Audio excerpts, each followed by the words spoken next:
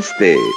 Please join us this Sunday on a free global online episode, Wellbeing and Wellness.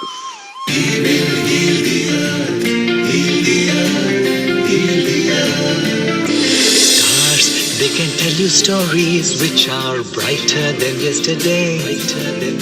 The streets have never been so quiet. The squirrels found a new hideaway. Tomorrow will never be the same. There is so much hope in our hearts. Brick by brick, we shall overcome and walk right into a new start. Welcome to the brand new world.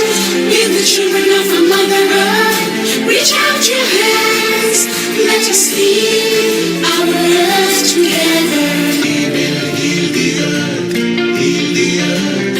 Heal the earth.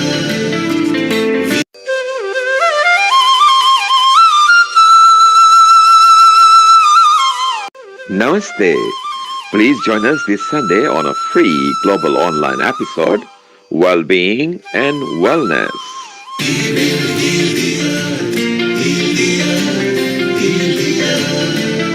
Stars, they can tell you stories which are brighter than yesterday.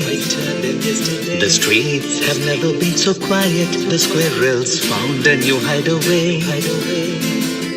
Tomorrow will never be the same. There is so much hope in our hearts. Brick by brick, we shall overcome and walk right into a new start.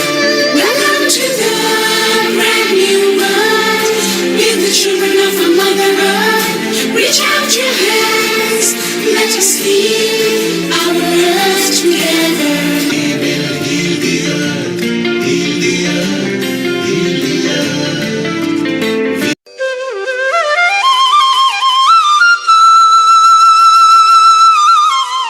Namaste. Please join us this Sunday on a free global online episode, Wellbeing and Wellness.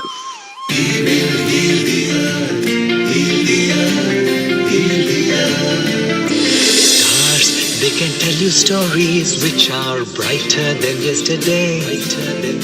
The streets have never been so quiet. The squirrels found a new hideaway. Tomorrow will never be the same. There is so much hope in our hearts. Brick by brick, we shall overcome and walk right into a new start. Welcome to the brand new world. We're the children of a Mother Earth. Reach out your hands. Let us heal our earth together. Heal the earth. Heal the earth. Heal the earth.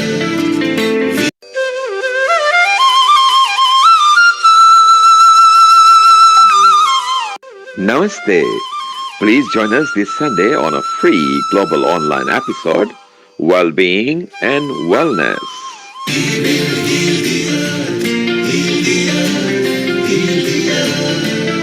Stars, they can tell you stories which are brighter than yesterday. The streets have never been so quiet. The squirrels found a new hideaway. Tomorrow will never be the same. There is so much hope in our hearts. Brick by brick, we shall overcome and walk right into a new start. Welcome to the brand new world. We're the children of a Mother Earth. Reach out your hands. Let us heal our earth together. Heal the earth. Heal the earth. Heal the earth.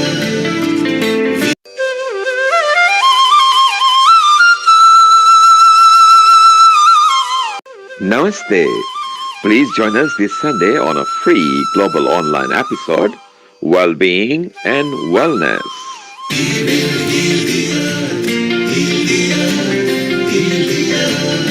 Stars, they can tell you stories which are brighter than yesterday. The streets have never been so quiet. The squirrels found a new hideaway. Tomorrow will never be the same. There is so much hope in our hearts. Brick by brick, we shall overcome and walk right into a new start. Welcome to the brand new world. Give the children of our Mother Earth. Reach out your hands. Let us heal our earth together. We will heal the earth. Heal the earth. Heal the earth.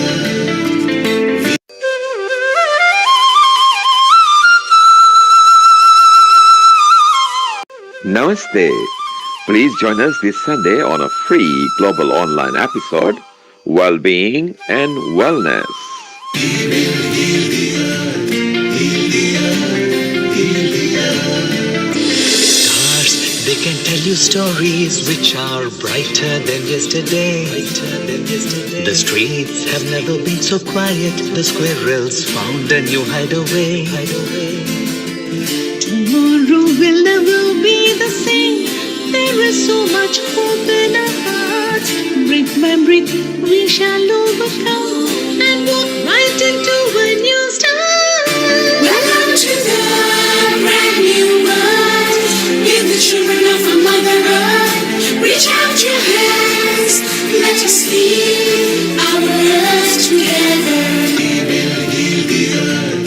Heal the earth. Heal the earth.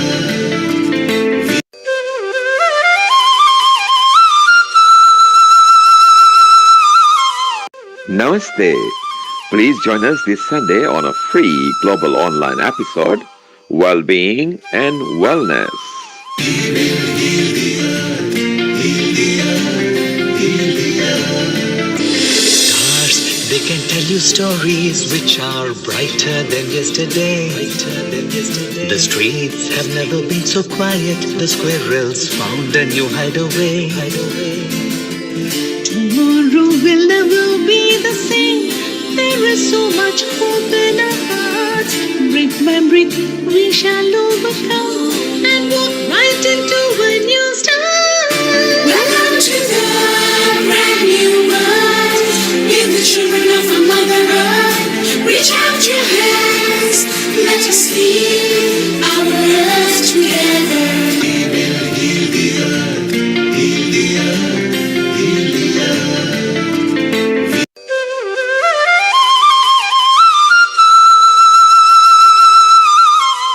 Namaste. Please join us this Sunday on a free global online episode, Wellbeing and Wellness. We will heal the earth. Heal the earth. Heal the earth. Stars, they can tell you stories which are brighter than yesterday. The streets have never been so quiet. The squirrels found a new hideaway. Tomorrow will never be the same. There is so much hope in our hearts. Brick by brick, we shall overcome and walk right into a new start. Welcome to the brand new world. Give the children of our Mother Earth. Reach out your hands. Let us heal our earth together. We will heal the earth. Heal the earth. Heal the earth.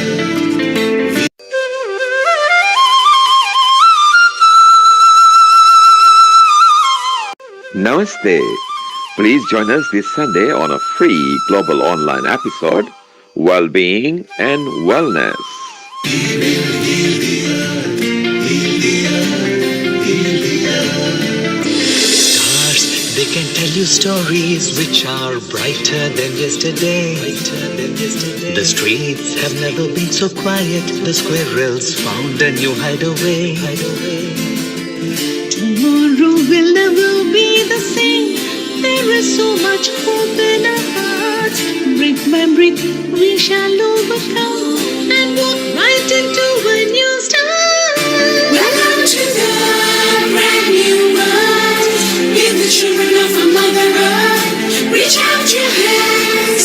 Let us heal our earth together. We will heal the earth. Heal the earth. Heal the earth.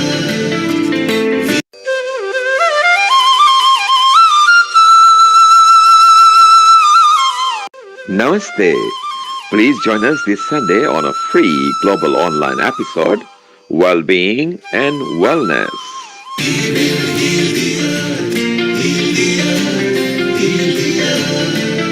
Stars, they can tell you stories which are brighter than yesterday. The streets have never been so quiet. The squirrels found a new hideaway. Tomorrow will never be the same.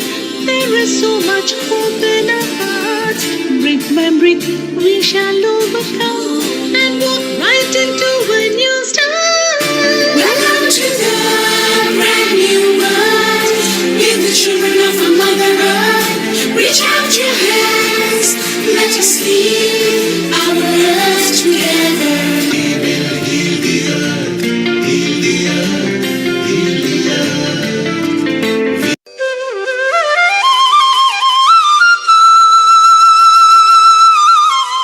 Namaste. Please join us this Sunday on a free global online episode, Wellbeing and Wellness.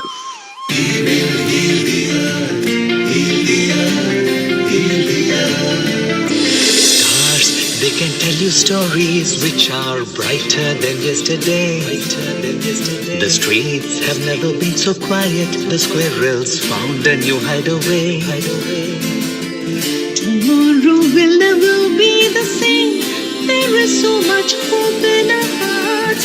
Brick by brick, we shall overcome and walk right into a new start. Welcome to the brand new world. With the children of our Mother Earth. Reach out your hands. Let us heal our earth together.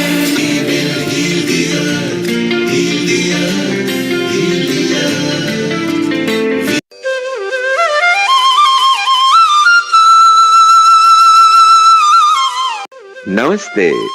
Please join us this Sunday on a free global online episode, Wellbeing and Wellness.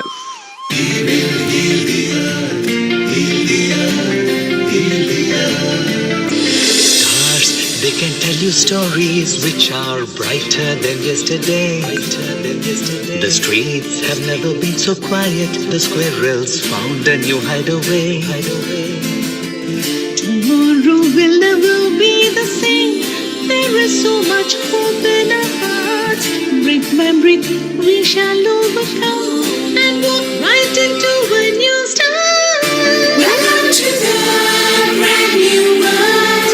With the children of our Mother Earth. Reach out your hands. Let us heal our earth together.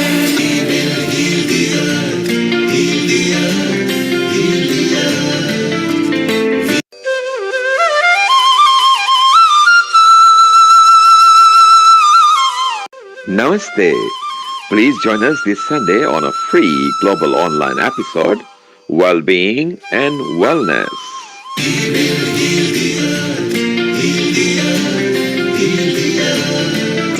Stars, they can tell you stories which are brighter than yesterday.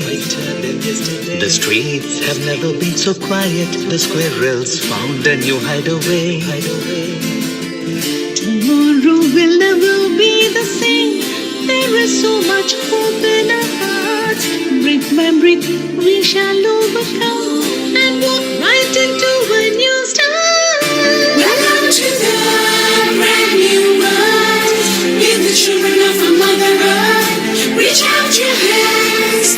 Let us heal our earth together.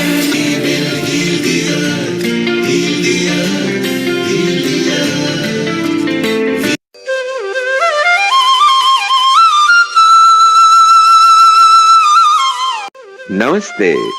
Please join us this Sunday on a free global online episode, Wellbeing and Wellness.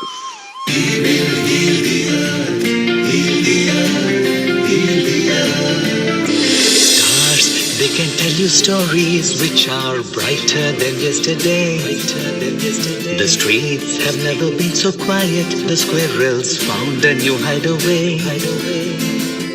Tomorrow will never be the same. There is so much hope in our hearts. Brick by breathe, we shall overcome and walk right into a new start. Welcome to the brand new world. With the children of our Mother Earth. Reach out your hands, let us heal our earth together. We will heal the earth, heal the earth, heal the earth.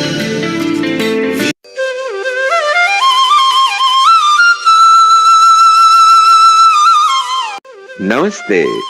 Please join us this Sunday on a free global online episode, Wellbeing and Wellness. We will heal the earth, heal the earth, heal the earth. Stars, they can tell you stories which are brighter than yesterday. The streets have never been so quiet. The squirrels found a new hideaway. Tomorrow will never be the same. There is so much hope in our hearts. Brick by brick, we shall overcome and walk right into a new start. Welcome to the brand new world.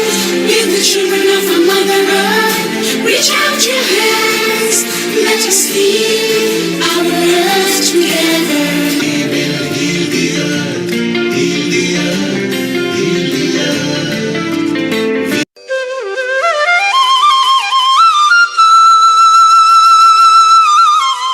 Namaste. Please join us this Sunday on a free global online episode, Wellbeing and Wellness. We will heal the earth, heal the earth, heal the earth. Stars, they can tell you stories which are brighter than yesterday. The streets have never been so quiet. The squirrels found a new hideaway. Tomorrow will never be the same. There is so much hope in our hearts. Brick by brick, we shall overcome and walk right into a new start. Welcome to the brand new world. With the children of our Mother Earth. Reach out your hands, let us heal our earth together. We will heal the earth, heal the earth, heal the earth.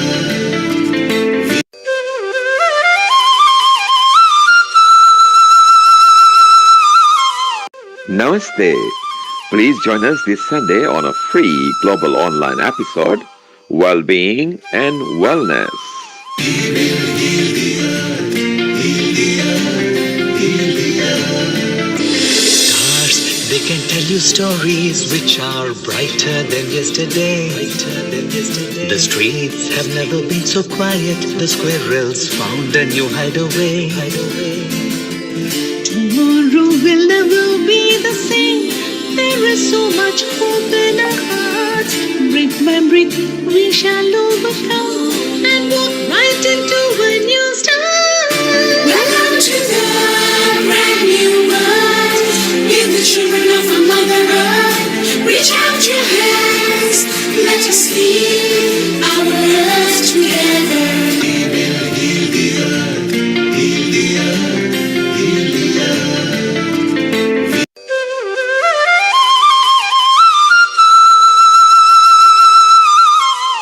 Namaste. Please join us this Sunday on a free global online episode, Wellbeing and Wellness. We will heal the earth, heal the earth, heal the earth. Stars, they can tell you stories which are brighter than yesterday. The streets have never been so quiet. The squirrels found a new hideaway. Tomorrow will never be the same. There is so much hope in our hearts. Brick by brick, we shall overcome and walk right into a new start. Welcome to the brand new world. With the children of our Mother Earth. Reach out your hands, let us heal our earth together. We will heal the earth, heal the earth, heal the earth.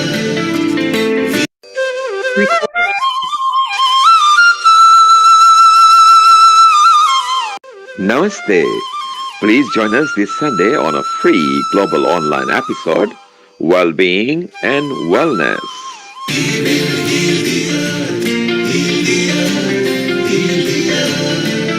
Stars, they can tell you stories which are brighter than yesterday. The streets have never been so quiet. The squirrels found a new hideaway. Tomorrow will never be the same. There is so much hope in our hearts. Brick by brick, we shall overcome and walk right into a new start. Welcome to the brand new world. With the children of our Mother Earth. Reach out your hands. Let us heal our earth together.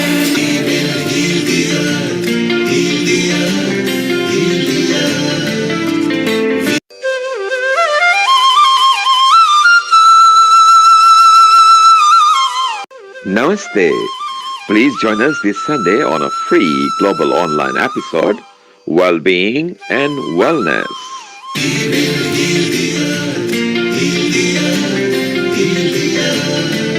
Stars, they can tell you stories which are brighter than yesterday. The streets have never been so quiet. The squirrels found a new hideaway. Tomorrow will never be the same. There is so much hope in our hearts. Brick by brick, we shall overcome and walk right into a new start. Welcome to the brand new world. With the children of our Mother Earth. Reach out your hands. Let us heal our earth together.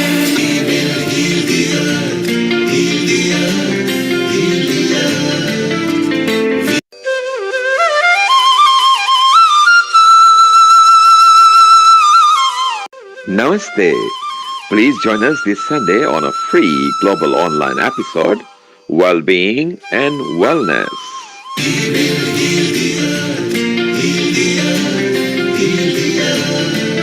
Stars, they can tell you stories which are brighter than yesterday. The streets have never been so quiet. The squirrels found a new hideaway. Tomorrow will never be the same. There is so much hope in our hearts. Brick by brick, we shall overcome and walk right into a new start. Welcome to the brand new world. With the children of our Mother Earth. Reach out your hands. Let us heal our earth together.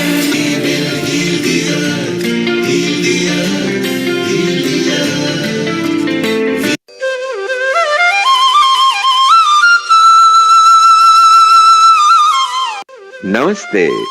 Please join us this Sunday on a free global online episode, Wellbeing and Wellness. 10, 9, 8, 7, 6, 5, 4, 3, 2, 1. Global namaste to everybody watching. Good morning, good afternoon, and good evening to you wherever you are tuning in around the world. This is our 122nd episode of Healing Our Earth ever since the pandemic started. And today we have an amazing lineup of wellness and well-being talks for you. So I'd like to first I'd like to say that today's Mother's Day, and just to highlight that, it's Mother's Day in quite a few countries around the world, including the UK. So happy Mother's Day to all of you who are celebrating, and just take a moment to think about how special our mothers are. There's no other way, there's no better way to do this than celebrate your mother. So today is our 122nd free episode of Healing Our Earth. And it aims to promote happier, more peaceful, healthier, and inspired global communities by delivering multicultural online edutainment. And it's completely free, streaming on YouTube, Facebook, Periscope, and our website. So Before we start our wellness and well-being session today, I would like to invite you to join me for a prayer to spread loving kindness around the world. So this prayer for me works really well, and I'd like to share it with you. It's called Metta Meditation. It is a Buddhist meditation, which the word metta is a Pali word. It means loving kindness, and it cultivates a feeling of universal goodwill, which starts with giving it to yourself, and then you expand out to the people you love and eventually to the entire world. So please join me in doing a short version of the metta meditation. So if you take a calm breath, repeat after me in your mind or out loud. May I be happy, may I be healthy, may I be safe, may I be free of suffering. May my loved ones be happy. May my loved ones be healthy. May my loved ones be safe. May my loved ones be free of suffering. May all beings around the world be happy. May all beings be healthy. May all beings be safe. May all beings be free of suffering. Thank you for joining me for this prayer. Now I'm very delighted to start the wellness and well-being session for you today. There are going to be a large number of very knowledgeable speakers speaking from different elements of well-being, from music to nature. And I'm very excited to take you to the Philippines, where our first speaker is based. Her name is Rega Steller, and she, Global Namaste, Rega. So she has a very wide range of experience. She is an international director of 3 USA-based institutes: the Wisdom Institute for Leadership and Global Advancement, Be Life Institute for Higher Consciousness, and the World Institute for Incurable Diseases. An international speaker and corporate trainer, she specializes in balancing life strategies for the new humanity, which use the best of Eastern wisdom and Western practicality. Personally mentored by the modern sage Master Del Pei, Rega is a senior healing specialist for people with incurable diseases and non-medical responder conditions. She regards herself as a lifelong student of world cultures, world religions, and world philosophy on her life path of self-mastery. So welcome to the show, Rega. Very happy to see you. And how are you doing today? How is it in Philippines? It's 9 p.m., same as in Hong Kong where I am. So how are you doing? A global namaste and a warm welcome to everyone. I'm Rega, and I'm so delighted to be here at the Wellness and Wellbeing with the Healing Our Earth family. Thank you for having me, Hinu. Thank you for having me, everyone. It's a pleasure. Yes, it's 9 p.m., but I'm still up and running. Excited to share my ideas and bring the enthusiasm of the day. Every time, whether it's day and night, whenever I can share something and contribute value to others, I'd rather be doing that than resting, rather do that than take a nap. So I'm enjoying we're very the day. happy. I'm enjoying Mother's Day as well. Since it's Mother's Day in the UK and in several other countries, as a mother myself, I must say that it's a blessing to cherish, to be able to not only bring physically children to the world who should foster and usher the brighter future for us, but even to nurture them and to build them into the human beings that we need, for the next generation. Yeah. And maybe they are the vehicles to heal our earth. So yes. Absolutely. So a beautiful experience all around. And today, when I heard about well-being and wellness, I came with the mindset to say, well, there's a lot of things we can talk about. I'm sure that everyone on this platform is interested to know about wellness techniques. Some of you do yoga, some of you do meditation, like you shared that beautiful metta meditation with us, Hinu. And some of you will do different practices. We all have our own ways of spiritually or religiously growing. And I came to the bottom line of saying we need something that will translate the goodness in us, the spiritual harmony and unity in us into practicality. So when it came to wellness and well-being, I figured I'll leave the exercises to the experts, I'll leave the meditations to many others. And I want to talk something that's close to my heart, which is how to be well, to really be well, and how to be free in this scenario of global turmoil and tumult. And to do this, we need to know that no matter how chaotic the world is around us, no matter how challenging it is, we need to have the alignment of growing stronger and wiser through any kind of change. So that's So the I motto remember for today. you used the term. Sorry, what was the motto? Just repeat the I said motto. growing stronger and wiser through change is the motto. It's like the punchline for tonight. If there's one thing you take away for yourself, you have to grow stronger, you have to grow wiser. Whether it's the pandemic, whether it's the global economy or the crash of the dollar or whatever is happening in Ukraine or the gas prices or inflation, that's the real world we live in. So we have to bring up practical spirituality to ground down and find ways to grow stronger and become wiser in this changing world.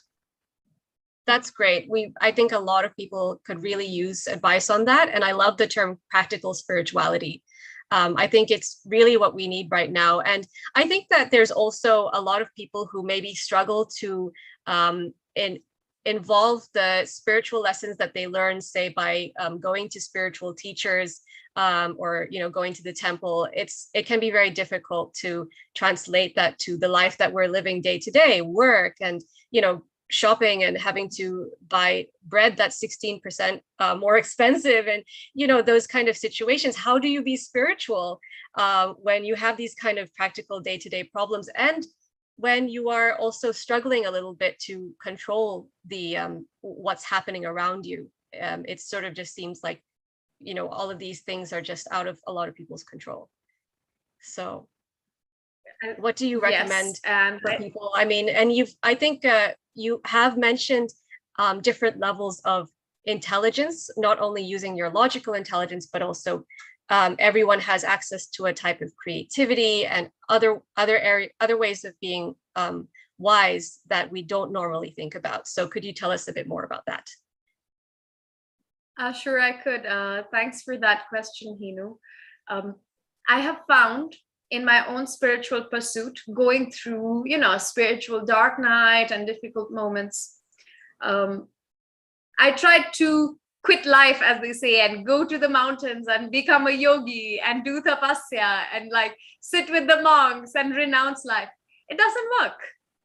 It only works for those who have no credit card bills to pay, who have no tuitions to pay, who are not worrying about 18% inflation of bread or $8 a gallon of gas, So in our day-to-day life, we need to be modern yogis. And one of the important principles is really balancing the spiritual and material aspect within us. So sometimes problems will appear that are obvious and are easy to solve. Other times, we have to make decisions using a new aspect, a new facet or capability, which we have either honed or maybe not yet honed and developed. That's why when I share this with a lot of people, we discuss what are the different levels of ascending intelligences that we develop and deploy as we grow, as we evolve. And these really help us to have a more wholesome and sound decision making. Because most of the big problems of people today are faulty decision making or even the inability to make a decision. What I say is go this way or that way, but at least move. Don't be stuck, right? So when you do that, decision making is one of the key things which was not taught to us in school. We were taught all the subjects, we were taught all the curriculum, we have our diplomas, we have done so many workshops, but who sat us down and said, how do you make a really good decision in a really difficult time? So for that, I think, which is the fundamental requirement of everyone, whether you're a spiritual person or a non-spiritual person or from this religion or that religion, doesn't matter. As global citizens, which what we're talking about, we need to develop those 5 levels of intelligences to kind of reach our most wholesome and evolved potential. So if you allow me to expand on this a bit, There are different levels of our own consciousness and development. So we start first with your instincts, right? Your physical intelligence or instincts. Like if I want somebody to fetch me emergency medication really fast, I'm going to send the athlete, not the Mother Teresa, naturally, because they'll be faster, right? So their physical instincts are faster. If I want to coach and counsel someone who's going through a difficult time, I will send Mother Teresa or Dalai Lama to them much more so than sending Einstein or Bill Gates, right? Yeah. Because you need the emotional intelligence. Now, similarly, the next arena is where most of the rest of us are very comfortable, which is the concrete intelligence. The concrete intelligence is almost, we can say, your rational mind or your logical mind. So if you're a scientist, an observer, an accountant, or you're just a critical minded person in general, you tend to use your rational intelligence. This is like the development of humanity right now. We are all trying to be as rational and logical as possible. That's why the apex of our society is the computational or digital binary intelligence, right? Because it's rational computing. But now the computer has already beat us. It's faster than us. So what's next for us then? Okay, if the computer is faster than us, if IBM can beat Gary Kasparov, that was years ago. So now what's next for us? So we need to get out of the threshold of logic and go sometimes to the next domains of intelligence, which can help us to beat the logical choices.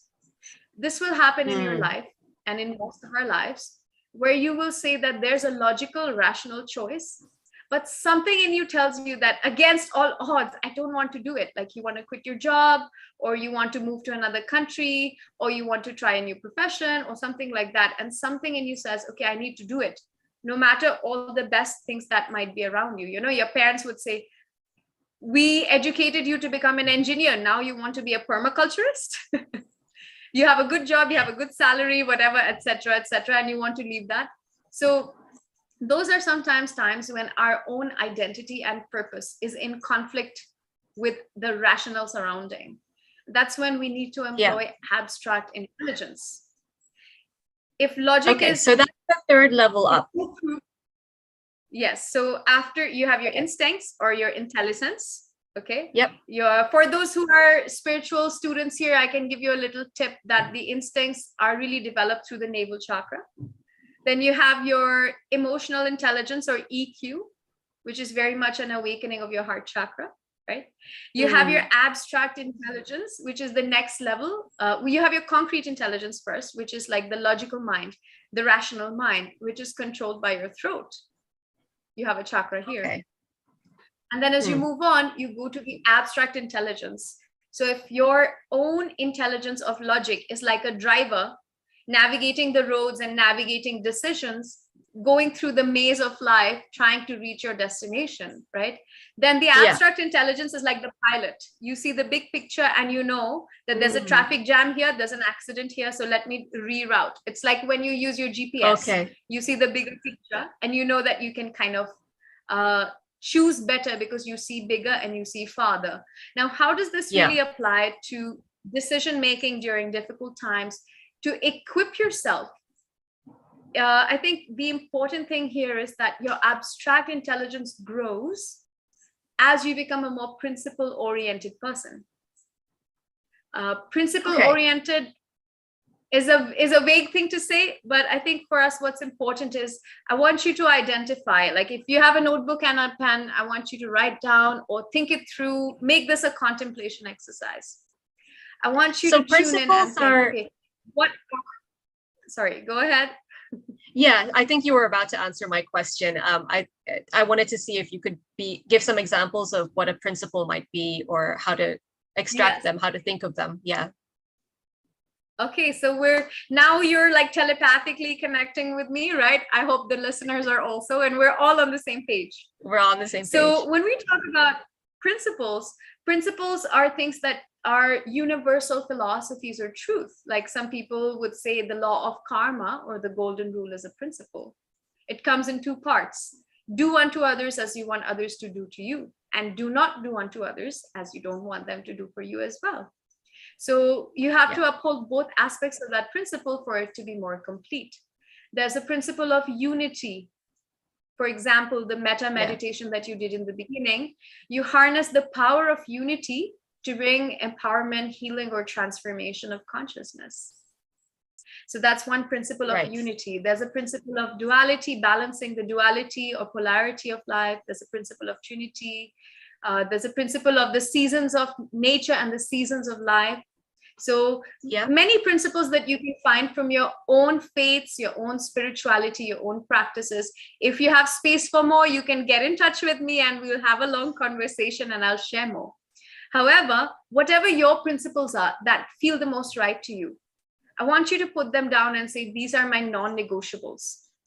So when you have a choice of a rational decision, it might be rational, but whether or not it aligns with your principles, that's where you put your next North Star or your qualification and say, okay, this is a rational or obvious choice, but if it doesn't align with my life's principle, then I won't go for it.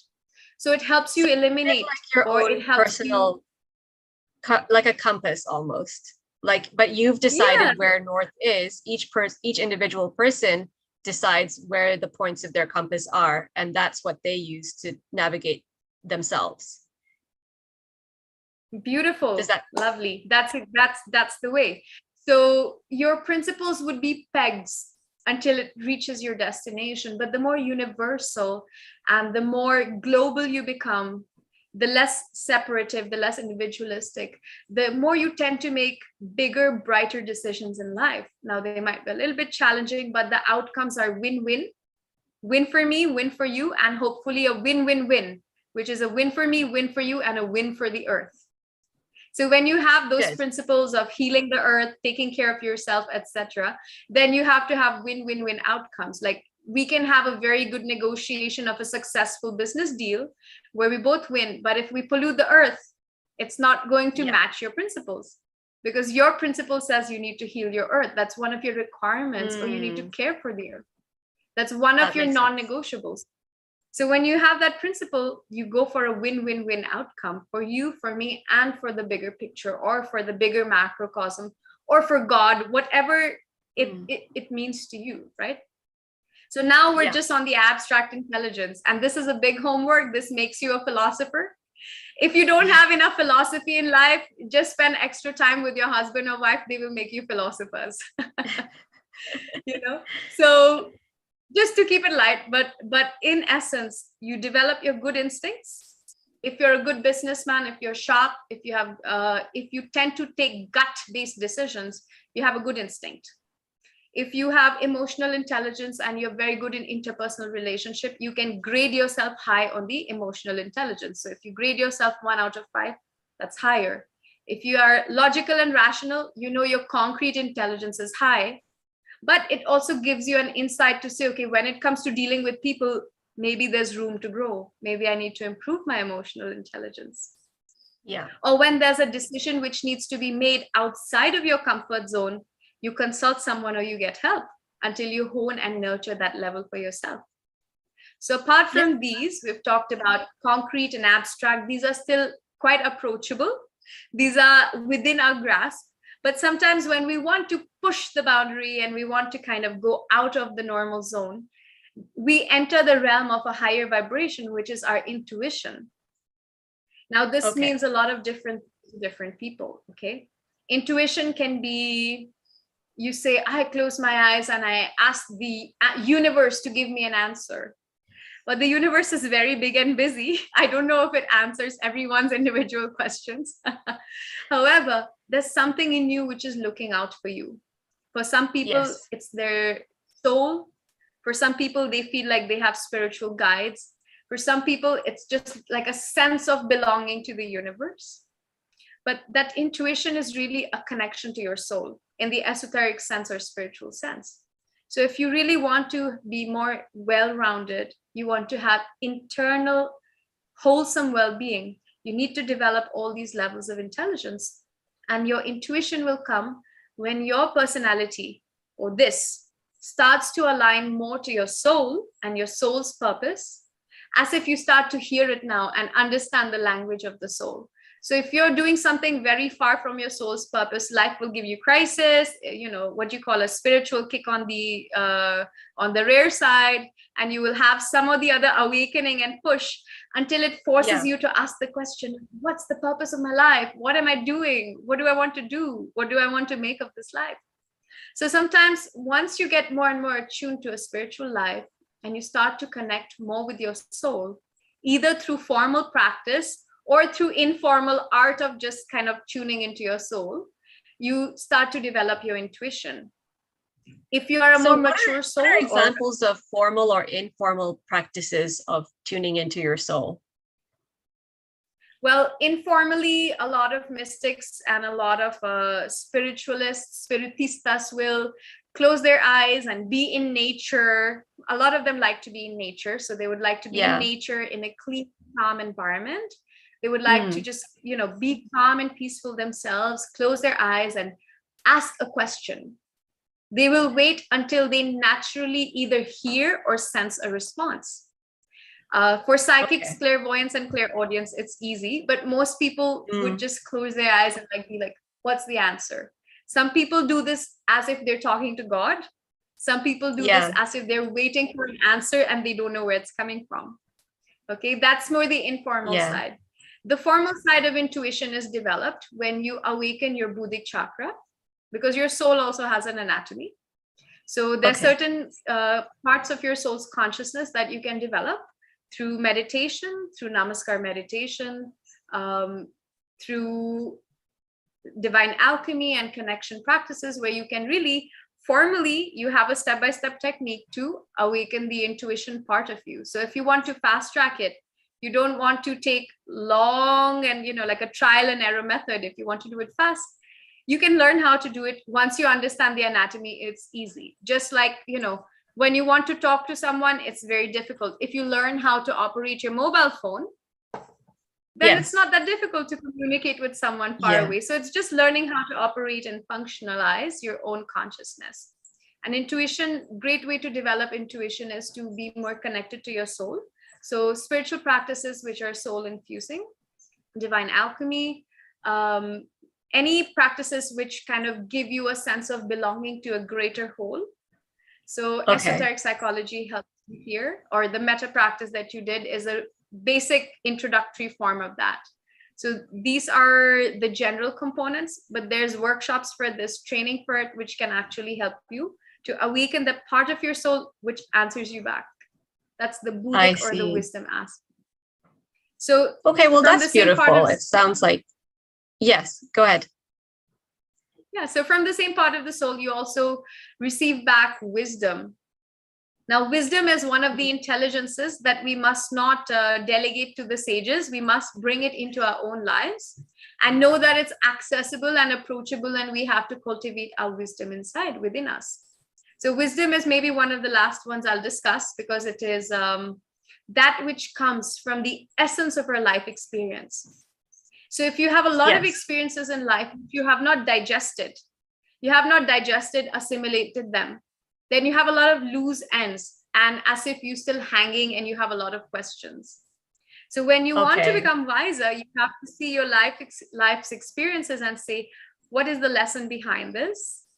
What's the essence of this experience and why did it happen? And you become wiser.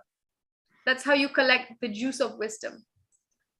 So that sounds like maybe there's so that sounds like a very doable activity for any person. And I've heard of journaling practices, for example, when you can either write freely on a page, or you can also ask yourself questions and try to answer those, perhaps once or multiple times over a period of time, to see how your answers evolve. It sounds a bit like what you're describing. Is that something, would you say that that's similar, or is there something a bit different going on? Yes, you can do that. It's very slow because it's going to be you only relying on your own resource, and you're trying to awaken something which you don't yet have. So it's like trying to poke at it and wake it up. There's a faster way to do it. You incorporate yourself in a community which has that quality in it, a group of wise people, a group of abstract or philosophical people, or intuitives, and you have the benefit of the osmosis effect. If you're going to hang around with delinquents, you tend to be mischievous. The same way, if you're going to hang around with wiser people, intuitive people, more abstract or philosophical people, it rubs off on you. So osmosis is one of the easiest ways. Okay. A formal curriculum would be another method, which would give you a fast track training. That's what I do. I help a lot of people who want to fast track their development, and we systematically develop the levels of intelligences which they need after we profile them and balance it out and then guide them on what they need. But you can all, okay, and then that's the second thing. So you can go for osmosis, you can go for a curriculum, and probably one of the priceless aspects is the third one, which is you need a mentor. As amazing as we all are, when the student is ready, the teacher appears, right? Have you heard that? So when you can find that, so when you can find a mentor or teacher, don't focus on their deficiencies, see what you can learn from them. We tend to be so critical these days that we don't want a mentor because we see the mistakes in everyone.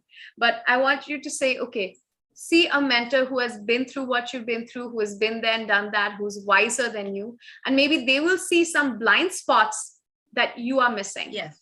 And maybe that's feedback that your peers also cannot give you anymore, because you might not know, your peers might not know that about you, but your mentor might be able to see your blind spots.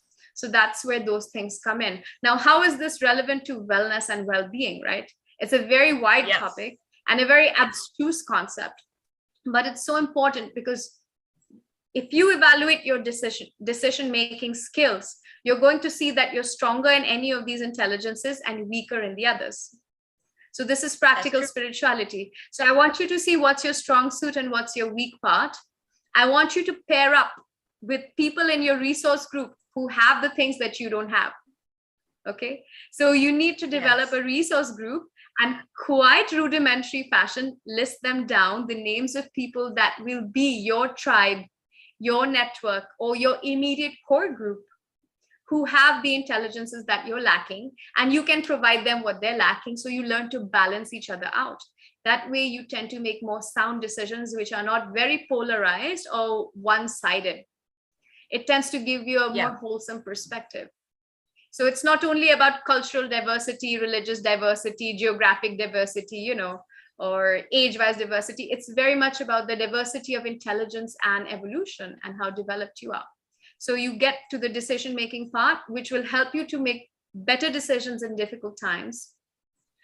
It's hard to be peaceful. Even if you go for a fantastic massage, you'll feel relaxed as if you've had wellness. And after 1 hour, you'll go back to the crisis of listening to the news and the complaints of your spouse and about the financial difficulties. And all of that is gone. All your relaxation has melted away. So in this time, you need a couple of things. Like maybe decision-making skills you need to enhance. How to do it? I gave you a codex of intelligences. Okay. The other thing that we want to do is we want to have closure.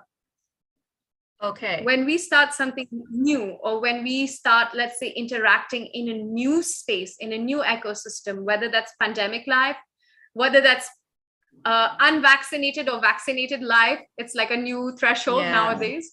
Okay. Whether it is, see, I can sense and I can palpitate the stress about that as well. And then whether it is, you know, like new financial decisions or career changes or whatever difficult decisions you have to make these days that maybe your previous generation didn't have to face, you have to have closure. If you cannot close and conclude your old experiences, you tend to carry on that baggage and you tend to expect that everything now should be the same as it used to be. Otherwise, I cannot be happy. Otherwise, it's not right. So we need to be able to have closure on what's already happened and say, this is another chapter of my life, and conclude. Now let's go to the next chapter of this book and then see it afresh and know that this chapter can lead me to a completely different place. So the old expectations and the comfort zone, sometimes wanting to be in that old comfort zone is really, really painful for people when they're pushed out of it. Right? True. So you want to have a closure on the old things. You can do that by concluding You can do that by summarizing, you can do that by contemplation with yourself, or having a really closure driven conversation with your teammates or your project mates or your family members. Sit down your family, with your parents, with your spouses, with your children, with or whoever, your neighbors and cousins, and say, let's really talk about what's happened in the last couple of months and how we feel about it, and how did we deal with it, and are we ready for the next step, and what do we want to do differently.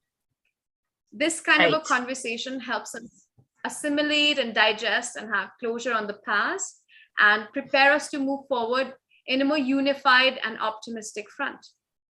And then those who And are that more way anxious can be carried by the rest of the group.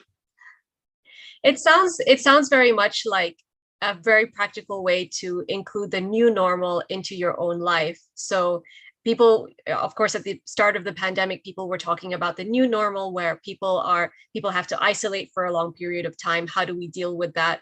How do we deal with the fact that there is this new priority in our life? Now we need to adjust everything in our life to accommodate for the fact that we want to avoid catching COVID. So it sounds very much like, we were forced into the new normal, but the practice that you're talking about gives us the opportunity to decide, yes, I am going to take a step into the new normal. It's partly because I can't avoid it, but also because I want to make sure that I am in the right frame of mind to handle it, because my old frame of mind is not going to work. So you're taking a deliberate step into that new normal, mentally and maybe spiritually. Very true, very true. I always talk to people like business owners. Like I myself, I'm a business owner. I'm an spiritual entrepreneur, right? But I also Yeah. deal with a lot of C-suite executives and different people from NGOs to billionaires. The bottom line is that it's not only making or like moving along with the new normal, it's concluding and having closure. If you had to let go of employees, you need to talk to them, and you need to bring it to a peaceful and mutually respectful end.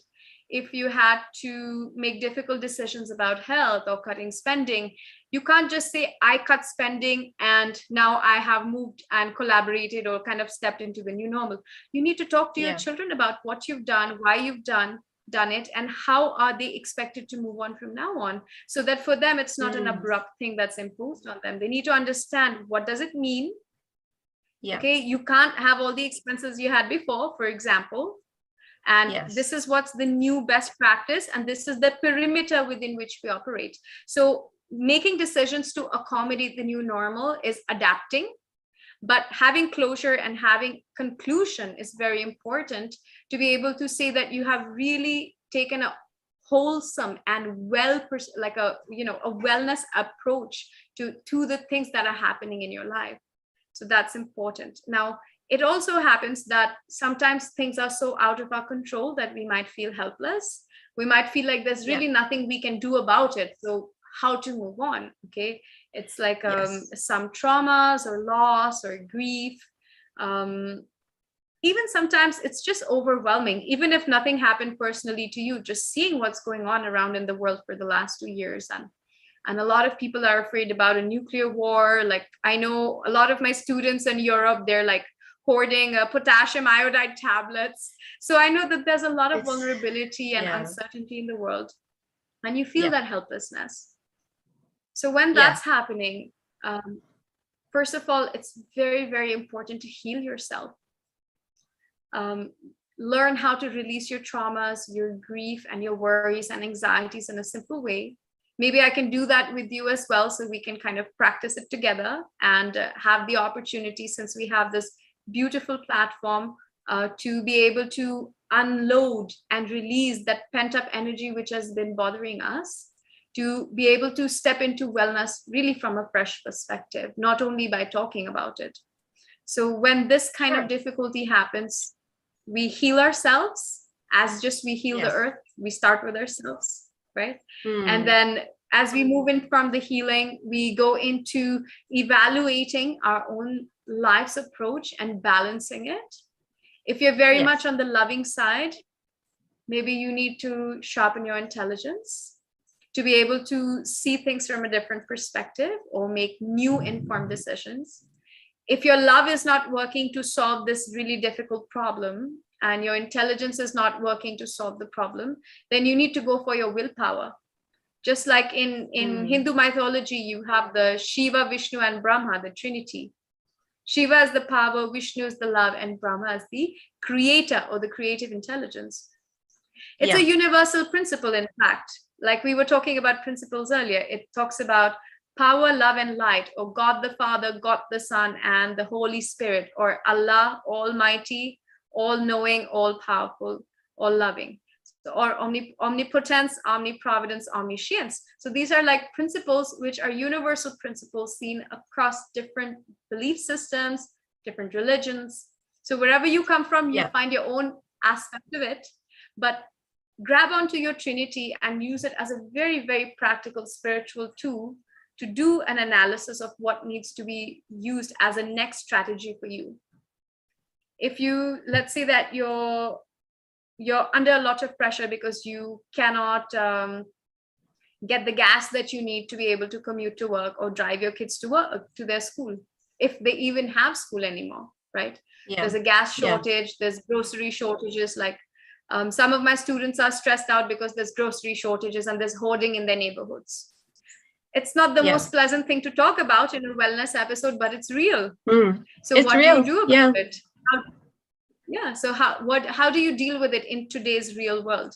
You can use your preservative or loving instinct to conserve, to barter, to share with your neighbors, and to hold on and consume things gradually until there's more available. That's the more hopeful way. You have faith that things will work out, right? The other approach is to use creative intelligence. If there's no bread, you cook rice. If there's no rice, you cook barley. If there's no barley, you cook something else. Okay, that's the creative intelligence. It can apply on a bigger scale, but I'm just giving a simple example.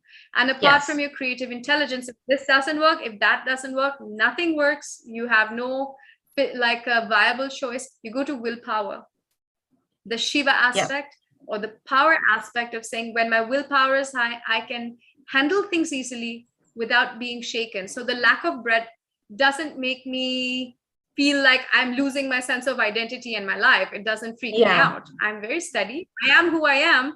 Today there's bread, tomorrow there's no bread. I remain. Okay? In Tibetan Buddhism, they say Om Mane Padme Hum. I am that. I am. So whatever changes around you, you remain because you are identifying yourself as a spiritual being. So small things should not bother you as much. But you can use your spiritual will to remain steadfast and steady and have the attitude of finding a way or making one. So that's the approach which lets you blast through obstacles, or it increases your spiritual power of sacrifice to the extent that you're willing to sacrifice something for the comfort of others. So you can also balance your Trinity and look for new ways to approach situations if you are at a loggerhead or if you're sort of like at a jam with your old approach.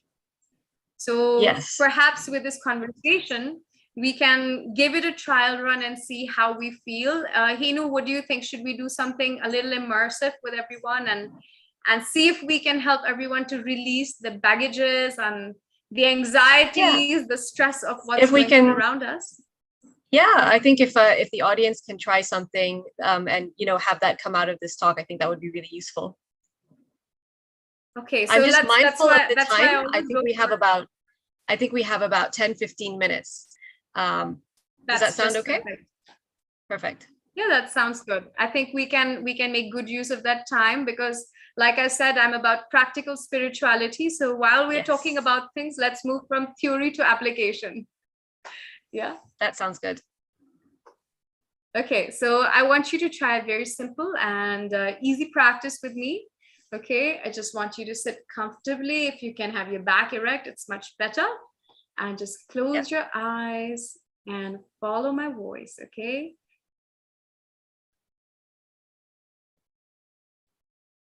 I want you to relax and imagine that you're in front of a beautiful ocean. And it's the most beautiful ocean you have ever seen. Just be in this calm and peaceful place and relax.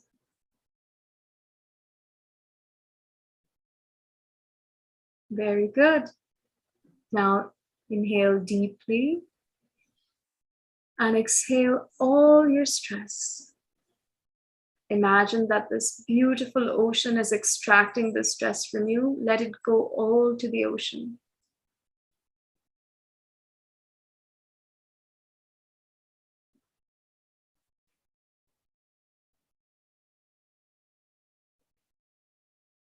Inhale deeply and exhale out all your tension, your worries in life. Let it go.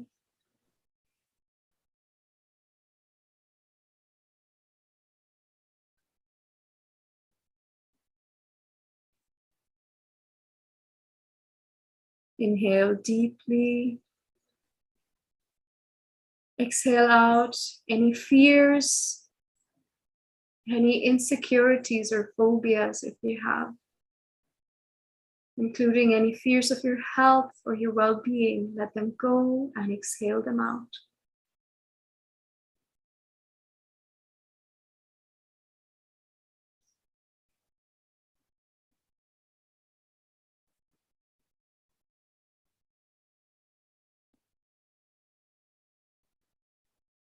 Inhale deeply and breathe out any kind of sadness, loneliness, or even depression if you have.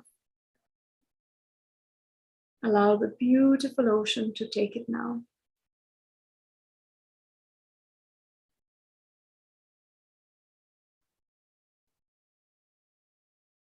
Inhale deeply and breathe out any anger, rage, irritation, or even frustrations in your life.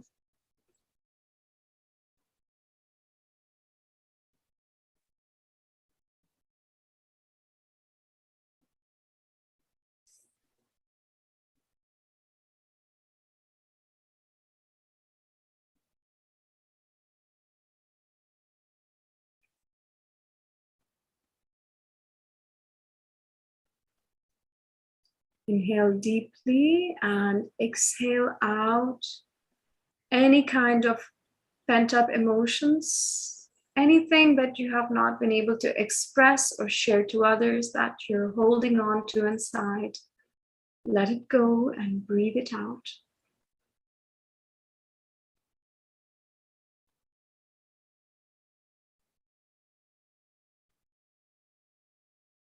Inhale deeply and breathe out any traumas or pain, even any painful memories from your past, even from your childhood or younger years. Release any traumas, any pain, or their memories.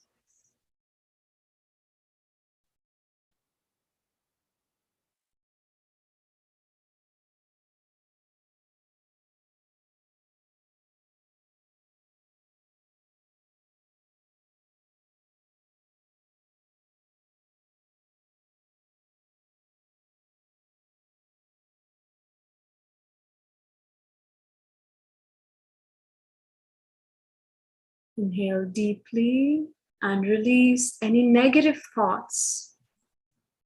Exhale out all that noise in your mind, any of those critical negative thoughts. Let them go.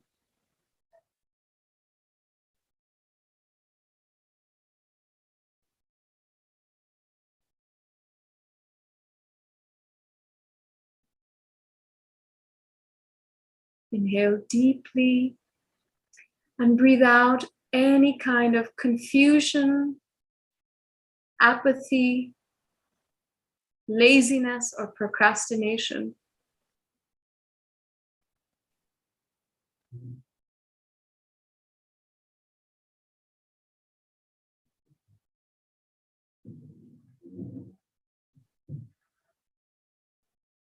Inhale deeply and breathe out any kind of helplessness, hopelessness, or feelings of victimhood, and release them to the beautiful ocean.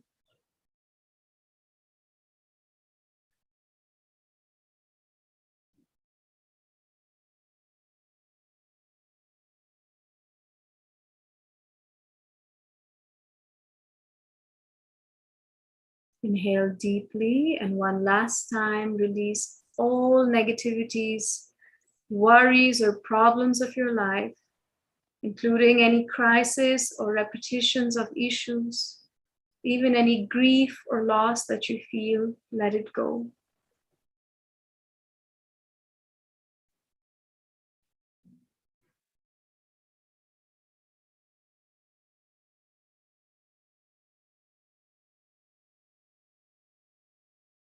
Very good. Now, just focus on your heart and the center of your chest. And I want you to recall some beautiful moments of your life. I want you to think back and cherish the best times of your life.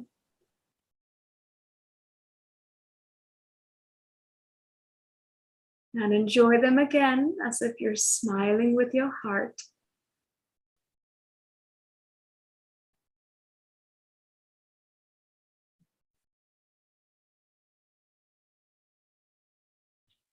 Very good. Now, at last, I want you to imagine that there's a brilliant shining light in front of you.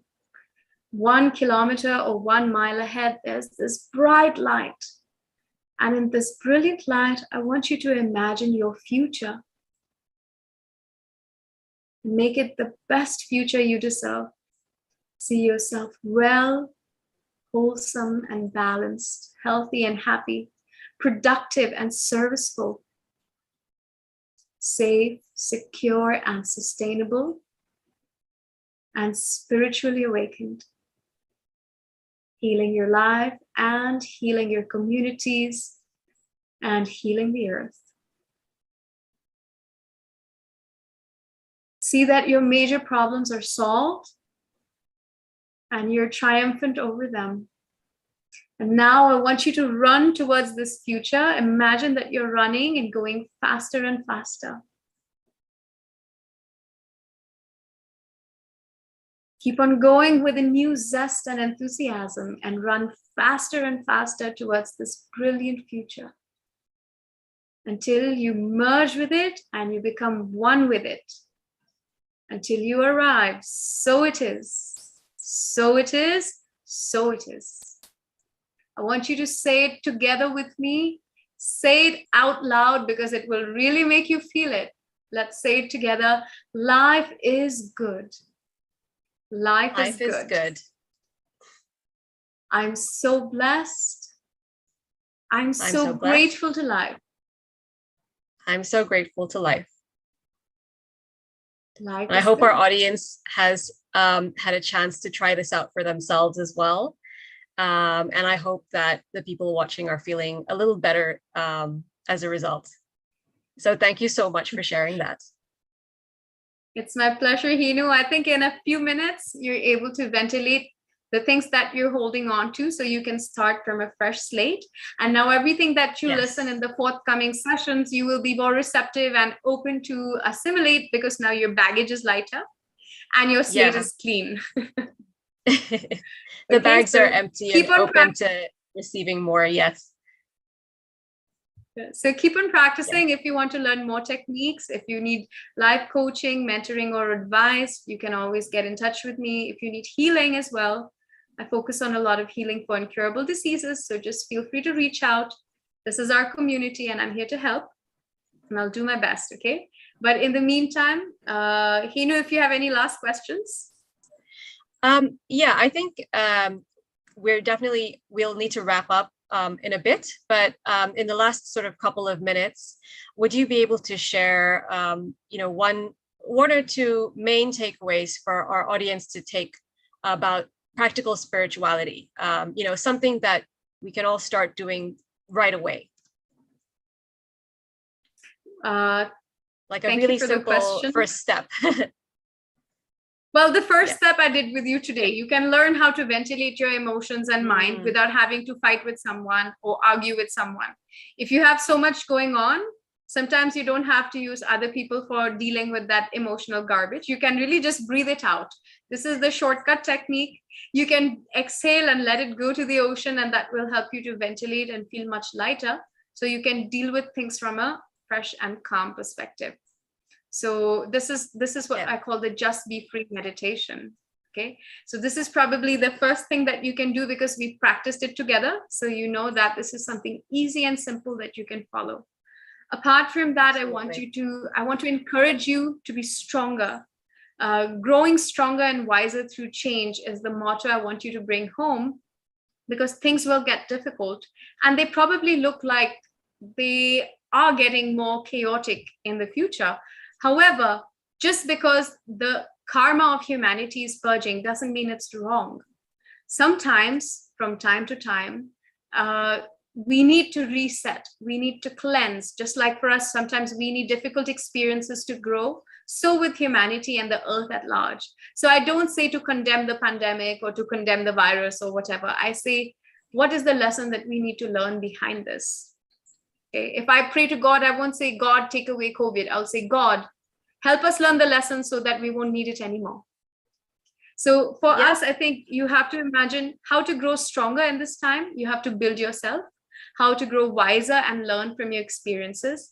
You can do that by developing the different levels of intelligences that I've talked about. At least if you understand your own profile, you know where your strengths are and where you need help from others. Okay. You can also develop your resource group, which has these intelligences. You can develop a separate critique group who can give you objective feedback because they're not afraid of you. They don't have to please you all the time. And you shouldn't be afraid of them either. So exactly, right? Your resource group is not always the same as your critique group.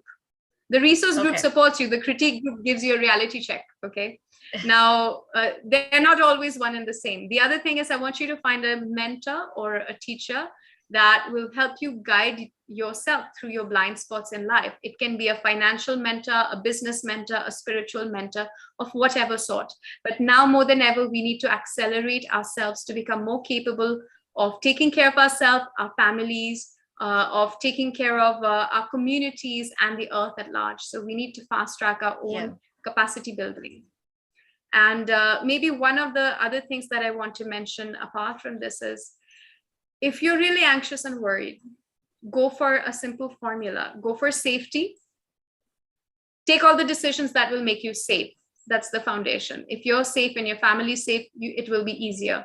After safety, go to security, securing the things that you need for the short term. And after security, go for sustainability. Don't try to solve all and everything at once. Okay, it's too much. It's too overwhelming.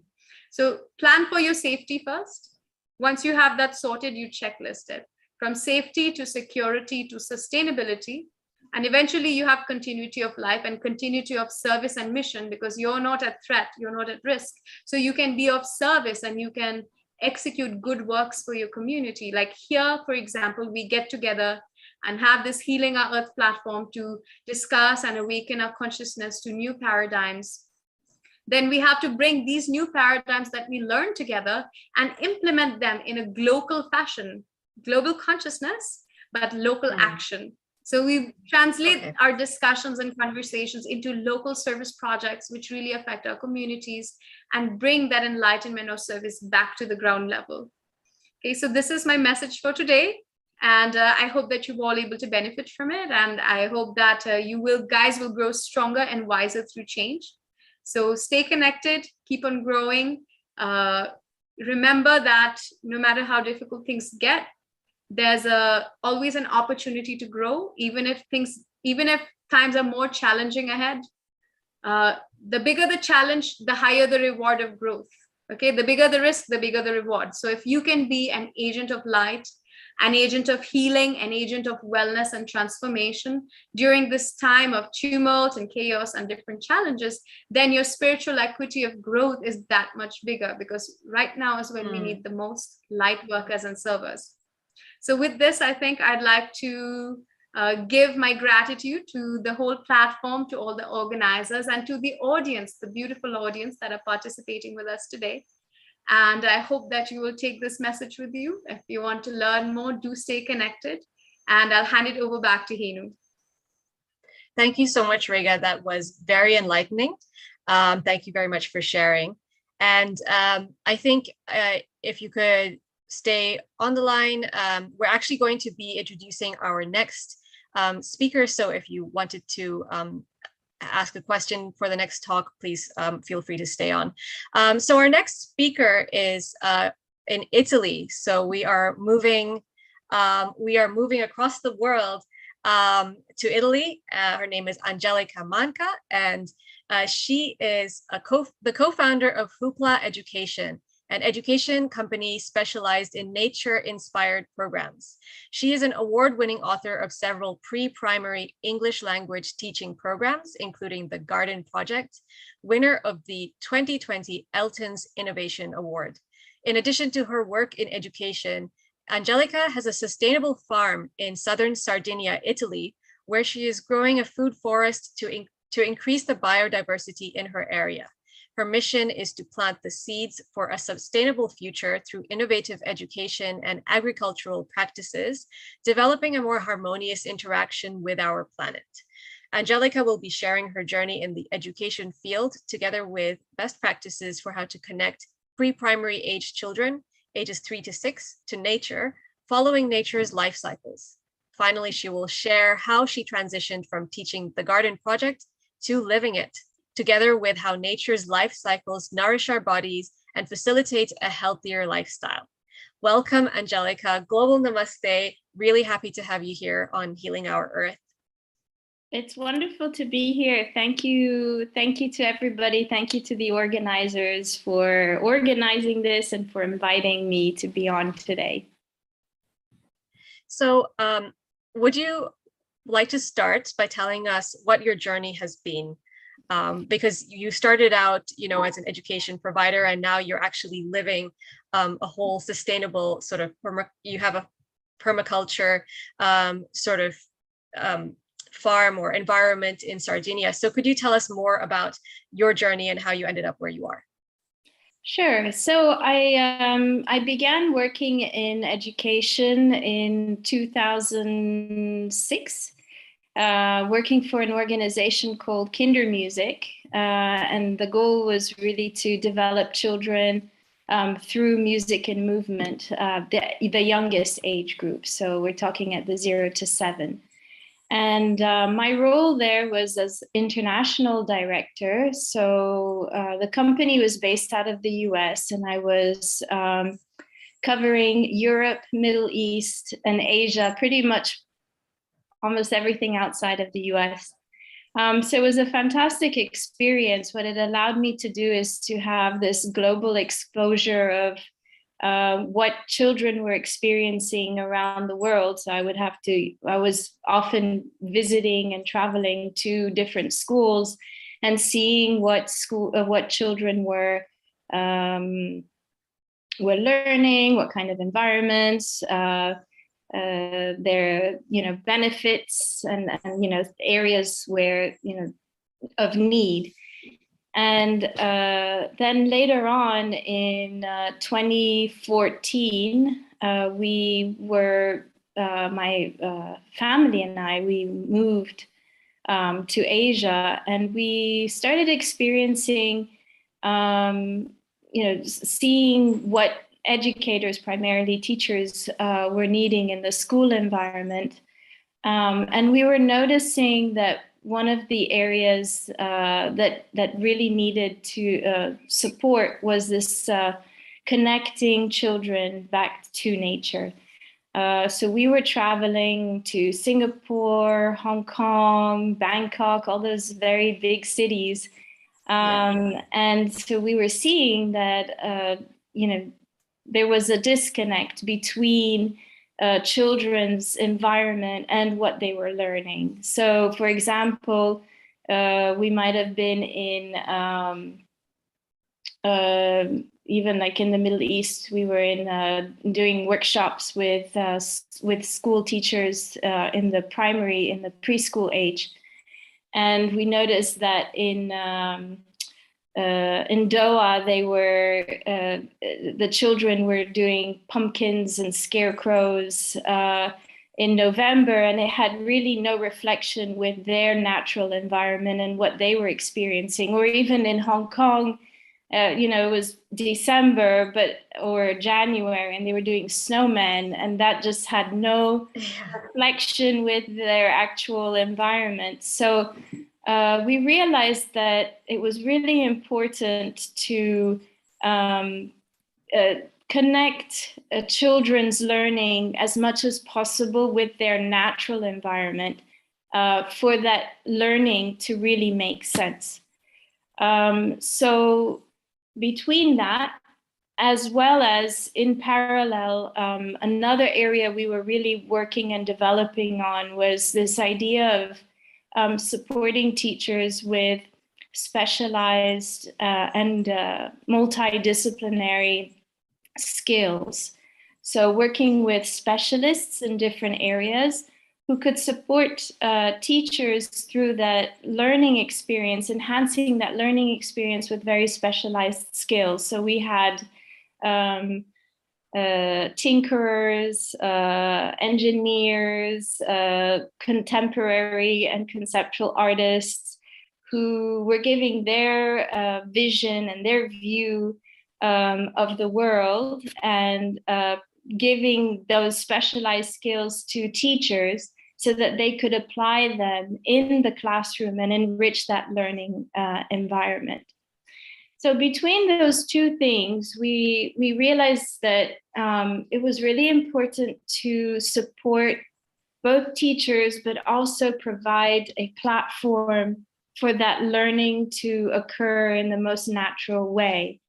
And that's where we developed the Garden Project. And the Garden Project is a curriculum for children ages primarily 3 to 6, although we have some schools using it with slightly younger age children.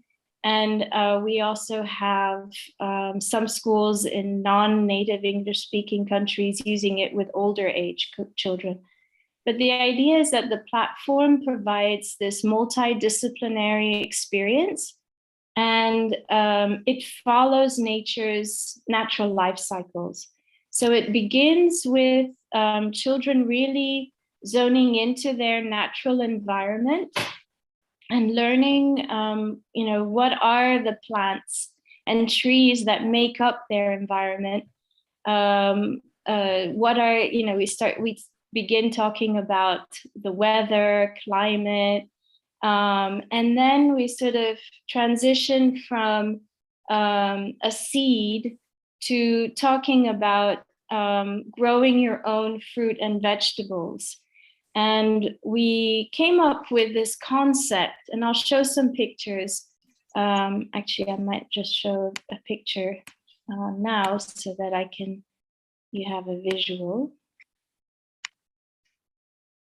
And we came up with this concept where essentially the children were growing their, like very simple, like herbs and some, vegetables. Here we can see some fennel and little strawberry plants, but in a small 20 by 30 centimeter box. So that children can see that you don't need to have huge spaces and large plots of land to grow your own fruit and vegetables, but you can be, the concept of sustainable is more for the adults, but you can grow significant amounts of food in small areas. And the reason we came up with this box was because we were traveling a lot in Asia, and that was some feedback that we got from many school educators and parents, that they may not necessarily have the space to grow their own produce.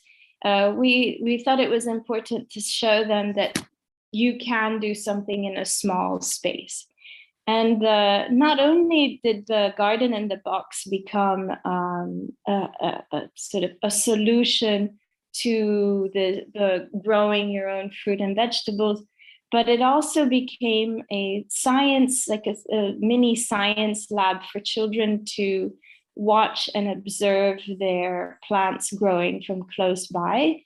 And we thought that was very important, again, to reinforce that whole sense of connection.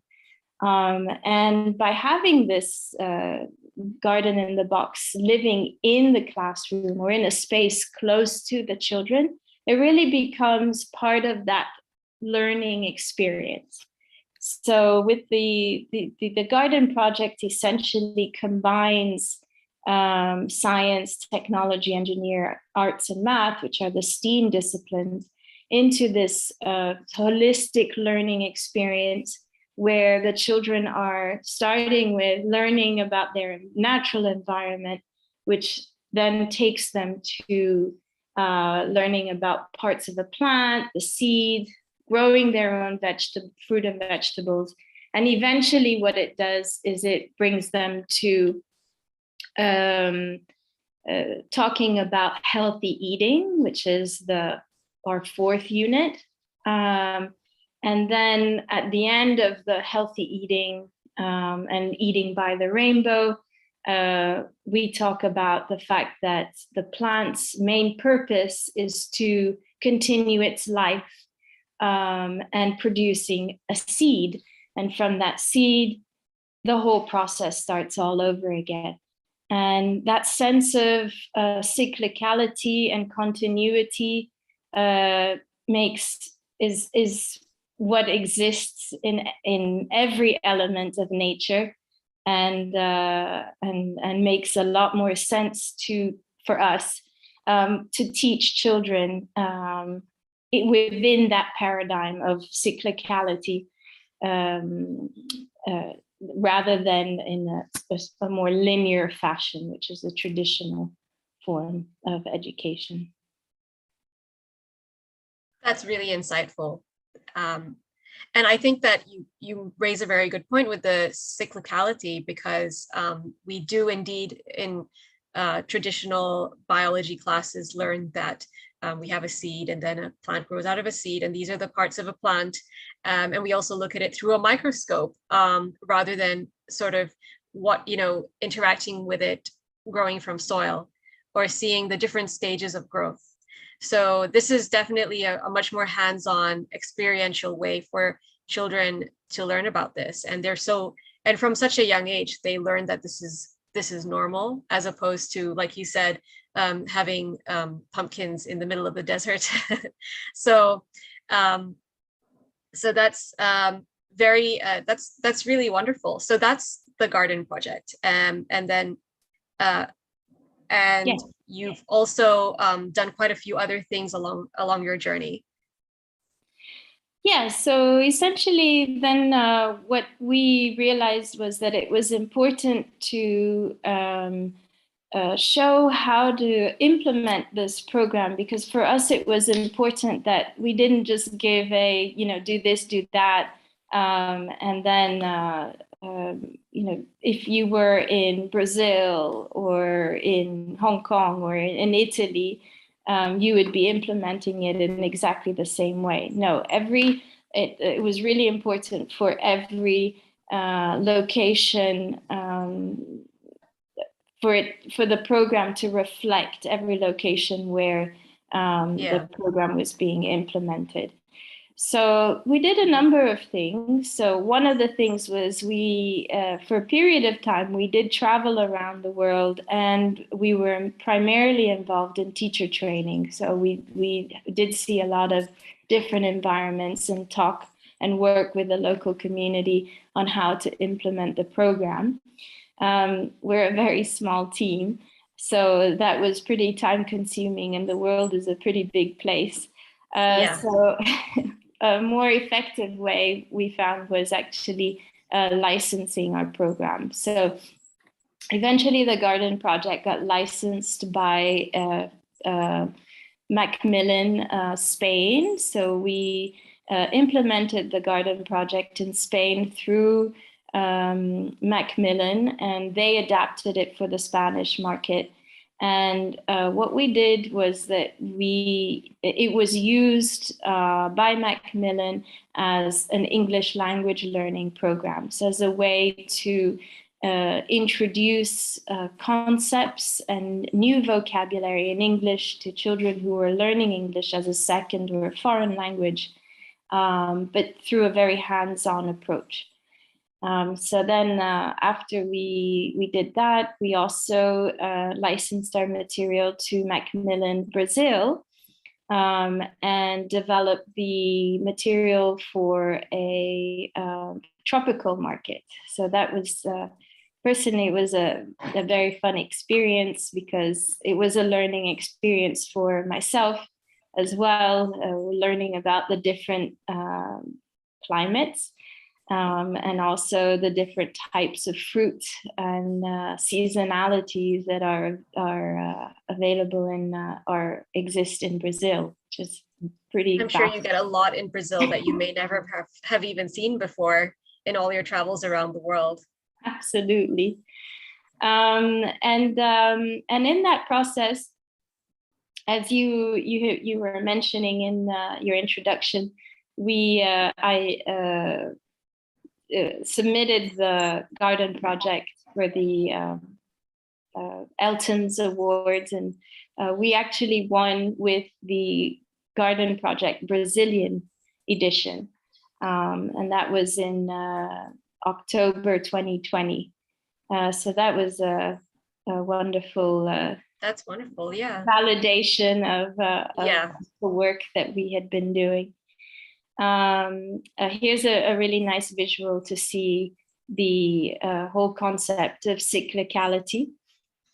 Some of our different teacher resources and student resources, and that's very thorough. Yes. Yeah. And I think, it's interesting because there are patterns that we see and that we've seen in different parts of the world. One of the things that we find that happens very often is that as young children, because we live in cities, the majority of the world population live in cities, and the environments tend to be a little bit more sterile. Children are taught not to get dirty. They're going to the park and they're being told by parents, grandparents, or nannies, don't get dirty. Oh no, you got dirty. So one of the first activities that we run, actually before the children actually start planting, is getting them used to feeling the earth and touching the earth with their hands, and it might even take a couple of lessons, because the first reaction is, oh no, that feeling, they're not used to it, they don't want to get their hands dirty, and we actually had, in some cases we adapted it so that we gave an extra step. So we put like seeds inside the earth and gave children the motivation to dig their hands inside and see what they could find in the earth. It's like a treasure hunt. Like a treasure hunt, exactly.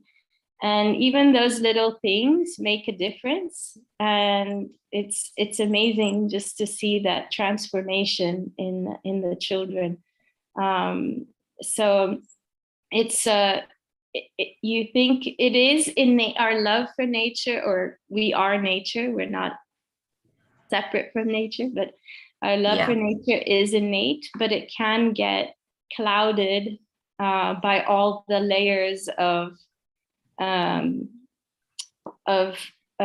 dislearning that we are given today in our various environments. So it's really important for us to reconnect children, because they are going to be the stewards of our planet in the future.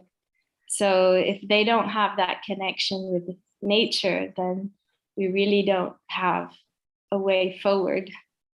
So yeah, Well, that sounds like a really great experience for the children to, even if they start out feeling quite hesitant to touch the soil or feel like maybe they've learned that it's dirty and therefore you should clean up right away.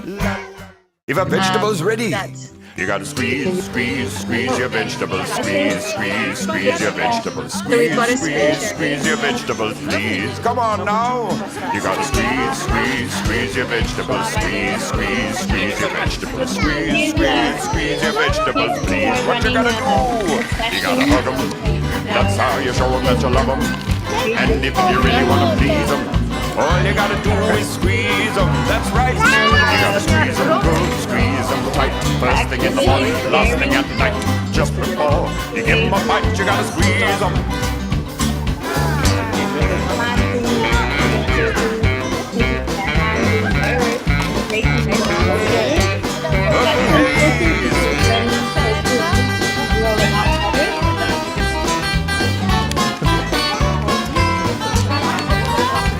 Well, now, how do you tell if a vegetable is keen to be a part of today's cuisine?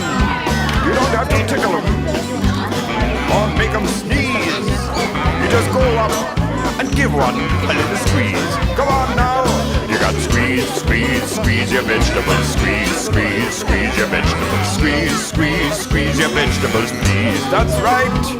You got to squeeze your vegetables, squeeze your vegetables, squeeze your vegetables, please. You got to reach to your full heart. Blowing into a straw and yeah, I was wondering. Yeah. The idea is that the activities are as hands-on and visual as possible.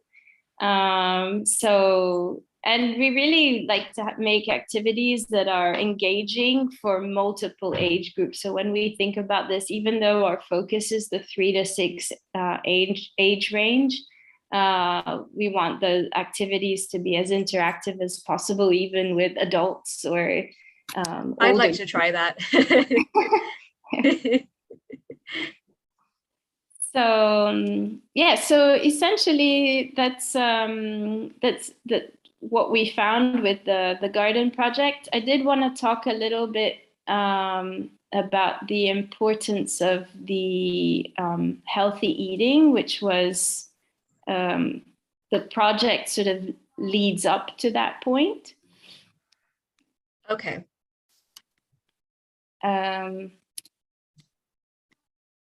Yeah, it's a very natural thing for the project to lead to, for sure. Yeah, we actually, we developed the program when it was the World Expo in Milan, and the whole theme of the World Expo was sustainability in eating. And so this whole focus on biodiversity and healthy eating was very much a central theme of what we were living at the time, which is also it influenced the work that we developed with and for the children. But so let me show you some more pictures here.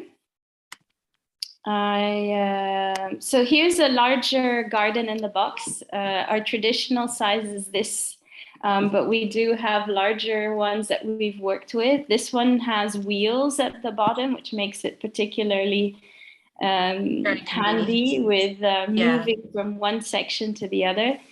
And I'll go back to this image and this box afterwards, but we were actually preparing this box right before, again, we were in northern Italy, in Milan area, and it was right before the lockdown happened in February 2020. And we were very grateful to have this box. It was, for us, it was our sort of anchoring experience and sort of what allowed us to transition to the next phase of what we are doing now. or So in the kitchen. during the period of lockdown, you had a chance to focus on growing herbs and vegetables, I guess, in this box. So it was kind of a focal point. Is that right? Yes, yes. So basically, we were preparing a fair for it's a sustainable education that they were organizing in northern Italy, in Milano. And so we had you sort of have to, with one thing about agriculture and planting is that you always have to work backwards, something that we sort of take for granted. You go to the supermarket and you find, or the market or the farmer's market, and you find your vegetables ready, but it takes a whole planning backwards. And so we were going to do this fair at the beginning of March. And so we had to prepare our boxes so that they would be nice and green and luscious for then. So we started in February. Some of the things you can grow in the sort of northern colder climates are salads, radishes, and carrots. Those work out really nicely. And so we prepared our boxes, and then lockdown happened. And, I don't know if you recall, but at the beginning, it just seemed like apart from it being talked about somewhat in China, but all of a sudden it moved to Milan area, and it just seemed to get gigantic. And we were just shocked because, it caught everybody by surprise. And we felt, and we were living on this, it was, and you can see in the background, it's pretty green, but we were on the 7th floor. We did have large balconies, and we thought, oh, wow, all sorts of things go through your mind. And I thought, thank God we have this little box, and, we can still pick our vegetables, and, you start to think all sorts of things. What if?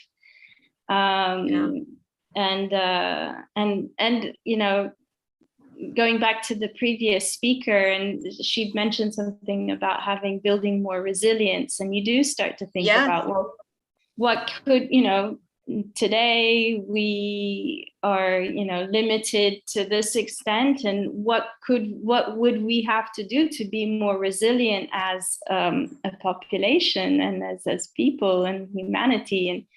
And I think there's nothing more empowering than to be able to grow your own food source. Definitely. So that's that box sort of, in a way, represented that, and then got us thinking. And we were actually running many webinars linked to the garden project for our community, and just supporting children and families through this process as much as possible through online presence. And I was just sprouting every seed that I had in the house. And of course, we don't think we have a lot of resources, because that's something that a lot of teachers and parents mentioned to us. Oh, we don't have a lot of materials. We're at home. What can we use?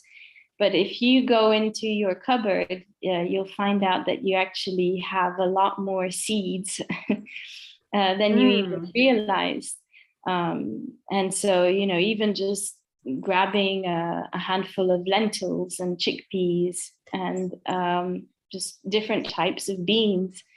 And a lot of those are just sitting in your pantry, in the closet. You don't see them until you open the doors of your closet, and then you realize, oh, I have all these resources. And you don't even think about them as being living entities. And that's what's so beautiful about it, is that they contain all this life and energy in them. And you don't realize, because you just see it as a sort of inanimate. Yes, it's perishable and organic, but when you put it, give it a little water, a little bit of sun, all of a sudden life springs back again, and it really doesn't take that much. That's And actually quite mind-blowing if you think about it that way. I mean, and I'm sure when you brought it up with people, they have a little light bulb next to their head, and they're like, oh yeah, that's so true. I never thought about it that way. So absolutely. yes. Yeah, and it was such a great experience. We had at the time, our 6-year-old was with us, and I mean, our 6-year-old, he's 8 now, and and that was such a beautiful experience. Like, when all this craziness was happening, and they're even talking about death all the time, and illness and sickness, it was so refreshing to have these sprouting seeds to sort of balance things out on the other end. Wait a second, it really doesn't take much for nature to just continue and to thrive and to reawaken itself. It also was happening, this whole lockdown situation happened in March, which was right at the end of winter, beginning of spring.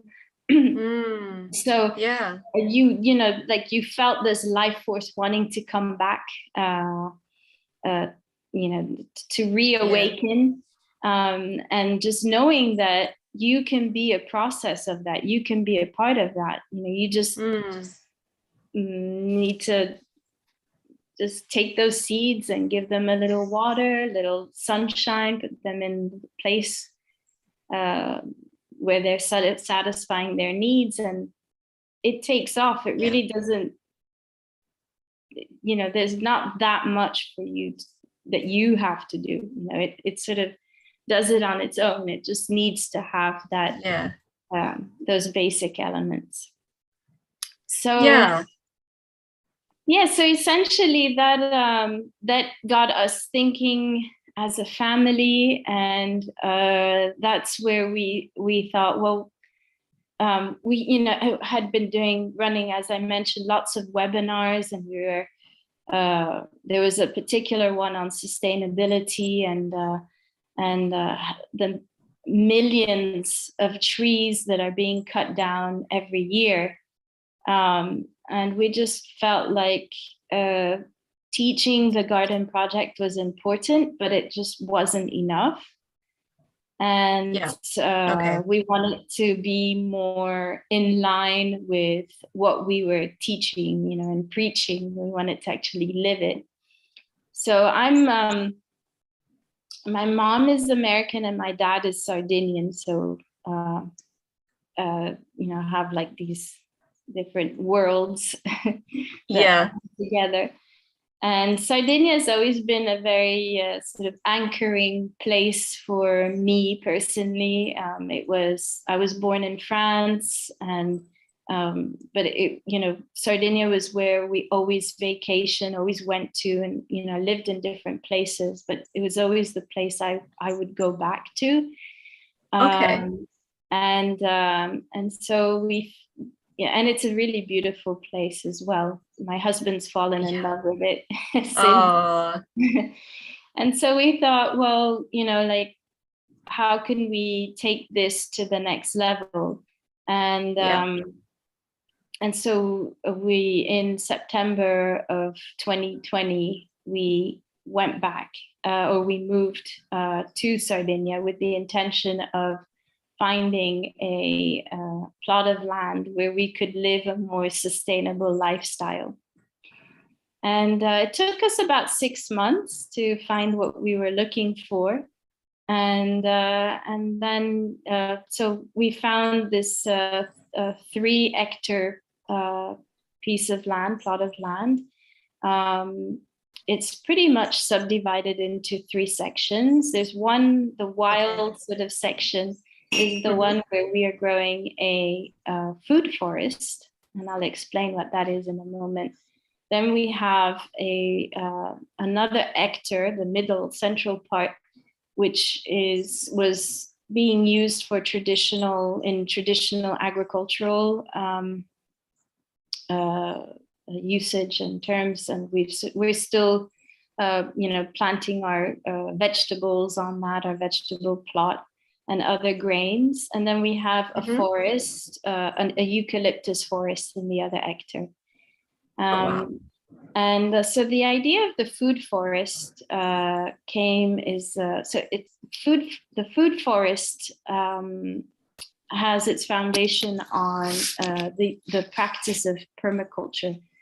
And what permaculture does is it mimics natural ecosystems and nature, and sort of maximizes space and energy by mimicking these natural ecosystems, and sort of as a agriculture and using permaculture, you're really just facilitating the process as much as possible, but you're setting things up so that nature can take over and do what it needs, do what it does. Okay. And is it sort of focused on, it's a sort of small area of land, but you can really do a lot with it?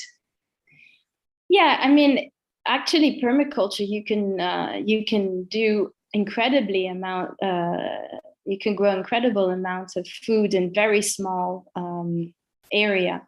Ours is really not that small, because our goal is to set it up within like an hectare, and eventually have it take over at least the 2 hectares of land. Okay. Yeah, but the idea is that with the food forest is that you're using multiple levels. So the highest level, of course, is a tree. It's like having a skyscraper where at every level you have different components that support the other components, but they all working together, and they're all the goal is really that everything is edible or can be used for medicinal purposes, or it's just can be used by humans. But you're not we typically typical agriculture is really focused on annual planting, or you plant something and then it ends its life cycle and you take everything out, and by doing that, then you're taking all the nutrients from the ground, and unless you're heavily putting nutrients back into the ground, you're eventually going to be left with a sterile so you have to go back to that sort of cyclical philosophy that if you're taking, then you need to give back, and make sure that the ground, the land that you took from is still healthy. Yeah, because nature, it sort of has that incorporated in itself. So I mean, if you think of deciduous trees, so trees that lose their leaves every at the end of their season, part of the reason they're losing their leaves is also that those leaves will become food for the ground. And so I know, like, we sort of have this tendency of wanting to clean up and make things look nice and tidy. Oh, leaves are on the ground, you have to pick them up. But actually, it's really important for them to stay there and to become compost for the earth. So it's really just starting to become more aware of nature's processes. And the more you become aware of them, then the more you sort of sink in and you facilitate them. But it's a really long process, and it's nature has its time, her time, and so it's difficult. At least this is what I'm experiencing. I wish sometimes I'd say to I find myself saying, I wish I had a fast forward button and I could see that tree big already. But it's learning about patience and and I actually think that there's a bit of a theme here when it comes to humans and our relationship with nature. Like you said, we are part of nature, but we have this tendency to see nature as a bit messy, when it comes to playing with soil, when it comes to letting the leaves be on the ground. There's this tendency where we need to clean the soil off. We need to tidy off the leaves. And seeing it from that perspective of we are part of nature, there's a circular system going on, and it's been going on for, you know, as long as the earth has been around. So that's a very long time. But so for us to have that perception that this is just a mess, it's very limited. And to appreciate nature for what it is to say, well, actually, maybe this isn't really a mess. Maybe it's something that's really feeding the earth, and it's part of us. And ultimately, we get benefit from the leaves on the ground, as well as the land gets benefit, the animals get benefit. So it is quite a, you know, really wonderful and holistic way to look at things, to change your perspective. Yeah, absolutely. And I think one of the biggest lessons that we can have from nature is the fact that their waste does not, like, as in waste, a product that cannot be used, does not exist in nature. Everything can be broken down and serves a new purpose. And that's really comforting, and it's really beautiful. I think it really helps to put things in perspective for children, but for adults, for everybody. And if we were to think about things more in those terms, it would really help us as well. And, you know, if, you know, we just have to turn to nature and just see, okay, so how are things done, for us to be inspired and to start thinking about things a little bit differently. So, you know, like, we also got some hens. And so, you know, a lot of our organic waste might go, you know, partly to the hens, partly back to the ground to make more compost.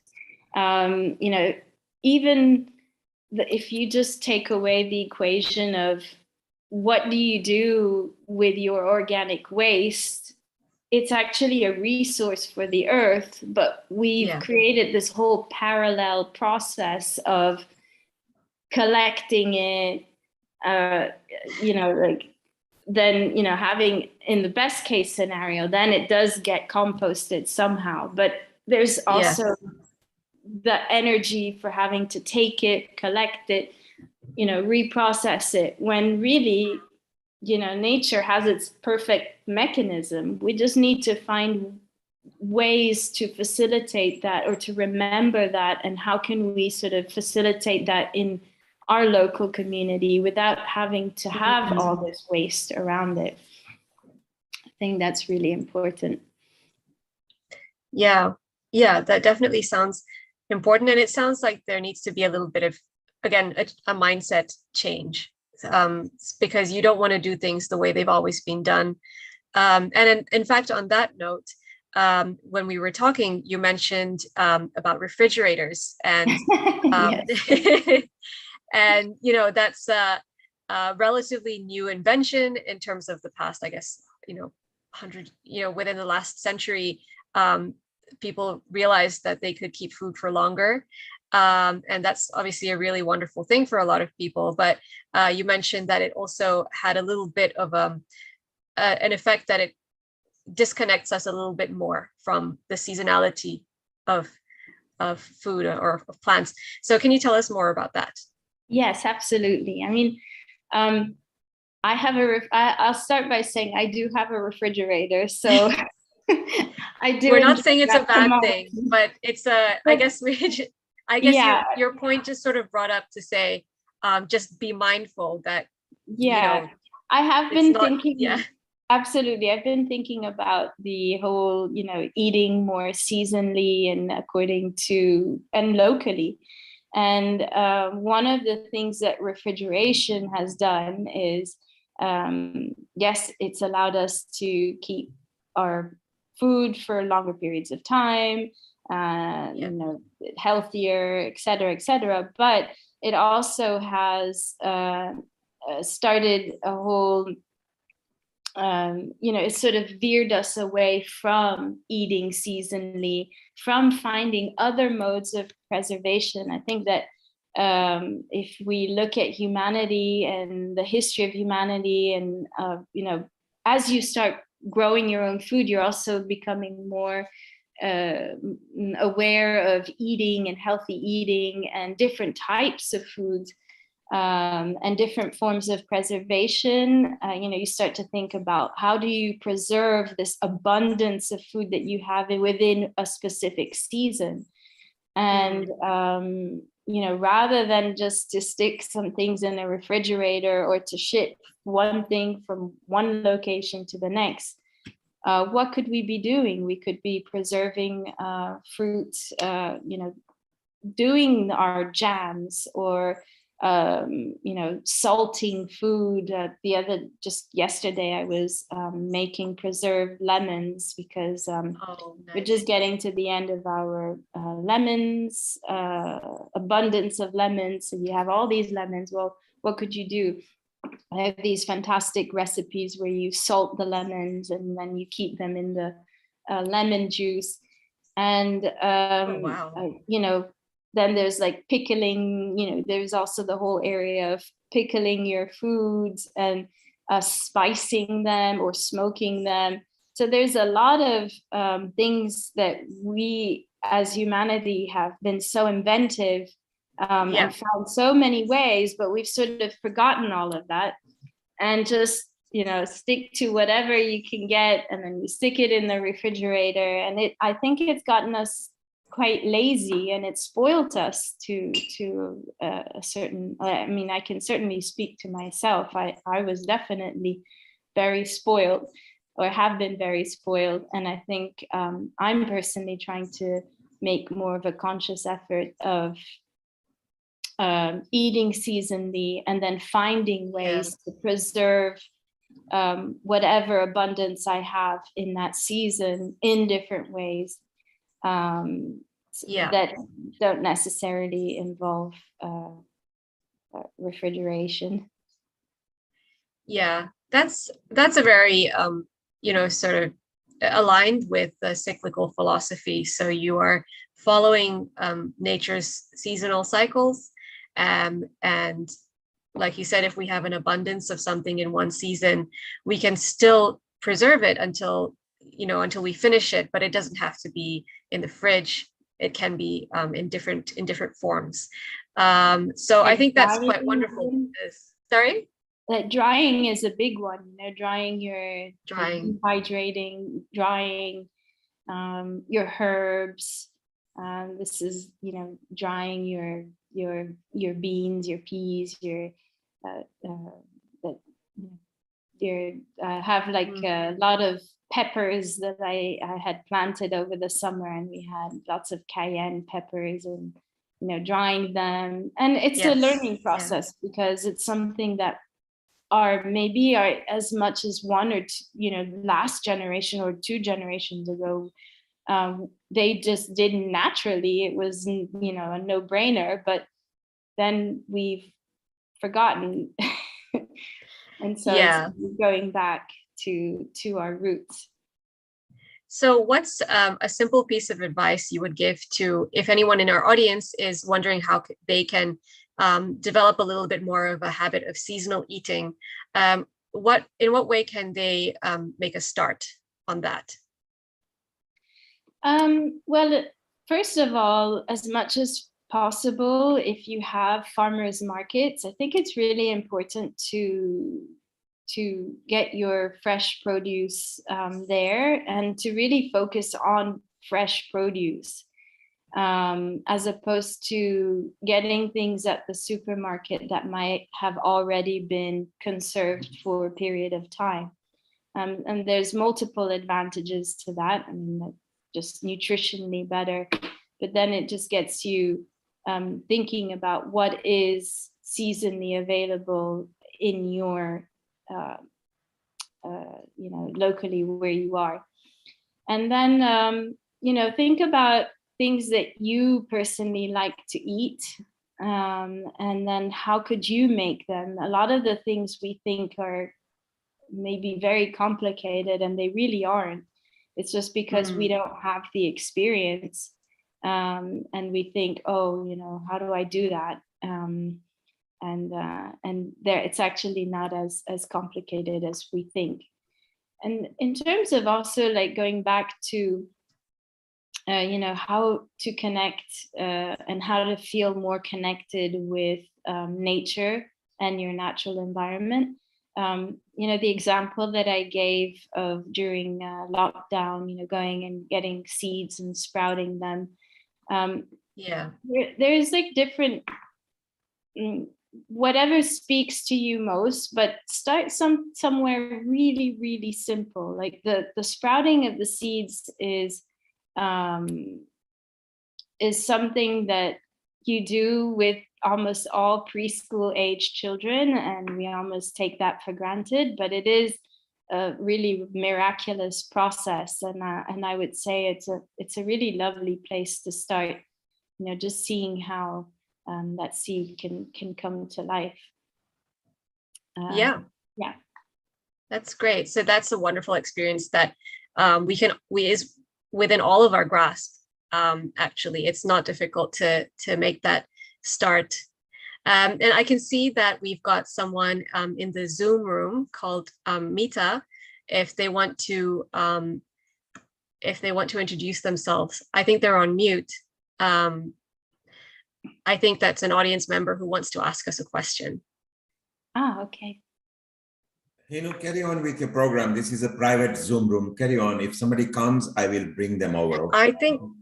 I think that there's a little bit of a technical issue, so we can just continue. So we were talking about food preservation, using refrigeration, and I think that you know, I think that there were a couple of other takeaways that you mentioned regarding what people can do to live a little bit more connected with nature when we were talking about. So I think you recommended doing an activity that regularly connects you with nature. So it could be food preservation, it could be simply growing plants and herbs that you like.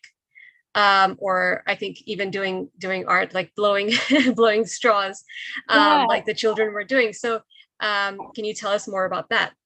Yeah, absolutely. Actually, my husband is a contemporary artist, and he's very much, all his work is centered around nature and very much inspired by the land art movement. And one of the latest forms of art that he's been developing is Dorodango.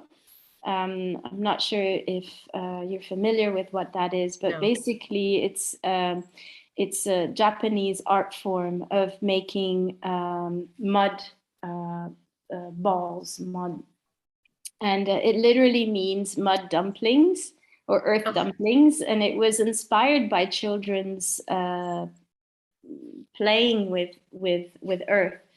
But it is such a beautiful form of art. Essentially, what happens is you take the earth that has been previously sieved through like a sieve, so it's very fine, Okay. and then you combine it with water. It's kind of what you would do when you're at the beach as a child making the sand balls. But if you keep doing this, working the earth with water and smoothing it out, eventually the earth will be so compact and will actually form a sort of almost like shiny leather-like a surface. Oh, wow. And it's a very relaxing and grounding activity. So there's the number of ways to connect with nature or infinite. But I think everybody, it's really important for you to research what does what speaks to you, and what connects you in one way, and then you'll find that once you connect, you start developing that or remembering, really I would call it more of a remember. Then that's a sort of domino effect to other realms. I'm personally taking a beekeeping course, and the things that I'm learning on the bee colonies and bee hives is just fascinating. And I'm really loving that whole process as well. So, you know, and Yeah, really you're learning about the behavior of a community of animals. And, you know, we are obviously, as humans, we know what humans do in groups and how we behave among each other. And to observe bees, I'm sure must be really fascinating. Yeah, I think what's really been fascinating for me is to see, you know, they talk about bees as being a super organism. And what that means is that a bee colony of bees cannot exist on their own. They can only live in a colony. And when they live in a colony, they start to actually have almost the same attributes or very similar attributes to mammals when seen as a whole. So, for example, they keep the bee, the temperature within the beehive is always at a 35, 36 degrees Celsius, which is very similar to mammals. And then there's countless other examples of how, as a whole, they actually form this super organism. And what's really beautiful is that even though you have a queen bee and you have thousands of other worker bees and a drone, they're all, even though you have a queen bee, she's never really only the queen, you know, like the worker bees are actually controlling, you know, like they're all working together, you know, there isn't one. Okay, so it's not like the queen is, it's not like the queen is the boss and everyone just does what she says. I mean, she has special privileges, but she's very much controlled in what, you know, but it's a good control. It's for the good, you know, of the whole. So there's really so much to learn for us to, you know, learn from. Yeah, I can imagine. So we're running close to the end of our session. So in the last minute or so, what's one takeaway you would like our audience to take from this talk, or that you would like them to think about or remember as they go about their day?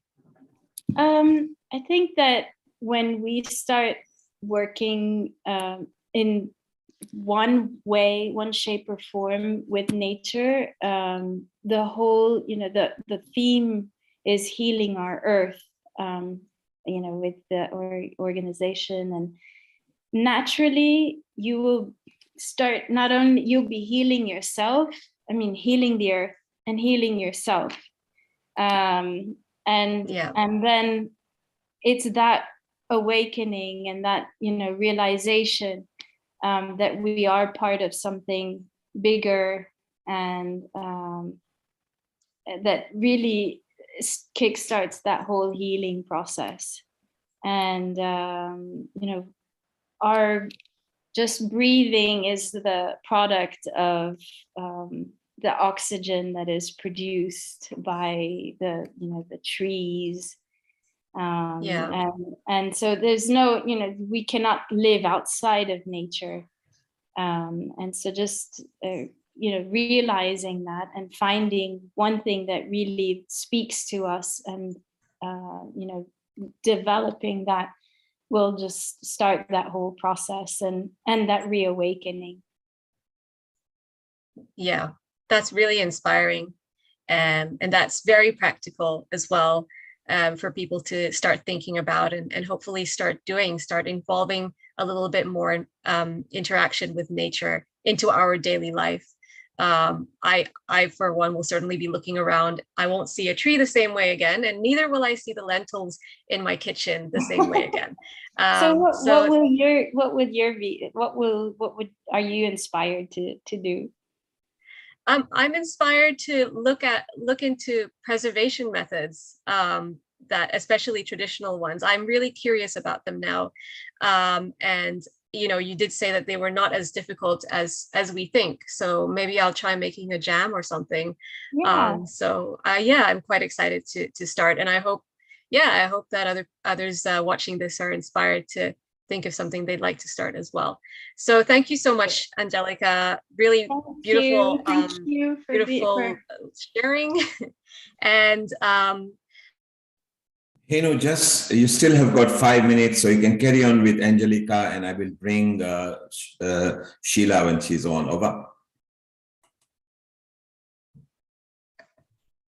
We actually have another 5 minutes, so we can talk a little bit more about something that you perhaps are working on right now. You can tell us a bit more about beekeeping, if since you seem to be completely immersing yourself in that right now, or if there's anything you'd like to share. Like my biggest thing that I need to work on is actually finding ways to feed the earth. Because what I'm discovering is that the earth has been overworked, and so my big work that I other than the beekeeping is really finding ways to feed the earth back. And I just feel like the earth, the land is where I begin my responsibility towards our planet. So that's my big. And is there a particular activity that you're focused on right now in terms of feeding the earth? Well, I want to do it in the most natural way as possible. So it's this composting, and there's a lot of learning that I need in like microbiotics. Yeah. Composting is actually becoming more popular in big cities because I think that technology has been developed for people to be able to compost in their own apartments, even if they don't have that much space. And that seems to be growing in quite a lot of places. In Hong Kong, they sell these sort of composting shelves where you can put layers of leaves, food waste, newspaper, and sort of let it become something from which plants can grow. So that's quite fascinating. Yeah.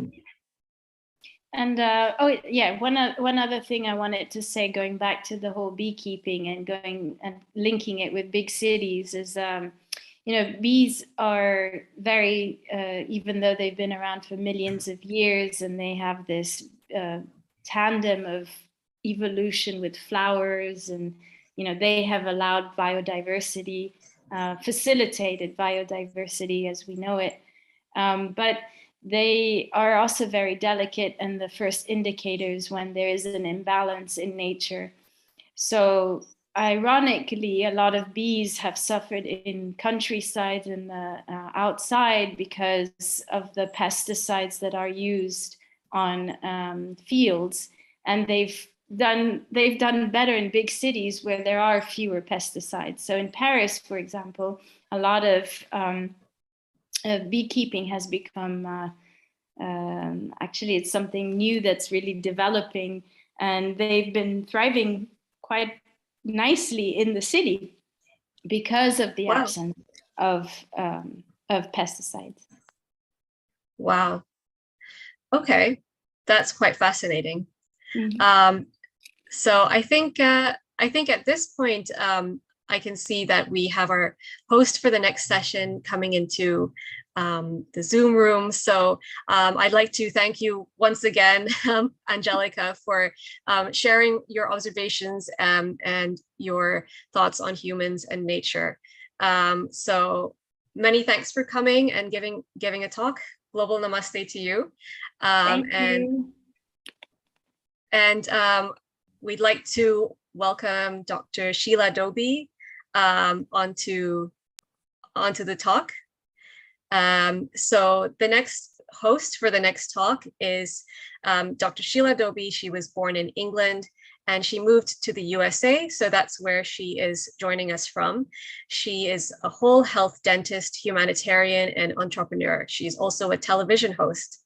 Dr. Dobie is a recipient of the Bay Area Outstanding Woman of the Year Award. She has also been the recipient of the California Patient Choice Award. She takes a special interest in helping the underserved children and women in her local community. On the professional front, Dr. Dobie was the past president and dental health chair of SACDS Dental Society. She is a graduate of the American Dental Association Kellogg School of Management Institute for Diversity in Leadership. She's also an author of a popular children's book called Ninja Tooth Battle. So welcome, Dr. Sheila. Lovely to see you. Hi, nice to meet you. Hello, I don't think we've ever been introduced. How are you? Very good, thank you. How are you? It's 11 p.m. at night in Hong Kong, so happy to hand it over. Yes. What time is it over in the US? So it's probably about 8 o'clock in the morning over here. Yeah, and I just kind of, got up and I'm like, okay, I'm so excited to start the day on Healing Our Earth. And then I was very excited to meet you because I know you're all the way in Hong Kong, correct? Yes, that's right. So you're about to go to bed soon. I am.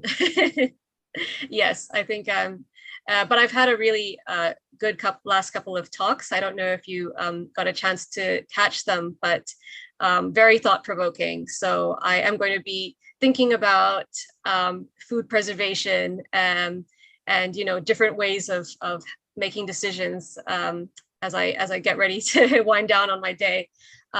So it's nice to see you. I'm definitely going to go back onto the web with Healing Our Earth and kind of, I always, because the time difference, I kind of go on a little bit later in the evenings. Sometimes, if I'm driving, I just kind of put it on the side and I kind of listen to some of the talks because a lot of the information here, it's amazing. And what's amazing, it's also free, but we have these global speakers that just come in and give so much wealth of knowledge. So I know you had some great speakers. I'm definitely going to go back and listen to those at a later point. And I encourage the audience to also on www.healingourEarth.com. So thank you so much, Henu. I hope you're going to stay around because we have this amazing guest coming up, Kerry. And Kerry, I think all the way in New Zealand, right? Yes, that's correct. Yeah, it's 4 o'clock in the morning here. Oh my gosh, and look how whatever you know works, because if at 4 a.m. you're looking that great, we know it's working. Well, it's something that the Healing Our Earth brings everyone together from all different parts of the world. It's such a great honor to be hosting. So thank you so much, Henu, and do so we can connect later. Thank you so much, Dr. Sheila. Nice to see you. Bye. Bye. So Kerry, are you going to be okay? It's 4 o'clock in the morning, right? Yeah. It's absolutely cool. I've actually been up since 2 o'clock in the morning because I was attending another seminar. So we're all good. Gosh. 2 o'clock. We're all good. Wow, that's the prime sleep time for me. But it's just because I think all the clocks are changing over this next couple of weeks. So I know the US and the UK, and then we're next week. So hopefully we'll be more aligned. But yeah, we just got to do a little bit of shuffling when it's needed. Oh, wow. I know they're trying to pass a bill here in the United States where they don't do the change of the timing. So I think that might be a good thing for us because we don't have that change in timing that happens. So what are you going to be sharing with us today? I'm so excited to hear about your talk. Yeah, it's so awesome. I want to do a little bit of a deep dive into not only what we're putting in, but why do we put certain things into our body. And so when I really look at it and really start to analyze it, it goes back to understanding the communication from the body. And so we have different types of hungers. I'm just going to dive right in, Sheila. Are you cool with that? I have to tell you who you are first. Who is awesome. Who is the amazing woman that we have on? So I'm just going to get your bio up on the screen, and then we're going to have a little chat about who you are. 1 second. Awesome. Let me get that up. Oh, here we are. So Kerry Dell. So over 20 years ago, Kerry was told by 2 specialists that she wouldn't be able to conceive children naturally. This started a deep dive into finding natural solutions for herself, and she didn't stop until she found the ways to heal her body. That's amazing that you actually kind of like learn how to like work with the body and nature. Kerry has 6 formal qualifications with numerous certifications behind her name. She indeed has her children naturally, who are now teenagers. Oh my gosh, I bet you are kind of second guessing that one with teenagers, correct? Yeah. They're awesome. They're absolutely amazing. Oh, you have awesome teenagers. That's great. Yeah. She has 20 years of experience assisting people and companies to exceed their performance expectations by ensuring they're healthy and balanced mentally, emotionally, and physically. While in South Africa, she received numerous awards, was featured in magazines and newspapers, and has a TV show as well as her own radio show. That's so great. I'm going to have to learn a little bit about that later because I'm sure that's going to be amazing. Now in Auckland, New Zealand, Kerry sees clients in her clinic as a natural health practitioner, as well as coaches international clients all over the world. In the last 2 years, she has coached over 5,000 clients. In 2019, she won International Wild Fit Coach of the Year from the beginning of 2021. Kerry now trains over other health practitioners and coaches and shows you how to grow your business by getting better results for her clients. Wow, that's a lot of things that you're doing. Yes. So many people's lives that you've changed, though. Thank you for the great work that you do. Cool. Thank you so much. You know, when you've got, you know, experience and information to share, I think it's a shame not to share it. So, so it's the biggest blessing for me is being able to teach others what I've been through my journey and what I've experienced, and to see transformations is just, oh, it's just beautiful. And you must be doing something right that you actually talk so nicely about your teenagers. They are amazing, and I think it might have been the journey that I was on. I just saw them from day one as an incredible miracle and blessing in my life, and they are incredible. I mean, my son is now just turned 19. My daughter's just turned 17, and we sat together last night around the dinner table, and it's just, it's a beautiful, beautiful, experience that I'm having with my kids. Wow. I mean, I have friends that are having they have some teenagers and they're going through ups and downs. So this is probably something you're going to have to come on and do a session about, you know, how to parent. So yeah, go ahead. I'm so excited to hear your talk. I don't want to be talking too much because I want you to get all your information out. And then at the end, we'll have a lot of questions and answers, I'm sure, with the panel and our guests and hosts. Yeah, brilliant. And Sheila, it's so lovely to see you again. So thank you. Yes. Awesome. Well, I wanted to share this information because this research was not done by myself. It was done by a phenomenal gentleman, Eric Edmonds, and he has the nutritional program or the health program called WildFit.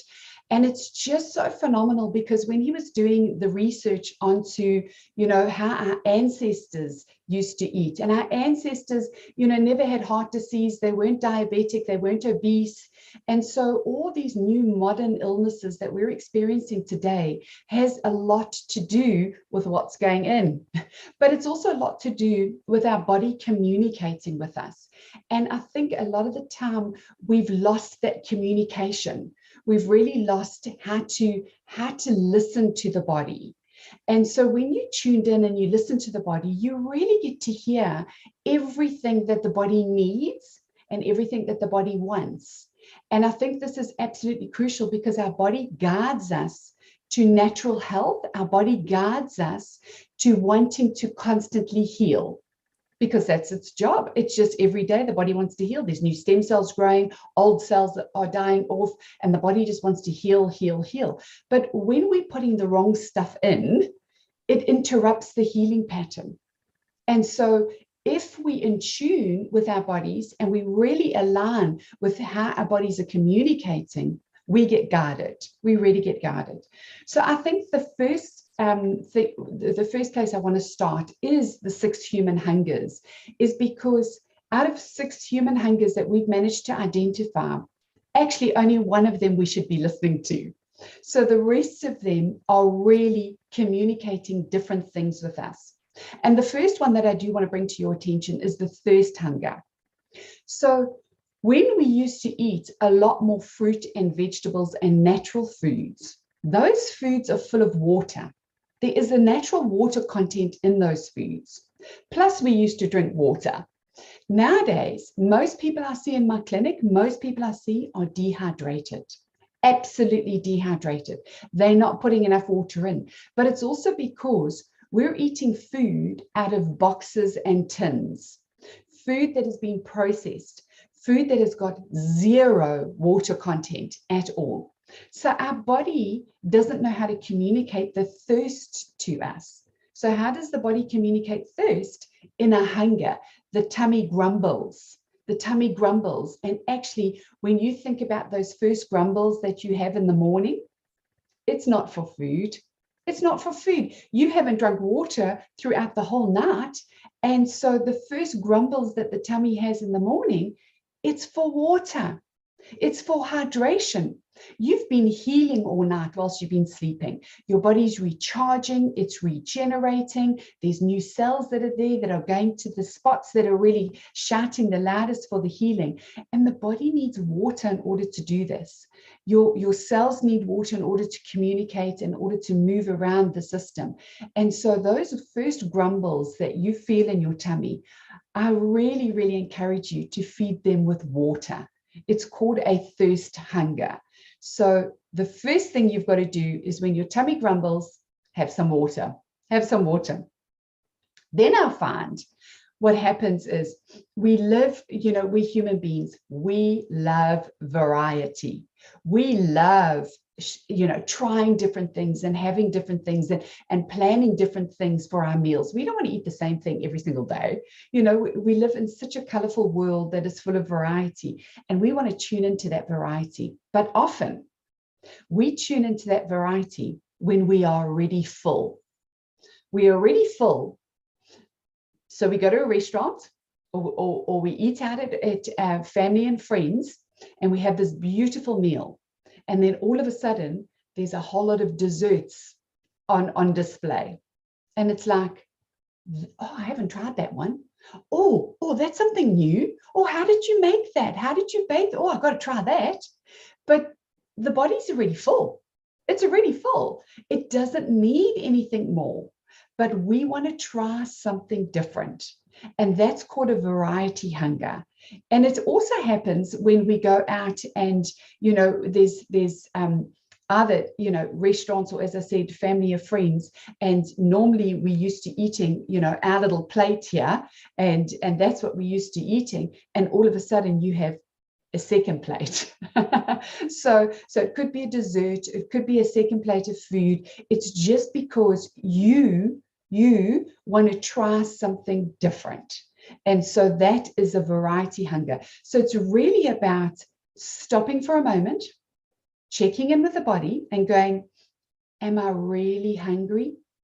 Do I really need that? What is that going to do in my system? Probably just topple me over a little bit and often put me to sleep because I'm quite full and now I need to go for a sleep afterwards. So watch that variety hunger in your life. Watch when it shows up, because it's not actually a true hunger. It's really not a true hunger. And then another one of the hungers that we come across is you've eaten the meal. You've had your breakfast or you've had your dinner. It often shows up after dinner time. You've had your dinner. And you sit around and you wait for a little bit, and the digestion is happening, and all of a sudden you go, I've got this little churning going on in my tummy, and I feel like I'm hungry again. I feel like I'm hungry. And so that can often happen. People eat at 6 o'clock or 7 o'clock at night, and at 9 o'clock they tell me they're hungry again. And I'm going, check in with your body. Check in with your body. Is it a true hunger, or is it actually your stomach digesting your food, and your stomach has now expanded because it's got food in it, But now what it's doing, it's actually moving to its normal size again. Remember, the stomach is the size of your fist. And so we often eat a lot more than the size of our fist, and it expands. And so empty stomach hunger is the hunger where your stomach is actually readjusting to its size. It's grumbling in that process, but it's not hungry. And I felt so blessed the other day. I had a client come and see me with her two children, a 12-year-old and a 9-year-old. And they're all sitting together, and her stomach grumbles. And her daughter turns to her and said, "Mom, are you hungry?" And she says, "No, I'm just digesting my food." And I'm going, yay, she's got it. She's teaching her kids. Every time there's a grumble, it's not always for food. It's often your body actually doing its normal function, and it's just moving. She says, "I'm just digesting my food. They just had breakfast, and now my food is busy being digested." And I thought that was priceless, that she's got it, and she's teaching her children. You don't have to eat constantly when the stomach is grumbling. So empty stomach hunger is something to really, really be aware of, that at some stage, your tummy is going to grumble, and at some stage, it has to return to its normal size. So we can't keep the stomach expanded all the time. So it's really crucial to understand that. Then another hunger. A lot of my clients tell me about this one. And it really is a low blood sugar hunger. So what they do, they have their breakfast, and then they go, "I need more energy for the day." Because most of the time, they've had a breakfast that hasn't actually satisfied them, that actually is not full of nutrients for the body. So then their breakfast shoots them up because it's full of refined sugars, and you see a crash in the blood sugar. And it's like, "Oh, I've got to eat now. I've got to eat now because I need to get my energy, and I need to have something else." And they eat something else that has more refined sugar in it, and boom, their blood sugar shoots up again. And then an hour later, they're having a drop. And it's like, "Oh my goodness, you know that bar, that chocolate bar, oh, protein bar full of sugar." I need a protein bar, or cup of coffee with 2 spoons of sugar in it, just so that they can get out of this down feeling they're feeling, which is, it feels real, but it's because of the wrong foods at the wrong time. So it's not the nutrient foods, it's the refined sugars that play with our blood sugar, that pushes us up and drops us down, pushes us up and drops us down. And so I often say to people, tell me about your energy levels throughout the day. Do you have sustained energy throughout the day, or do you feel like you're going up and you're going down? And by the afternoon, you're really flat. And so most people say to me, no, by the afternoon, they're needing their coffee and they're needing their chocolate. And I'm going, that's actually the training your body to move into a state of type 2 diabetes, to be very, very honest, because you're just feeding that low feeling with refined sugars and not truly putting the right nutrients to give you consistent energy throughout the day. You're actually doing these highs and lows. So watch out for that. And instead of putting the refined sugars in, find those fruits and vegetables and put the natural sugars in so that you have more consistency and you've got your nutrients going in. So that is really, really important. So we've had the thirst hunger. We've had the variety hunger. We've had the empty stomach hunger. We've had the low blood sugar hunger. My favorite, the emotional hunger. The emotional hunger. It's not a true hunger. So we go to work during the day and we have the most brilliant day at work. And we come home, we've got to celebrate a brilliant day. And we normally celebrate with food that is not right for us. Or we have a terrible day at work. We have an absolutely terrible day at work. And we feel so sorry for ourselves that we've got to feed that emotion too. And we feed ourselves the wrong stuff. So often we feed ourselves its emotional hunger when we're celebrating or when we're not feeling good at all. So we absolutely, our emotions really do determine what we're putting in. Now, I have come across a lot of people that are overweight, and they say to me, I'm overweight because I went through a divorce, or I've honestly had this. I've immigrated, so I understand the feeling. But I've had a lot of people during the immigration process. The emotional side of it is so incredibly unplanned that they just turn to food because they've left family behind. I've had people that have lived in foreign countries, and Sheila, I mean, I know you've immigrated as well, but I've had people that have lived in foreign countries for 20 years, and they turn to me and they go, I'm missing my family, and I'm missing my friends, and I'm missing the life that I thought the grass was greener on the other side, and I miss that. And they turn towards food. And they've turned towards food for 20 years. They've turned towards food. And now we're looking at a really obese person with type 2 diabetes, and it's a little bit out of control now. So emotions play a massive part. I've been through, I've got teenagers, they've had some heartache. I remember my heartache as a teenager, and it's kind of like you either turn to food or you turn to something. And it's talking them through that process. It's just, we've got to work through the emotions and not numb the emotions. Because when we put the refined sugars into our bodies, we numb those emotions. We numb them and we can't truly feel them. And then what happens? We only want to deal with it in 5 and 10 years' time. That's when the emotions start coming up. I have people dealing with emotions that were shoved down from 20 years ago as well. And it's kind of like when we start detoxing the body, we start dealing with those emotions too, because they've been hidden. So instead of numbing out the emotions by overfeeding the emotional hunger, deal with the emotion when it's there.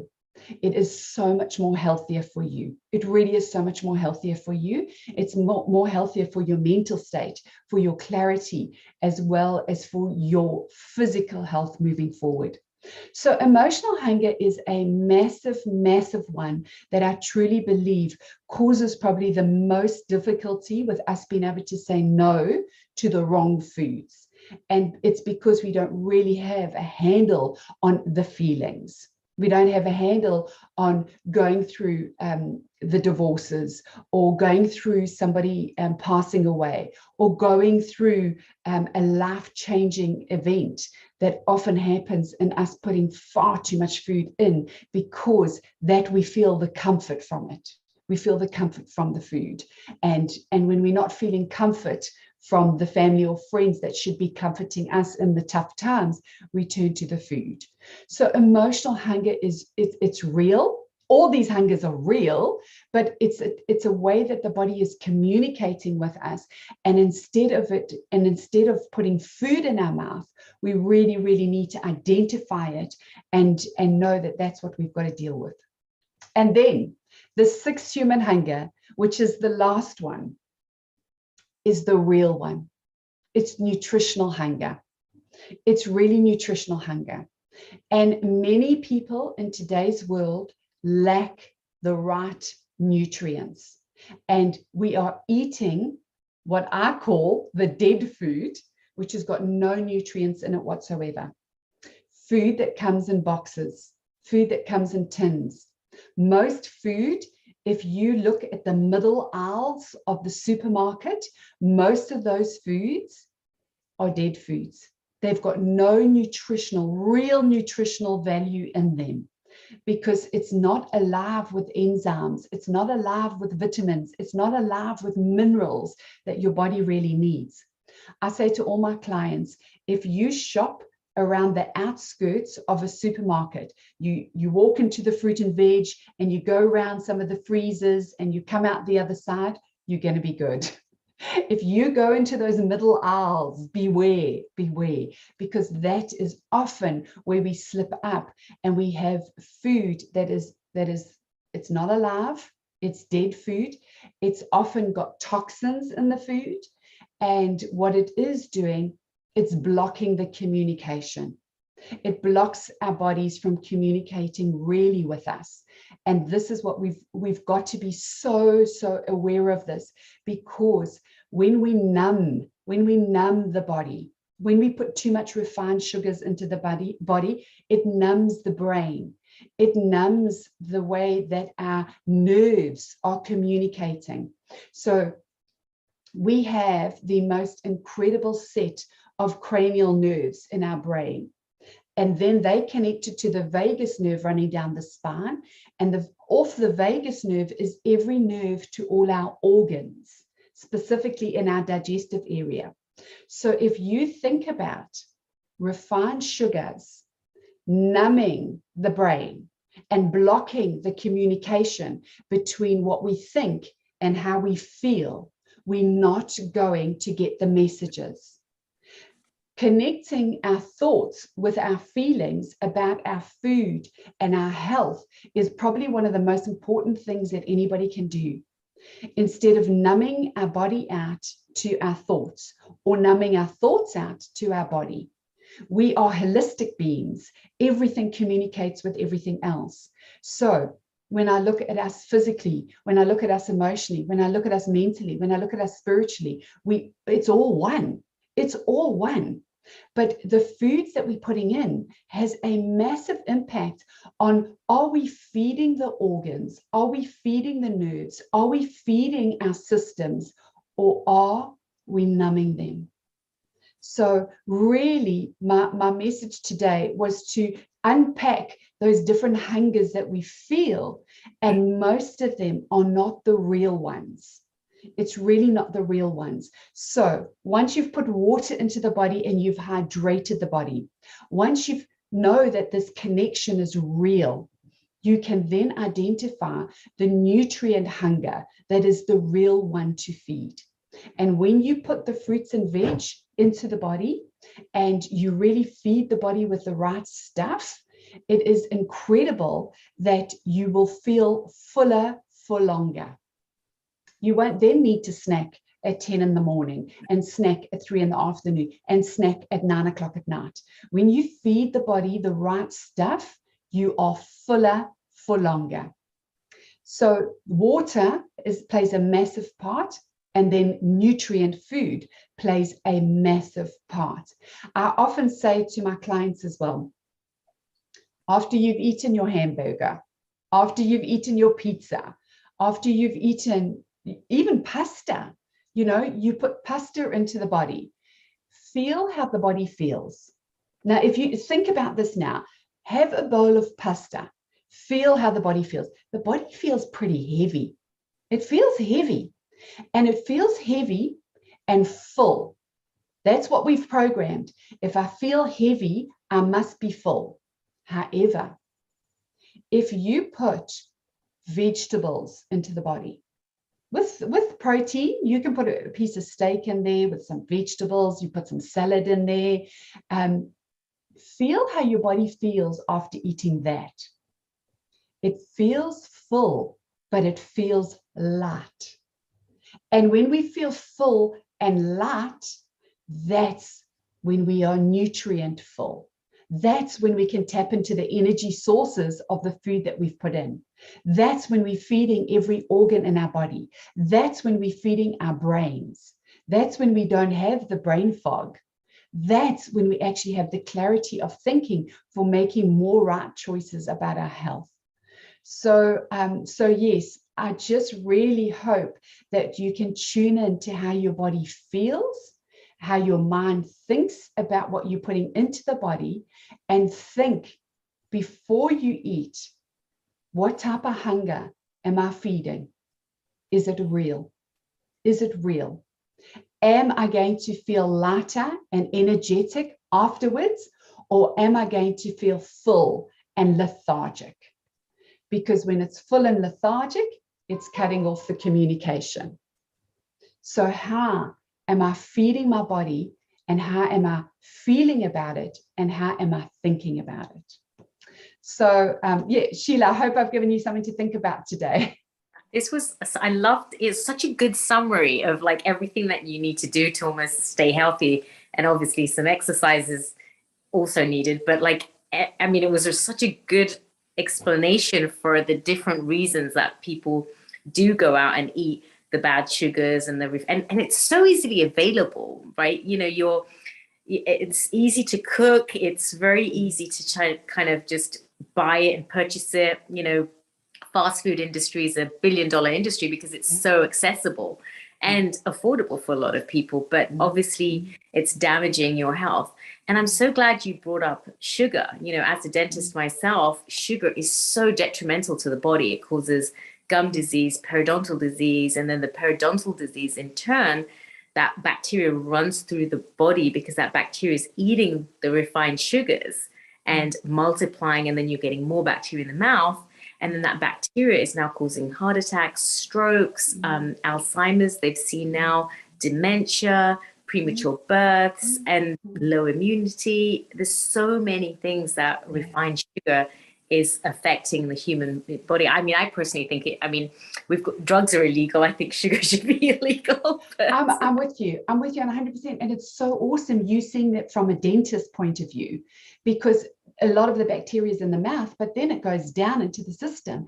And you're 100% right. We've got good bacteria and bad bacteria in our gut. But the sugar feeds the bad bacteria. And the more bad bacteria that we have, the more diseases that we have. And so Alzheimer's and dementia is now being called type 3 diabetes. That's the new label for it, because it's actually caused by what we're putting into the system, and it's the refined sugars. Yeah, it's difficult, Sheila, because our lives are so busy. And so people have turned towards the fast foods because it's the easiest way to get rid of those grumbles. It's the easiest way, but it's actually not the best way. We need to just take a little and slow down and cook. Yeah, I mean, sometimes, I don't know how to cook. I mean, I've been trying to watch some of the amazing sessions that we have on Healing Our Earth. You know, every month or so we do a good few sessions on cooking, and there's so, what I've never really understood is the art of cooking, right? Like when you cook, you're supposed to put all the different colors so that you get all the different biodiversities. And it's something that I've never kind of really had the passion for. But there are little things that you can do. Like in the morning, I'll cut up a quick apple or put a couple of things and take it. And we do need to start educating more on that you can eat healthy at a pretty decent budget also. It doesn't always have to be so expensive, even though eating organic is expensive, but it's so worth it. You know, cutting up some celery and the thing that I would like to tell the viewers too is your palate does really adapt. I remember about 10 years ago, I could not eat, you know, I used to think broccoli and Brussels sprouts were the same thing. They just tasted like cardboard to me. And fruits were also, you know, like a raspberry, blueberry, nothing really changed. And then I gave up sugar about three years ago. And finally, you kind of start like you eat, it's like a mental shift. Everything cleans up. And then you start really enjoying these fruits and vegetables. And now when I eat something processed, my body just doesn't like it. And, you know, one of the major benefits was, you know, I lost over 30-40 pounds because, you know, actually you just were eating better and and then you can start thinking better too, right? Absolutely. Your brain isn't so fogged with all the refined sugars and it really does affect your brain. I mean, I personally know. And I'm glad that you even mentioned it on your talk about, you know, the emotional aspect. And as you said, you know, I came over first from England, and I did have that eating thing that everyone does. And so many people do have that, you know, that need to grasp onto the food, and it just makes people feel better. Yeah, absolutely. You know, I just wanted to mention about, you know, food budgets, because everybody thinks that buying organic is more expensive. I had this mom of 5 children come to me to do my 3-month program, and she said to me, "I can't afford. We're on a budget week to week. I cannot afford to cook different from me to the family." You know, I said to her, whatever I'm going to tell you to do, you implement into the whole family. You implement into whatever you're going to cook, you can cook for the family. I'm not going to tell you to cook something so weird that the family can't eat it. And she did that. And you know, I mean, the program is 3 months. Halfway through, she came to me. She said, Kerry, because I keep every slip that I spend on my food and we have this budget, do you know that I'm saving on average between $50 and $100 a week on my food bill for my family because I'm eating correctly. And what I'm cooking, my family is eating. And what I'm cooking is keeping my family fuller for longer. They're not snacking. And so as the rest of the town went with her, she just celebrated and celebrated and celebrated because her whole family became healthy and they were fitting in the organic food and saving money. Can you give us three things that you recommended her to do? Well, it was quite mind-blowing actually, because it was a green smoothie in the morning. And the green smoothie, Eric Edmonds actually calls it the Alka-Jaza because it alkalines your body. That's exactly what it does. So I said to her, as breakfast in the morning, smoothies for the children. Put the smoothies in there for the children. And it was wonderful because it was a mixture of fruit and veggies. And so the fruit makes it so nice and sweet for them. The kids took to it, no worries at all. Absolutely no worries at all. Do you know that she came to me as well and she said her son has been taking this green smoothie to school with him because he's a rugby player. And now the rugby coach has been noticing what he's eating. And it's like influencing the whole team. Because the coach is going, you should be eating what that boy's eating. You know, you should be having this green smoothie to give you your energy and your nutrients, and look at him run and look at him, you know, his performance was improving.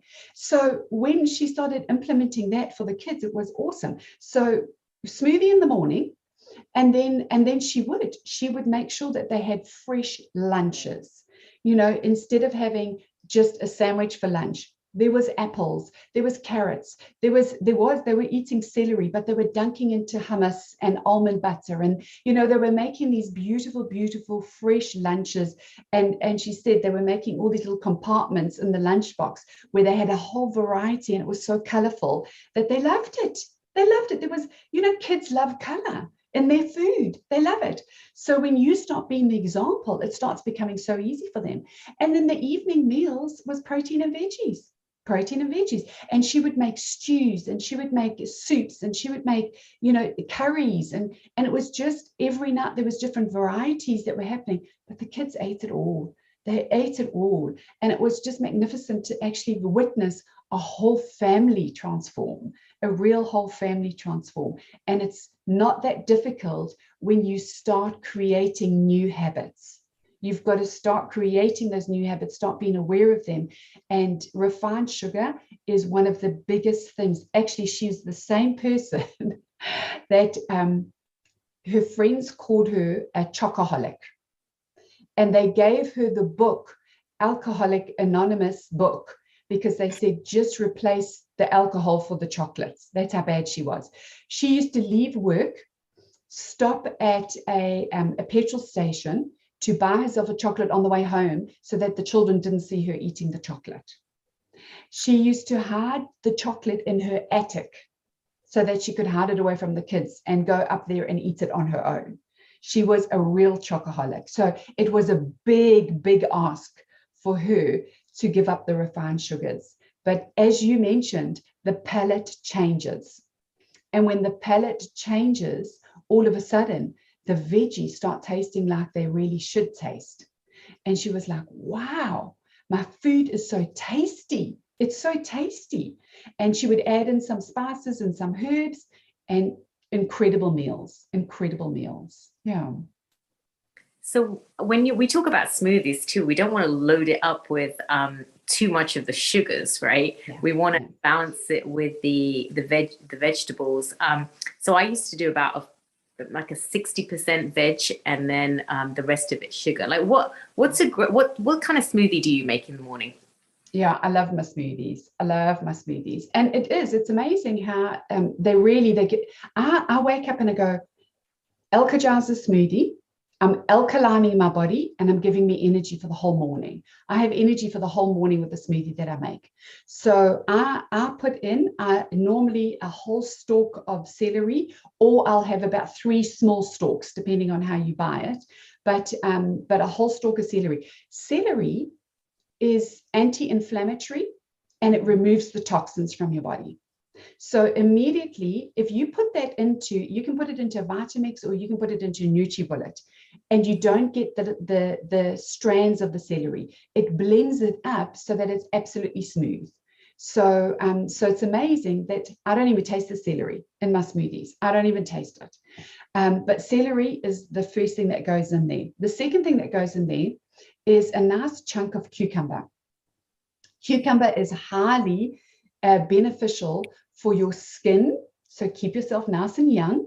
It's obviously got a high water content and brilliant for detoxing. Really, really amazing for detoxing. So a nice chunk of cucumber goes. Sorry? Cucumber with the skin on it? With the skin on. I'm writing down my list here. Yeah. So that Yes. Yes. So yes, with the skin on. We often take the skin off so much of our fruit and veg, but there's so many nutrients in the skin. So we want that in. We want that in. And then I put 1/4 to 1/2 of an avocado. Now, when you feed your body natural fats, the avo's got the natural fats, and you feed your body natural fats consistently, the message that goes into the body, release the stored fats. Release the stored fats, release the stored fats. So many people go, I'm just having the smoothie in the morning and I'm releasing weight. I'm going, yes, because there's a consistency of natural fats going into the body. So really it's a good signal to give to the body. So just a small amount of avocado makes it really smooth as well. You don't need to put the yogurts in. You don't need to put anything else in. The avocado makes it smooth. I also put a good, sometimes, big handful or maybe 2 handfuls. I love baby spinach. So I put 2 handfuls of the baby spinach in there. And so now you've got your veggies. Now it's totally up to you how you want to change the taste of that. A lot of people will put an apple in because the apple just, has also got just so many good nutrients in it, but totally changes the taste. Some people will put a banana in because that actually makes it even more smoother, and you've got the high potassium that your body needs as well. Some people will put kiwi fruits in. Blueberries are amazing, although it does change the color a little bit. So it changes it to more, instead of a green, it's a gray color. So just be aware that the blueberries are going to change it. But I love my blueberries. And in fact, blueberries are highly, highly beneficial for detoxing some deep viruses that are stuck in the body. So blueberries are just a must. And then I add at least 500 mils of water. So once you've got your water content in there and you blend that all up, it's amazing. Absolutely amazing. So that's my smoothie in the mornings. Wow, that sounds really good. Since you shared your recipe, I'm gonna share my secret tea recipe with you. So this is what I do, because I love drinking tea, and I used to love putting sugar or a lot of honey in there. So what I do in the morning is I get about 2 cups of water, and then I put it in a pan, and then I grate a tiny bit of ginger, like just a little tiny bit, grate it in there, and then I put 3 2 pieces of clove in there, because I know clove is very good, like antibacterial. So put that in there, and then I put they call it elaichi, but it's like cardamom pods. So I put 3 cardamom pods in there, and then I boil this up for about maybe 5 minutes and let it really, really boil up. So the whole thing kind of seeps into that water. Then I put a tea bag in there, and then I let that seep in. And then I boil it for another, maybe 30, very, very fast, maybe a minute. Just let it kind of really seep in. And then I'll take that a bit of that mixture, and I put it in a Vitamix or a NutriBullet or some kind of blending machine. And I put 2 dates in there. Take the seeds out, put the dates, and then I blend that whole thing. And then I put the mix, and I drain it. And it's a really good kind of, it's my chai that I call, but it tastes so good because the sweetness comes from the date, and it's got that like that masala kind of taste, and then you mix it together and it tastes so really good. And then you put a milk of your choice. I personally have like cashew milk in there. I don't like the dairy, but mix everything in there. It's such a good mix. So there you go. Try that one out. Sounds delicious. It absolutely sounds delicious. So I'm definitely going to try that one out. That's awesome. That's awesome. Yeah, you know, Sheila, one of the things that I highly specialize in is increasing our frequency and vibration in our body, in our cells. Because when our frequency and our vibration is increased, then the body can heal at the maximum, and also then you live life, to the fullest, because you're full of that energy. And so by putting the natural foods into a natural body, we are looking after our frequency in our system. Because a lot of people come to me and, you can see when the energy is down. You can see when life has got to them and they're really not happy, but their bodies are in pain, and there's inflammation and there's acidity. And we've really got to heighten that. We've really got to bring, get rid of all of that and increase the frequency of the body. And so anything natural is going to help you get there. It's really going to help you get there. Yeah. I'm so glad you mentioned that the food frequency and the body frequency makes a big difference, especially with all that's been going on this past couple of years. We really have to kind of build our body up, because you just don't know, what's coming around the corner anymore, right? You have to always have a really strong body. I was reading, I think Anthony Williams was talking about the celery cleanse that you mentioned. And, and he suggests first thing in the morning, you juice celery. You can't really Vitamix that much celery, but you kind of juice it and then have a glass of celery and then eat after 30 minutes or so. And that has a lot of great infusion in the liver, because it's very, very good for you. And did you mention it was antiviral too, right? Yeah, the celery gets rid of inflammation in the body. So it actually takes away the inflammation, and it takes away the toxins. So we always going to have viruses around. We're not getting away from it. Viruses have been around since we've been on this planet.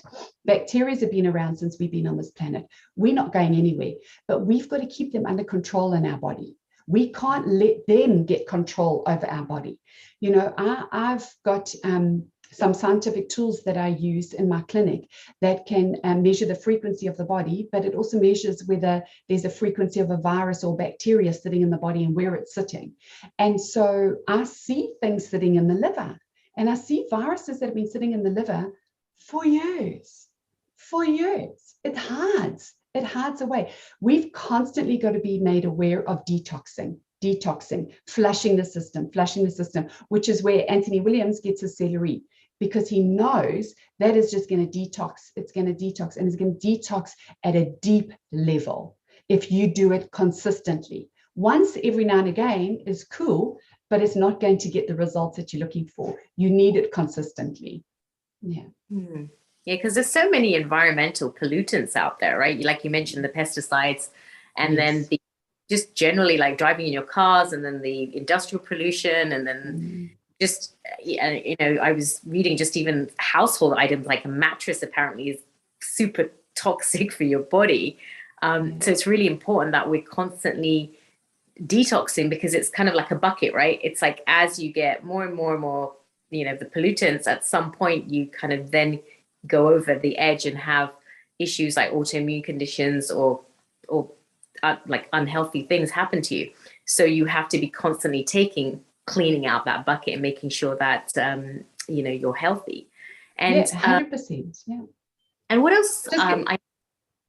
What else can you do to detox?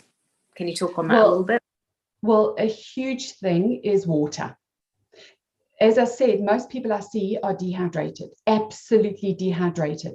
And so they say to me, no, but they're having 2-3 glasses of water, and they're having 2-3 cups of tea, and they're having 2 coffees a day.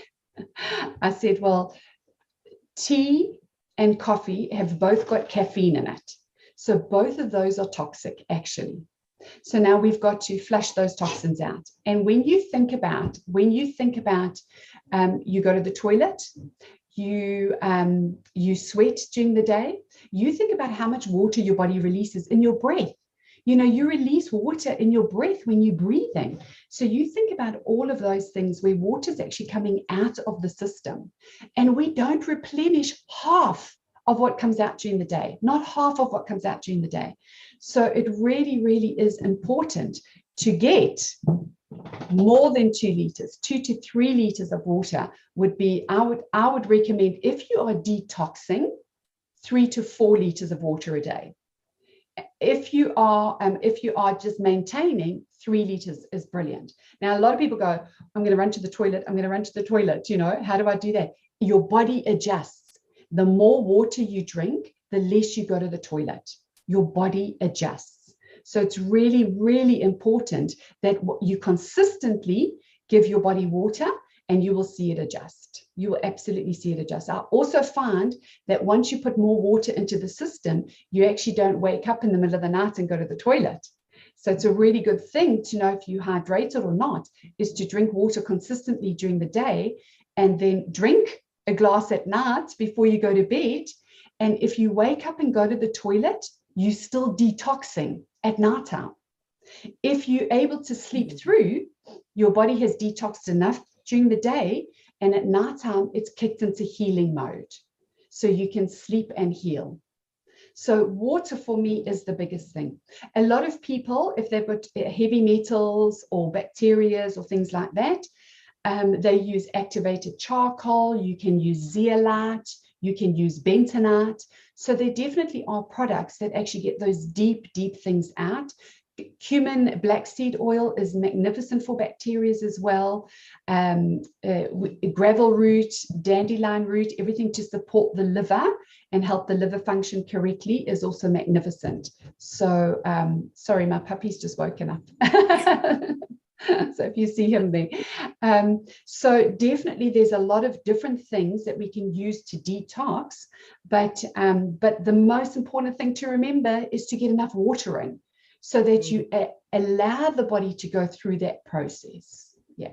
I'm so glad you mentioned the detoxing, because we have patients that when we take the mercury amalgam fillings out of their mouth, they're so, they're so dangerous. So we have to use a filter to make sure that that vapor doesn't go into their system. And also then, I'm encouraging them, I give them a list of things that they need to be taking before, during, and after the removal to make sure that it's done safely and it's not building up in the body. And then the patients feel so much better. I mean, Kerry, I'll tell you that when I take out some of the amalgam fillings, they're like, about 2 weeks later, they're like, oh, I feel so much more energy. I feel so much better. So it just shows you what it's doing to the body. And anybody with black fillings, please make a plan to have them removed, because Sheila, that's exactly right. I have seen the mercury in their body, and it's obviously through the leaking, because some of those can leak if they've had it in for 20 years, or 30 years sometimes, and they don't think that that's actually causing them massive problems. So when there's an overload of that heavy metals, it is really dangerous for our system. So I'm so glad you do that. I am so excited you do that. Yeah, there's a video online. I think Dr. Oz actually had this video out where he showed that when you were brushing your teeth, or when your teeth were coming together and you were rubbing on an amalgam black mercury filling, you would actually have the vapor of mercury coming out, and that would actually be going into your system, causing neurological issues, brain issues. And it was kind of constantly going through, like years and years after. And unfortunately, a lot of people were having these mercury amalgam fillings when they were kids. So it's been in their body for a really, really long time. So when they do take these mercury fillings out, it just makes such a difference, because their body's just like detoxed out all this stuff that's been said. And it does take a while to fully detox out of the stored amalgam that's been in your body. But that's right. I guess we'll talk about some other time. Yes. And we do have some questions. We have a question from Bharti, and she wants to know, if we eat fresh celery, how much would you have to eat? I think it is more consistent. So it's not about having a whole bowl of celery on one day. It's really about having, if you have one stalk a day, you're going to feel amazing. Amazing.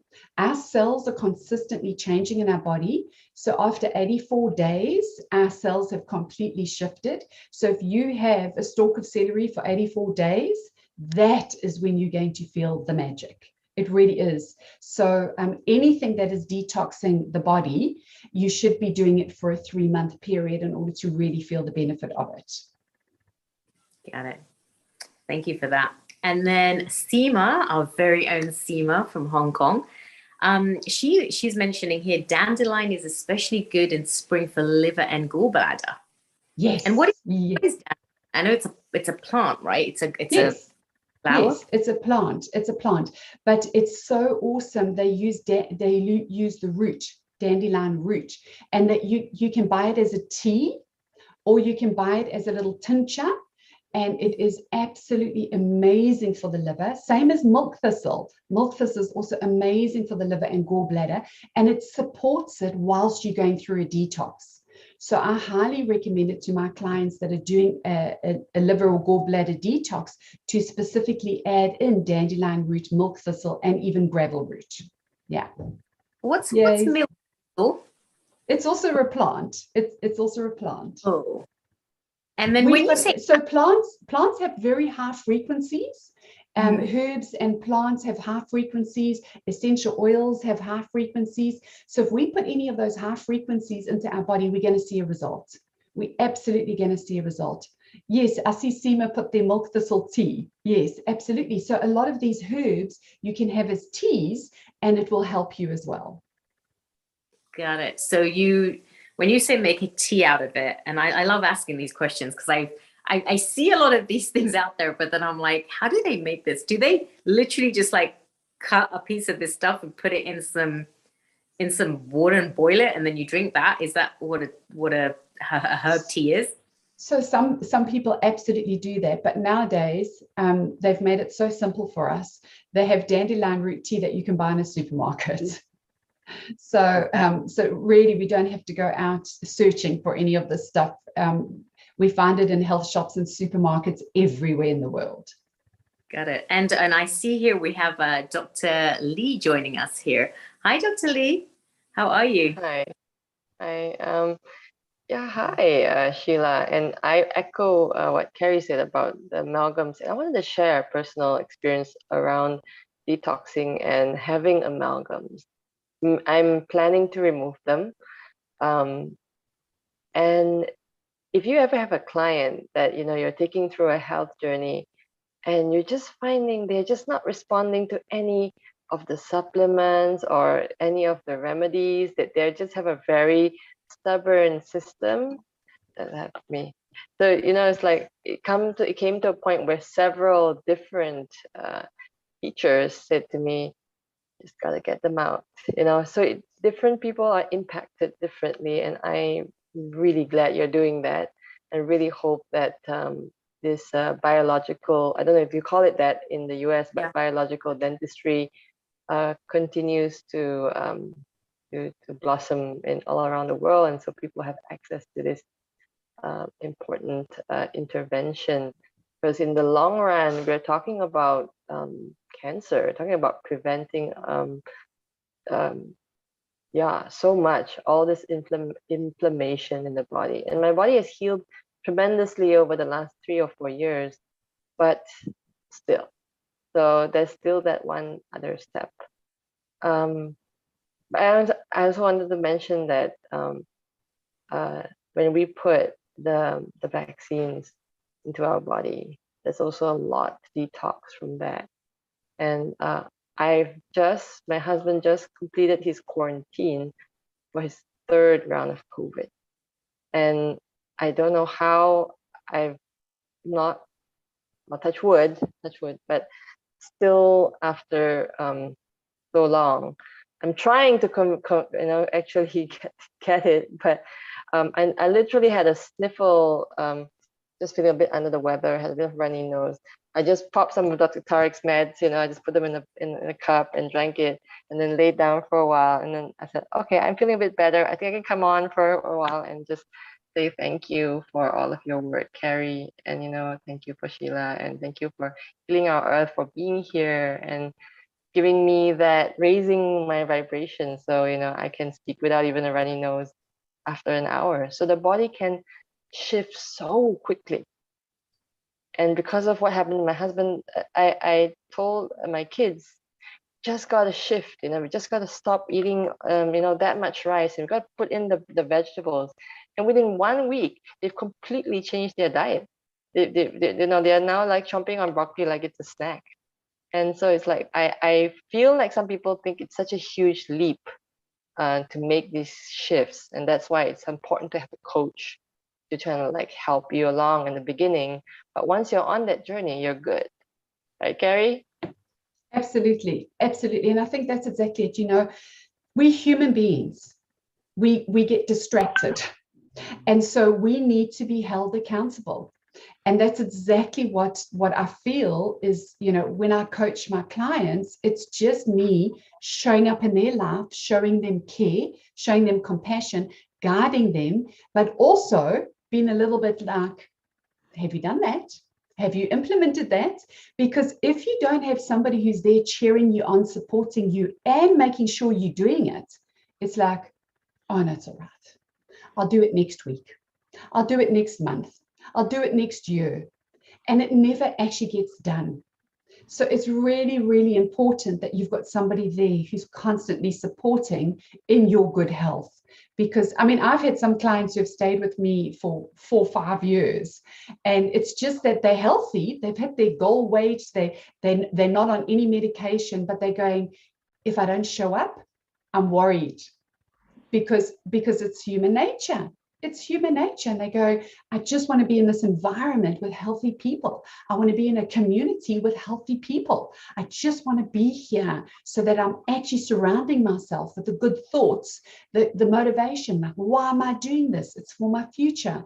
I did a talk the other day. It was so precious because it was at an Air Force base with retired people. And I ended up speaking to people that were 90 and 95 years old. And I could see the ones that had the energy in their body. They had the frequency in their cells. And I could see the ones that didn't have the energy left. And there's always time to change. There is always time to shift and change. And I said to them, some of them are brilliant examples for me. I look at the 95-year-old and go, that's how I want to be when I get there. No pain, no medication, enjoying things, going out, having experiences.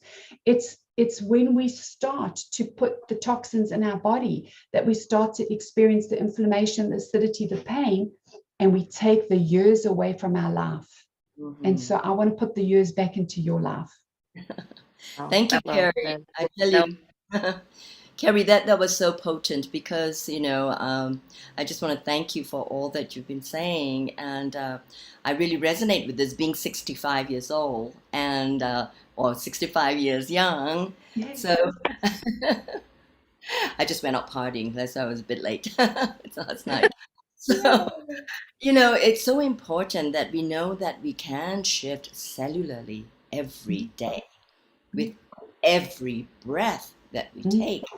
That if the in-breath is conscious and the out-breath is also conscious as much as we can, we are actually renewing the telomeres, right? Yes. Yes. The telomerase at the end of our cellular structures that we are constantly renewing. And that's why I found that this lockdown is, I call it cocooning. Like, when you're in a butterfly, we are gestating and we can come out.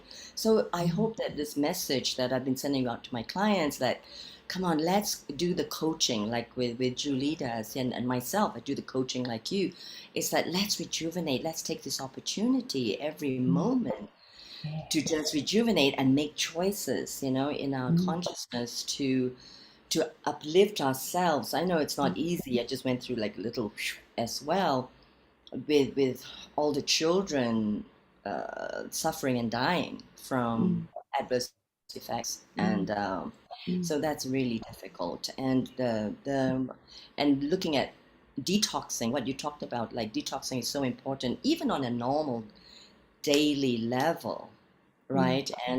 And also, you know, taking all the amalgams, Dr. Sheila, I had like 13 taken out like 10 years ago. So, and Wow. I felt the difference. It really made a difference in my energetic body, really did. And so, and I did it with a beautiful doctor in Singapore who is a holistic doctor, and I'll give her a shout out. Her name is Dr. Gan, and she was very careful, like making sure that I took vitamin C a month before I had the amalgams taken out, vitamin C, chlorophyll, and all that. And she wore iron breastplate or whatever lead breastplate that when she was working, and then we had all the mouth guards and everything, and the the amalgams had to be destroyed, taken care of, like toxic waste materials, a biohazard material, right? And imagine we have it in our mouth. And we're constantly absorbing this into our bloodstream. And you know, and well, you know, that's the way that medical experiments and experience goes, is that we have to evolve, and let us evolve beyond also the toxicity of the so-called experimental drugs, which we find now that Dr. Sherry Tenpenny says it's in our structure. You can't clear it even with detoxification, Carrie. That's really is sad news to me, because I've been telling people to detox and they say the mRNA is ingrained, the spike protein. So I will not take that lying down. Let's keep going and detox. And I think that homeopathy and energy medicine is one way to go, that we can clear it, because we know we've seen miracles with energy medicine, right? You know, even with the work that I do with just resonance or long distance healing, which I've been doing, people have miracles, eyes heal and backaches go, and of course working with cancers. And so I believe that energy medicine or spiritual, holistic, quantum medicine is the next step, is frequency medicine. And if I may just also, I've talked about this before, like now we have technologies, you were saying, Carrie, that we have it, you know, dandelion, that's teas in the supermarkets or the health food stores. But just a comment about that, it should be organically grown, you know, all the infusions that we are taking. But we also have technologies like these quantum technologies, which I use every day, always on my body, prevent radiation and transform the water in my body. Here's my infusion. It's the you know, I'm in Ecuador. This is called Herba Luisa, and it's lemongrass. So I have this every morning, and energizing it with this quantum card. So, you know, I've talked about it before, but you know, people who are new are welcome to connect with me with this, and it's really a part of the detoxification process that we're talking about. And also, I think hot baths or showers are really important now when we put Epsom salts and salt in the water, and not just ordinary water. We can transform molecularly the water to spa-like water, so that it becomes healing water. It's not just using water that is contaminated with chlorine and fluoride as well. You know, so we have to educate ourselves to what we can do on a daily basis to rejuvenate. And so, anyway, that's me jumping in for now with energy. Well, it's medicine. always good to have you, Doctor. When you just told me you were 65 years old, I think I was like, wow. Oh, you didn't know that? I just washed my hair. That's why I had it down. But this is how long my hair is.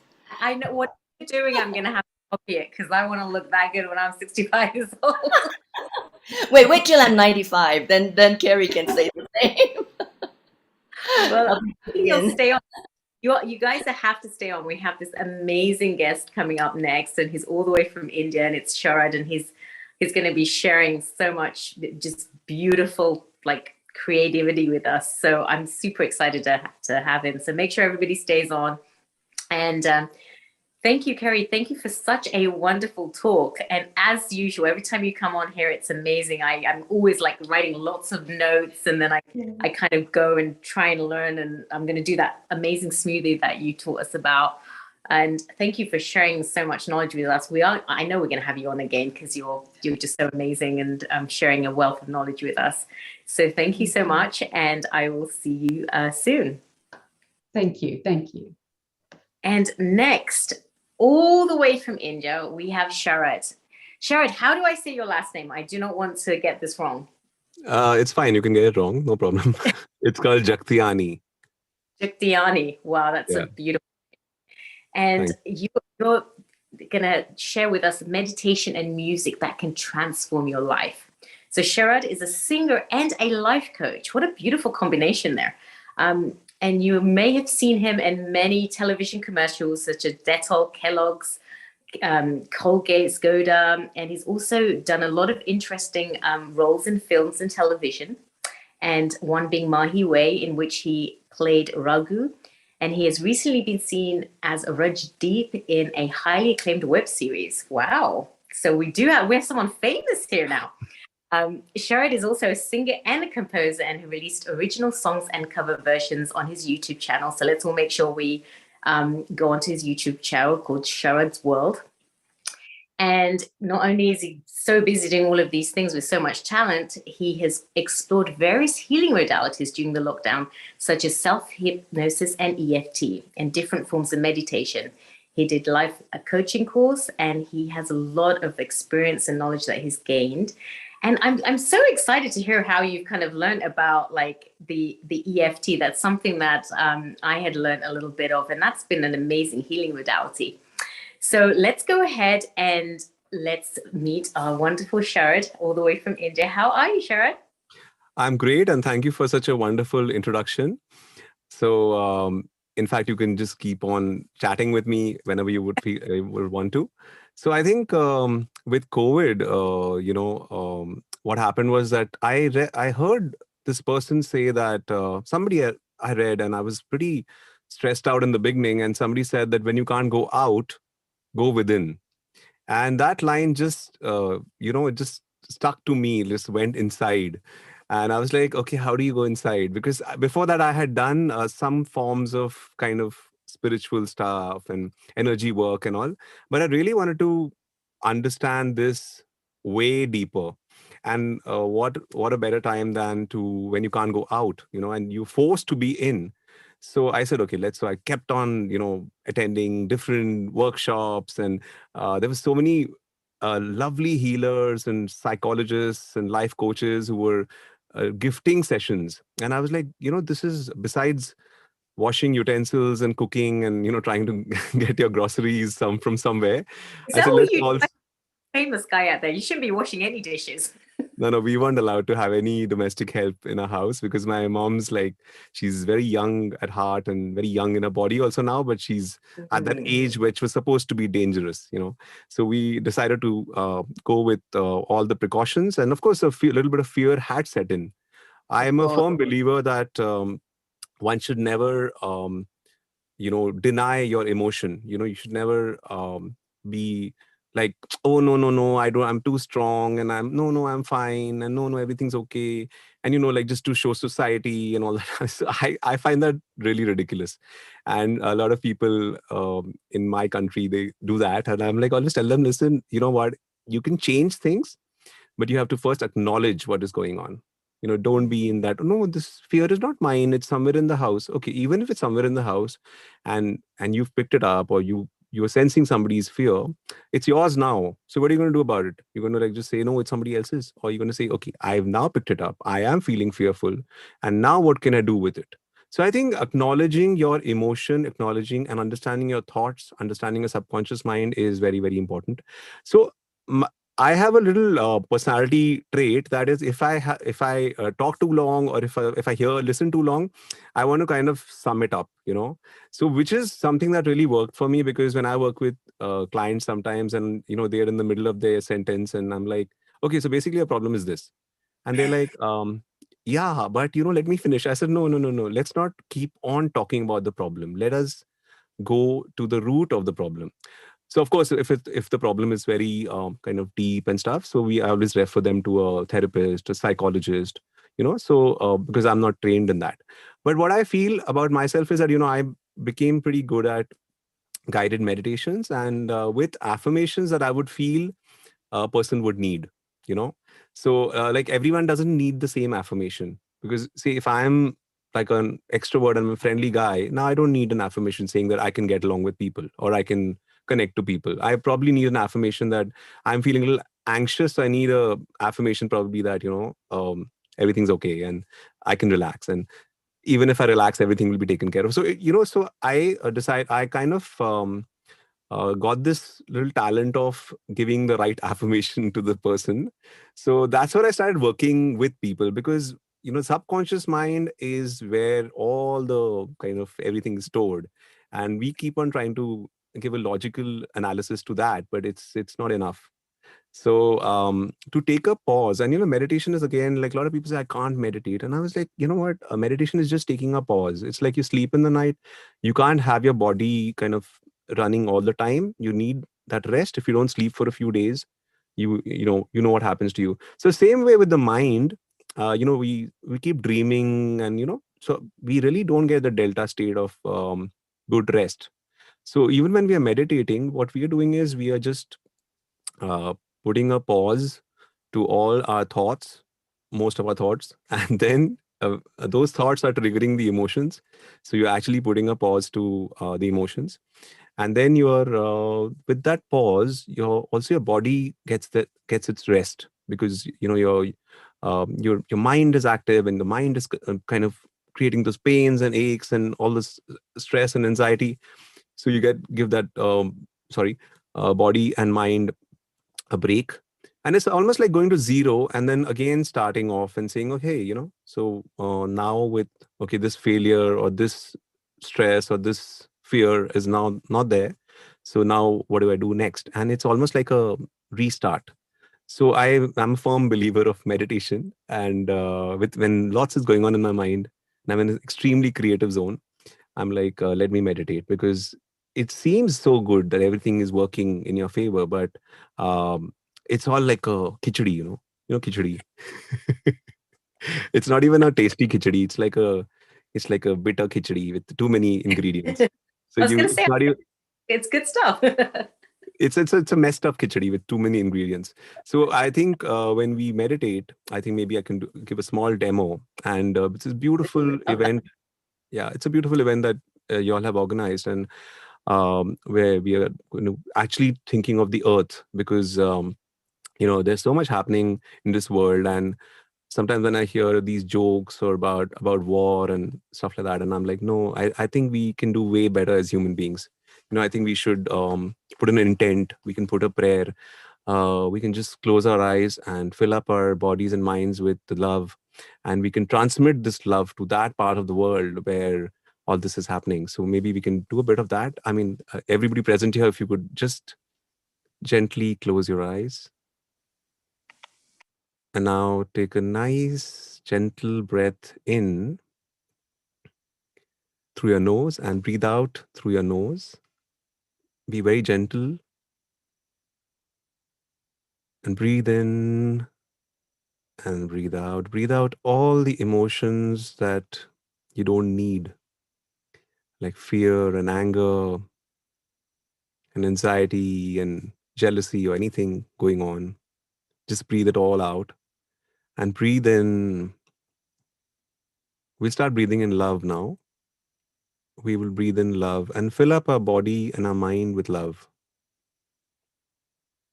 I'm doing it a little quicker than what I generally do, but we'll get a small demo of this. So let's breathe in love from the top of our head to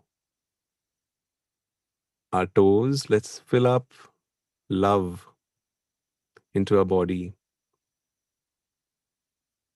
And as you feel love in your whole body, just transmit it a little bit outside into your aura, the oval shape around your body, and just gently transmit it into the aura so that your entire aura is full of love. If you feel any sensation in any part of the body or feel any other emotion coming, just breathe it out. And just focus on this gentle love that you are feeling right now.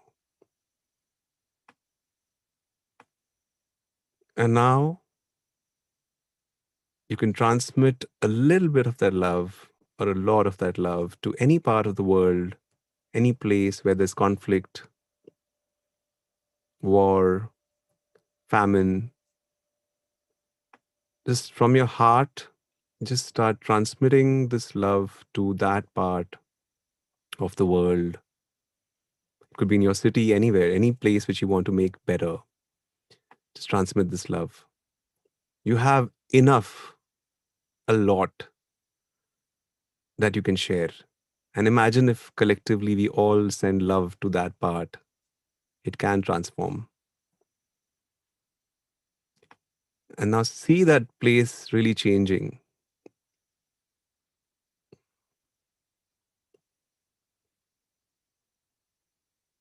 And now bring yourself back to your body and just enjoy this feeling of love that you have for yourself. Just scan from head to toe. And in your heart, as I say these affirmations, just feel them in your heart. I am love. I love myself. I accept myself. I embrace myself. I am unique and special. I'm one of a kind.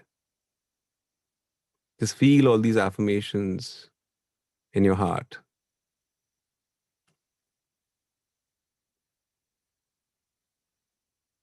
And now with a smile, you can just gently open your eyes.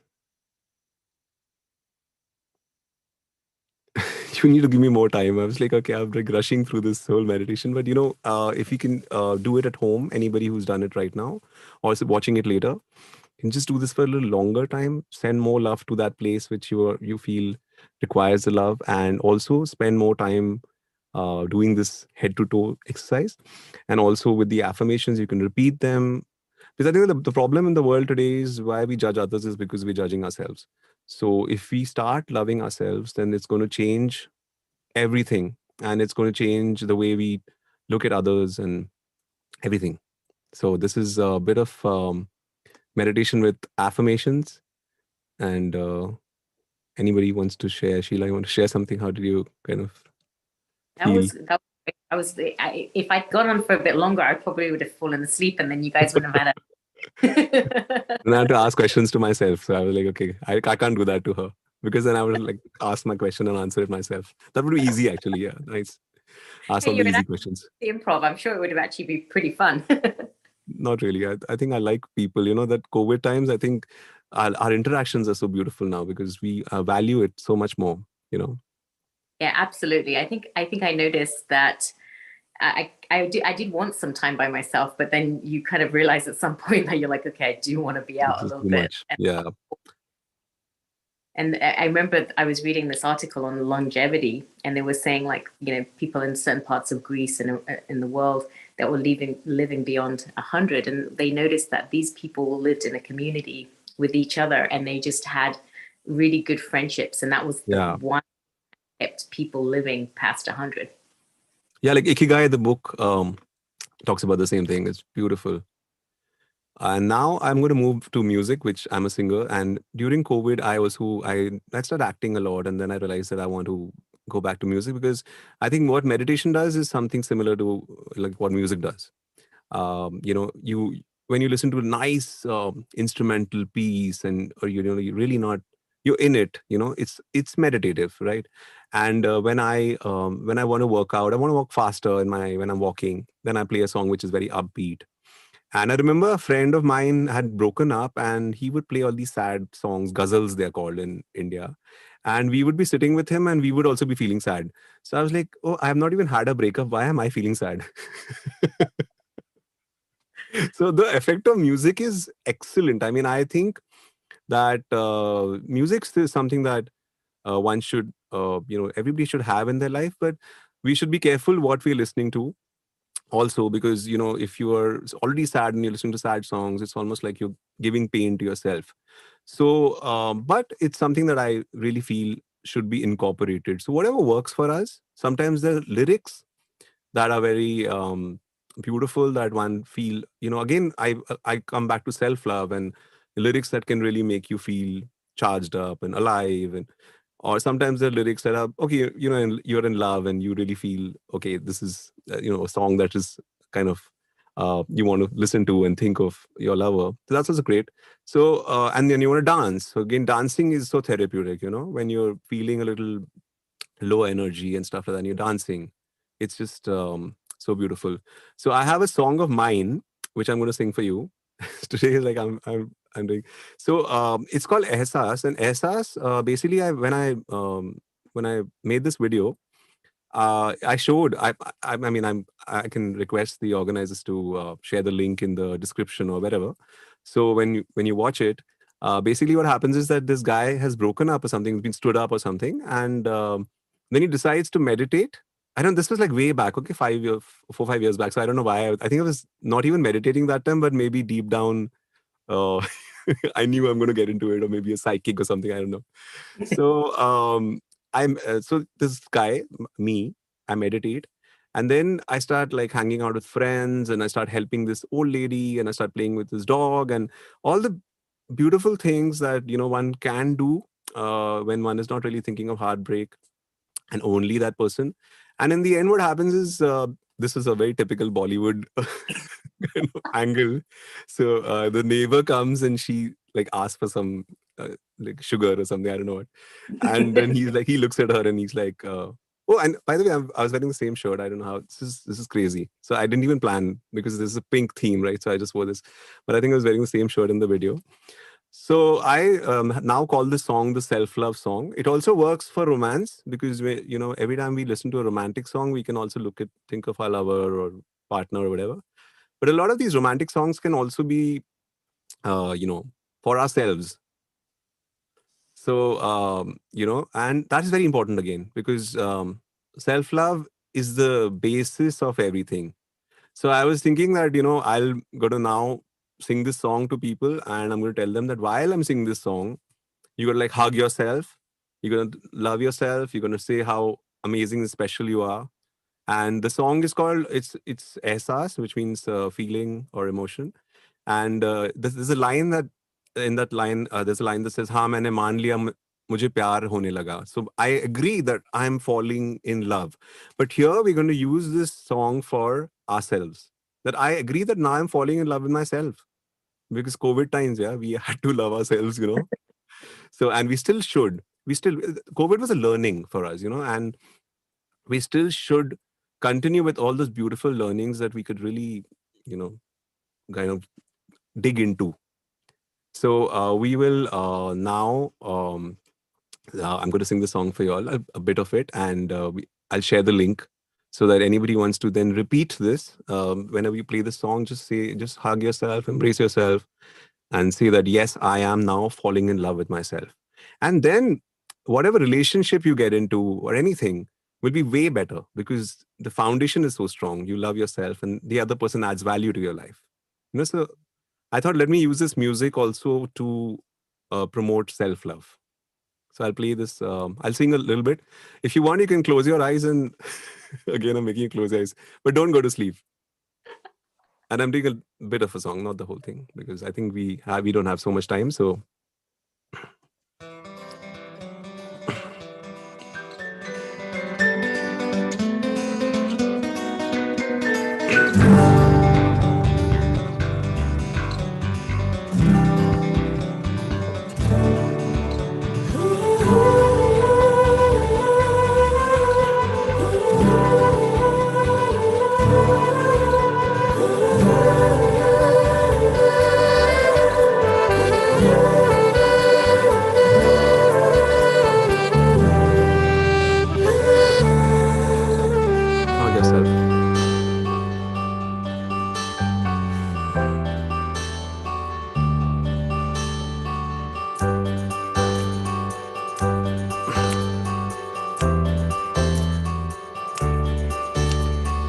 हर लम्हा कुछ खास है, कैसा ये एहसास है।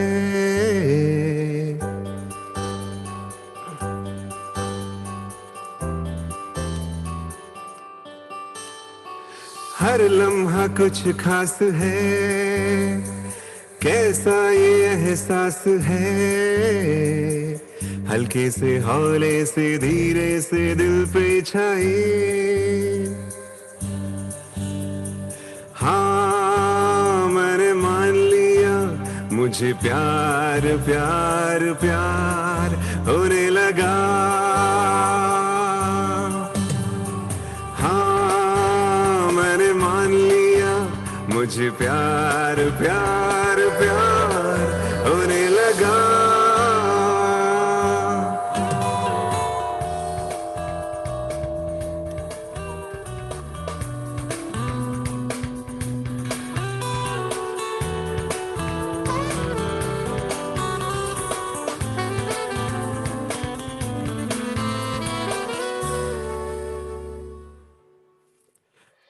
सुबह में कुछ बात है जो सुनता हूँ आजकल।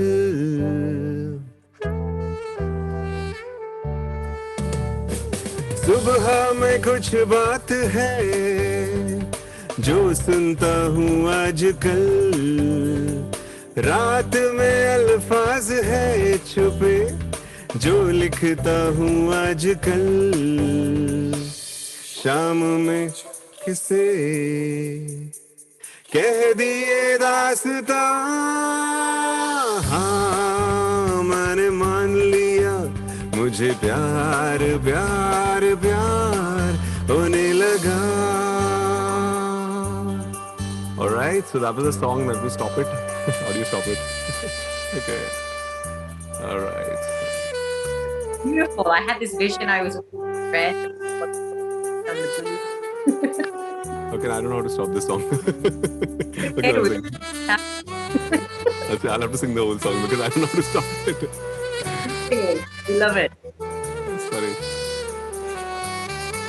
Oh, I don't know what happened. Yeah. Keep loving yourself till the song goes on. There's a sign in this. Yeah. All right. Thank you. So my friend whose studio this is. That was amazing. That was beautiful. Thank you so much. Thank you, man. What talent skill you have. I don't know how to stop songs, you know. Once I start, I can't stop it. Stop. They should just go to completion, right? I was like, okay, we're running out of time. We'll share the link, and I guess and we'll have it. Listen to it. We'll have a website too, which is healingourEarth.com, and anyone that wants to go back and watch this recording can just watch even your meditation and listen to your beautiful song for sure. Thank you. Thank you. So as you were saying, keep telling us some more about your beautiful music and how it makes a difference. Oh wait, Neil's got something coming up here. This is your that's my Instagram page. Wow, I don't know why I'm touching my hair. Yeah, that's a pose. I keep going to places. Wow, right? Wow, look at those lovely pictures. That's my best friend Shweta, and then I used to make all these reels which were like very funny because I wanted to make people laugh. So and humor is very important, especially when during this kind of time. It really makes a difference. Yeah. So, will you more music that kind of combines the meditation in the future? So I'm doing a song which is a very inspiring song, but I'm doing it like a dance track because I feel that the youth today loves to dance. Mm-hmm. But I think the lyrics that they really kind of listen to with a lot of objectifying women and just showing off about their materialistic pursuits is not something that I really, I don't have a problem. I'm not judgmental about it, a little bit maybe. But but I think I want to create music that can change our mindsets.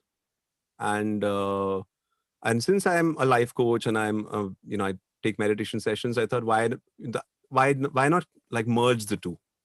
Yeah. Like make music and which can really change the way people think, because we're trying too hard to stop hatred. We're trying too hard to stop things. But I think what about really doing the positives and really making it so effortless to kind of make a change.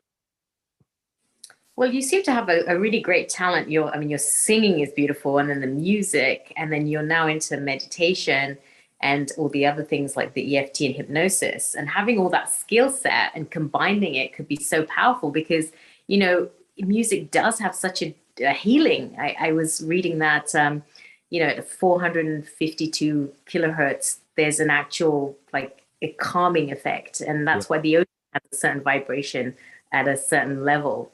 And, if you're able to kind of combine that, just your beautiful song now, it was resonating through my body. And I'm sure many of our audience was loving it. So I think that's something that we'd love to see more of. Yeah, lots is coming. And thank you, Nil, for inviting me. And so, yeah, there's a lot coming. It's just that, when you do multiple professions, you can get a little confused. But I guess I decided to, combine them. My mother is an author, and she I bounce off a lot of things to her, and she's pretty supportive. But at the same time, I told her, be my critic, because like family can get very supportive or very critical. I said just do a little balance. Tell me where I'm going wrong, and if I'm doing something well, then also tell me that, because don't just keep because I told her don't praise me too much, and she started criticizing me so much, and I'm like, okay, you can praise me sometimes. Don't keep only criticizing me. So now she's in a nice balance, that okay, yeah, this is good, but you could have done this. I was like, yeah. So it's good to have people in your life who can support you and at the same time give you that healthy criticism, I think. Yeah, absolutely. Out of all the modalities you were talking about, I saw you had hypnosis and EFT. Talk a little bit about your experience with EFT, because that's something that I looked into a couple of years ago, and I was quite amazed at how simple EFT is and what impact it has. So EFT, actually, I liked it, but I think what really worked for me, I did some inner child therapy sessions, which I think really worked, because there was a lot of stuff that I had to let go of, which was still locked in the body. And my therapist, Namita Shetty, she's amazing. And she's also a friend now. So then I learned self-hypnosis because I wanted to change my, I wanted to make changes in my subconscious mind, because I think I was still stuck on, some of the old thought patterns, and I wanted to make changes, but I was unable to do it. So I learned that, and I really think that is something I do now a lot. And I was doing other modalities before COVID, like there was some touch-based therapies and all, but I realized that COVID also was teaching us how to of course we can do those, but also learn a lot of help modalities. Because what if there's a lockdown and I'm dependent on, going somewhere? And what if I can learn something as good or even better, or maybe nearly as good myself, and I can help myself? So that's a meditation for me, and self-hypnosis. I was like, okay, I need to be self-reliant. I can't be like, dependent that. So that's what I think my journey was. And I'm open to learning, and I read a lot. I read a lot of books by psychologists, and I really like what they share. And our society here needs a lot of change. And that's fine. I think there's a lot of judgment and, marry, have children, have grandchildren, do this kind of job. And you're like, okay, self-love, again, coming back to self-love being the most important thing. When we're not bothered about validation from others, we're going to be very free. So I always come back to that point of self-love. And then we can even face society. Like, what society? Society is just a group of people. So, like, what? That's a really valid point, especially coming from your industry, where it's so important how you look and how you turn up and what people think about you.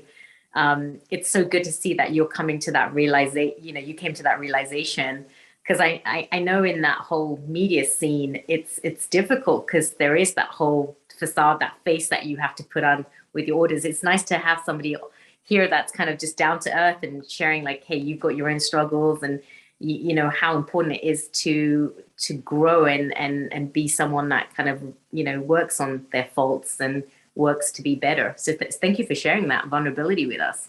Yeah, so thank you. But I do agree that, okay, if I have to look good for a particular role or something, and if for the makeup artist and the hairstylist, I would take that help. but I won't be obsessed about it, like in the sense I won't lose sleep over it. So that's part of your job. Okay, you have a makeup artist and you have a costume stylist and all, and you take that. But if I start losing hair and if I start really getting worried and all, then I mean, my joy of life is gone. So I think there's a thin line between, yes, you can dress up for yourself, you can dress up also for your partner or for the world, but it shouldn't be the fact that, this is just the be all and end all of my life. It's not. We are going to change and we're going to get better or worse or whatever. So it's okay. Everything's okay. Yeah, it shouldn't define you, is what you're saying. It Yeah. should be go with the flow and just give the talent to the world like you're doing.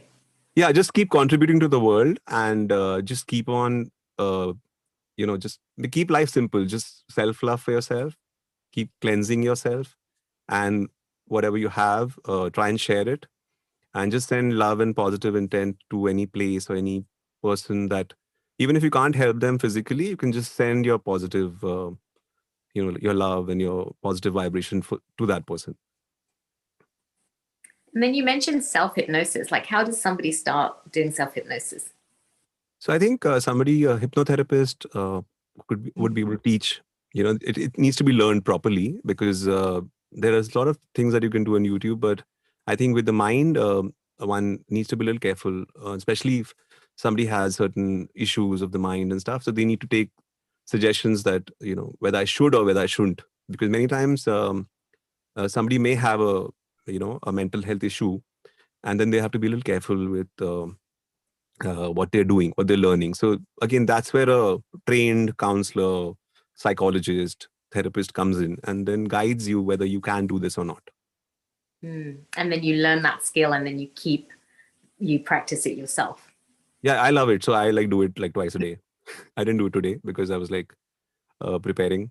I was like, okay, music and this, that. And so little preparation is good for anything. A little bit of anxiety, I think it just works well for me. Because then other than I'll just lie down and say, okay, we'll go at 9 o'clock or whatever. But with a little bit of anxiety, you're like, oh, listen, I need to prepare. So that's a good thing in a way. Even for as an actor, as a singer, you learn your lyrics and you do your riyaz so that is good. But if it becomes too much, then I think I would say no. I'm meditating, or I'm doing self hypnosis, or I'm doing something which I want to kind of keep my mind in check. And what advice would you give the viewers for like some techniques that you have maybe for like stress reduction? So a simple form of meditation to start with, just watching your breath and just letting the thoughts go by. I've got a 3-minute meditation on my channel. I'm not promoting my channel. Actually, maybe I am. I don't know. But it's a 3-minute. You should. Your channel sounds great. I mean, I'm going to go check it out after this. Please do. And so I'm going to follow you on Instagram. Yeah, that'd be great. I have 10,000. I just started my Instagram channel, Dr. Sheila Dobi, and I've got like 500 people on there or something, and I'm like 10,000. How do you get that many people? You have to be consistent, and you have to kind of just be very consistent, which I'm not, and I'm planning to be very consistent from now onwards. And thank you for following me. And also, you have to ask people to follow you. Sometimes nothing wrong with that, as long as one is not needy.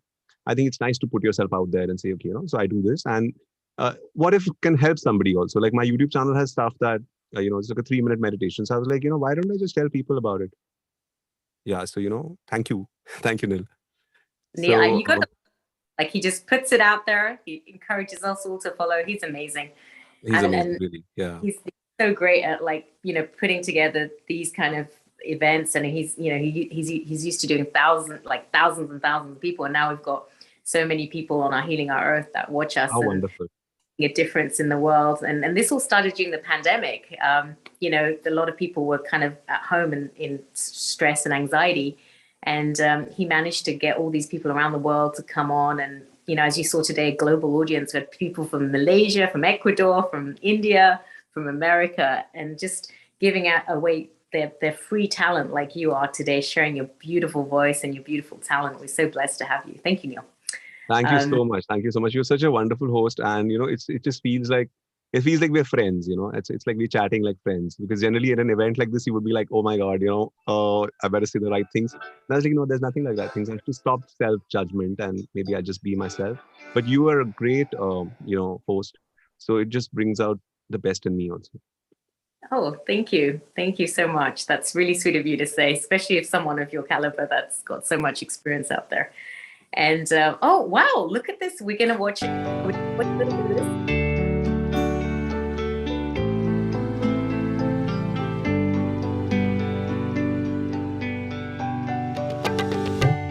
ये बेकरारी क्यों हो रही है ये जानता ही नहीं हो दिल है कि मानता नहीं Wow. Wow. I love you, Neil. I love you, Neil. Thank you. Thank you. That was a taster of the channel, because all of us want to go on and be like, what else is there? and watch some more of your songs and your compositions that you do. Now, There's some earlier stuff. There's some earlier stuff that I'm not very proud of, so don't judge me on that. It's a channel's been on somewhere, you know. It's like all the famous people have their videos out there. Not so great. I mean, it's kind of great for us to see how someone evolves to being good at the skill, and it gives us hope that, hey, at some point we can have that kind of a problem. And then sometimes I think just for yourself you have to create things, you know. I mean, it's for people also, but I think at times when for a creative person it's important to create something because they want to create something. So I think that's also been very very amazing for me, that I'm creating this for myself, and if a few people watch it, that's fine. Where do you see yourself in a few years? More in the kind of acting role, or more in the inspirational life coaching role? I would sing a lot, definitely, and I would change people's mindsets and their moods through my music. That's what I want to do, and I'm a pretty good actor. But let's see, I'm not. You know, I want to do some roles that are very interesting for sure. So maybe I'll just do everything. Yeah, I think that's great. Oh, Neil's got another treat for us. A problem How to happens. stay positive. Sometimes that problem leads to other problems. Sometimes many problems come together. But you know what? The problem or the problems are not the problem. You get overwhelmed. That is the main problem. So it's time to get the power back. So what do? Let's start with some affirmations. I'm infinite. I have the power. I can do it. I'm infinite. I have the power. I can do it. Repeat this affirmation as many times as you want. You can also do it in front of the mirror. Okay? Meditate every day, and towards the end of the meditation, introduce this affirmation silently. Secondly, let's look at a solution-based approach rather than continuously talk about having a problem. Let's stop calling it a problem at all. Let's call it a situation. So if you have a disease or a health problem, say I have a health situation, and what do I do about it? What action can I take? What lifestyle changes can I incorporate? What thought process can I change?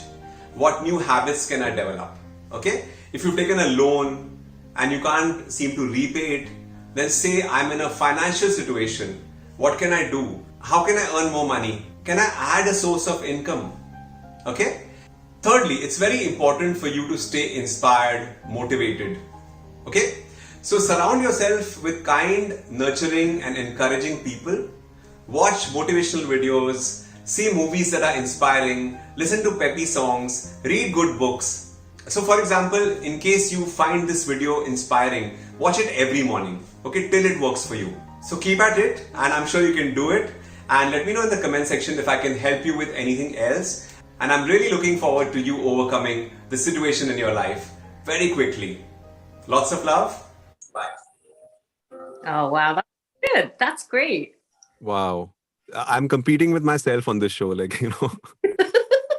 It's like okay, I was like, keep quiet, let me talk. So cute.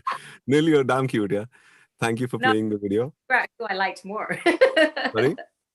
I said I was trying to figure out who I liked more, the guy on the video or the guy that's live.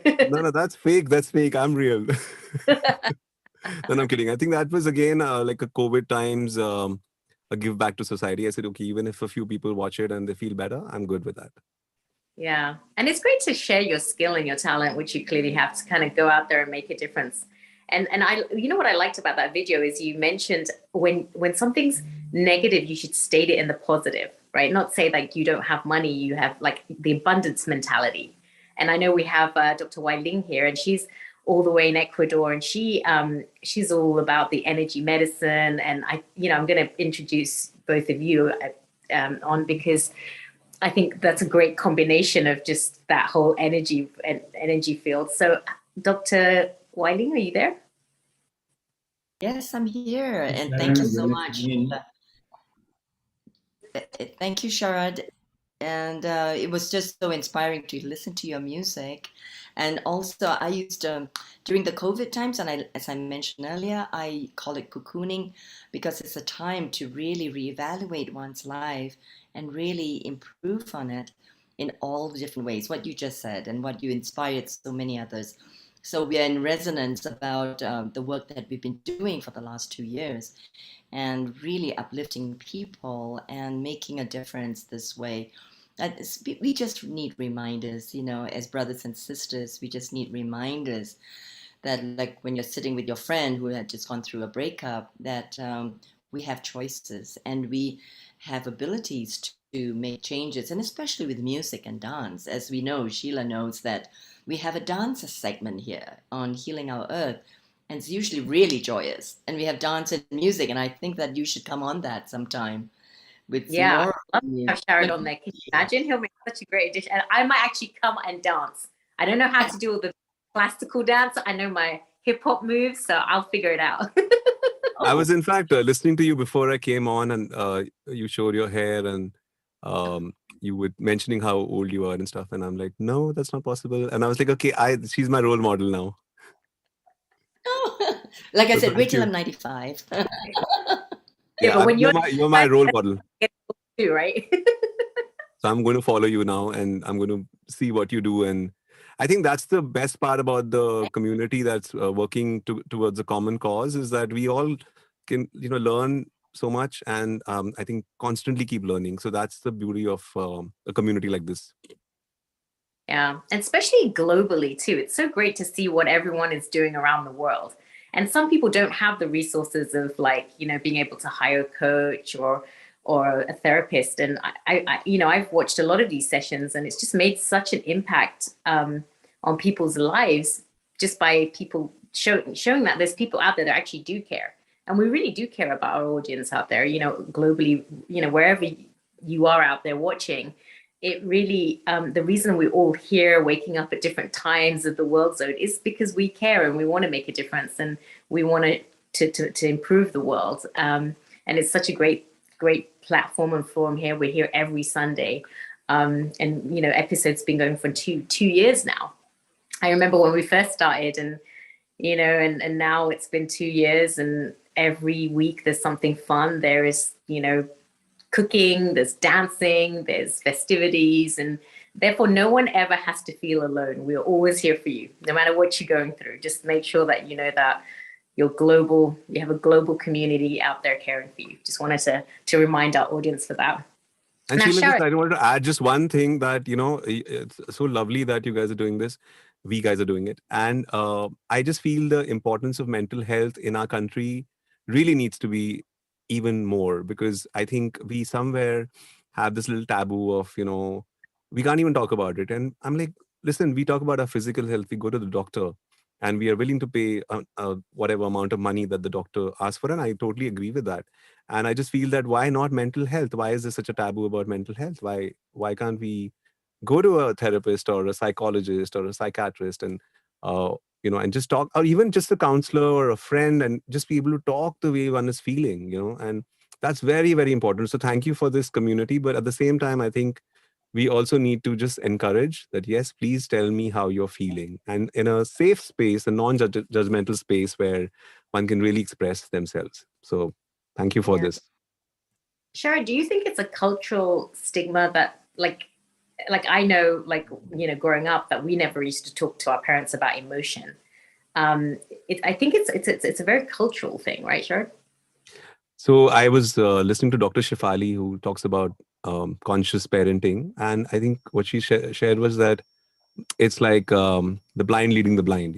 Like you have, so there's not enough awareness, and then you teach your children what you know, and then it's not good enough. And so there are a lot of conscious parents also around us, but there are a lot of people who are unconscious, and obviously when they don't know any better, then the child obviously doesn't know what to do.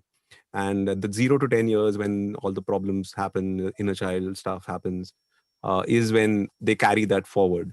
So yeah, it's very complex, but I think we all can just take some steps in the right direction. We can't do much more than that.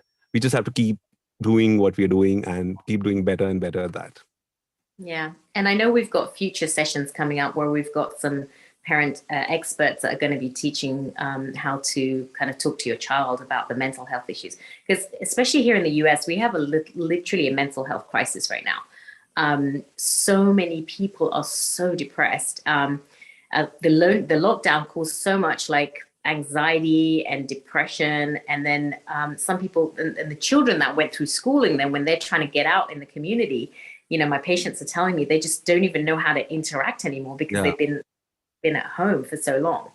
So obviously, we all have to kind of try and help our younger ones now to kind of heal through this time period, and through your music that you're doing and your coaching, and Wiley, all the stuff that she's doing with the energetic. Do you have any let me ask you, Doc, do you have any advice to give the parents out there that are going through the difficulties with their children right now? Yes, definitely. First, of course, they have to work on themselves, and really uplift themselves before they can reach out to the children. And children are very, very sensitive, conscious beings. They pick up in the air, right? In the ethers, how the parents are feeling.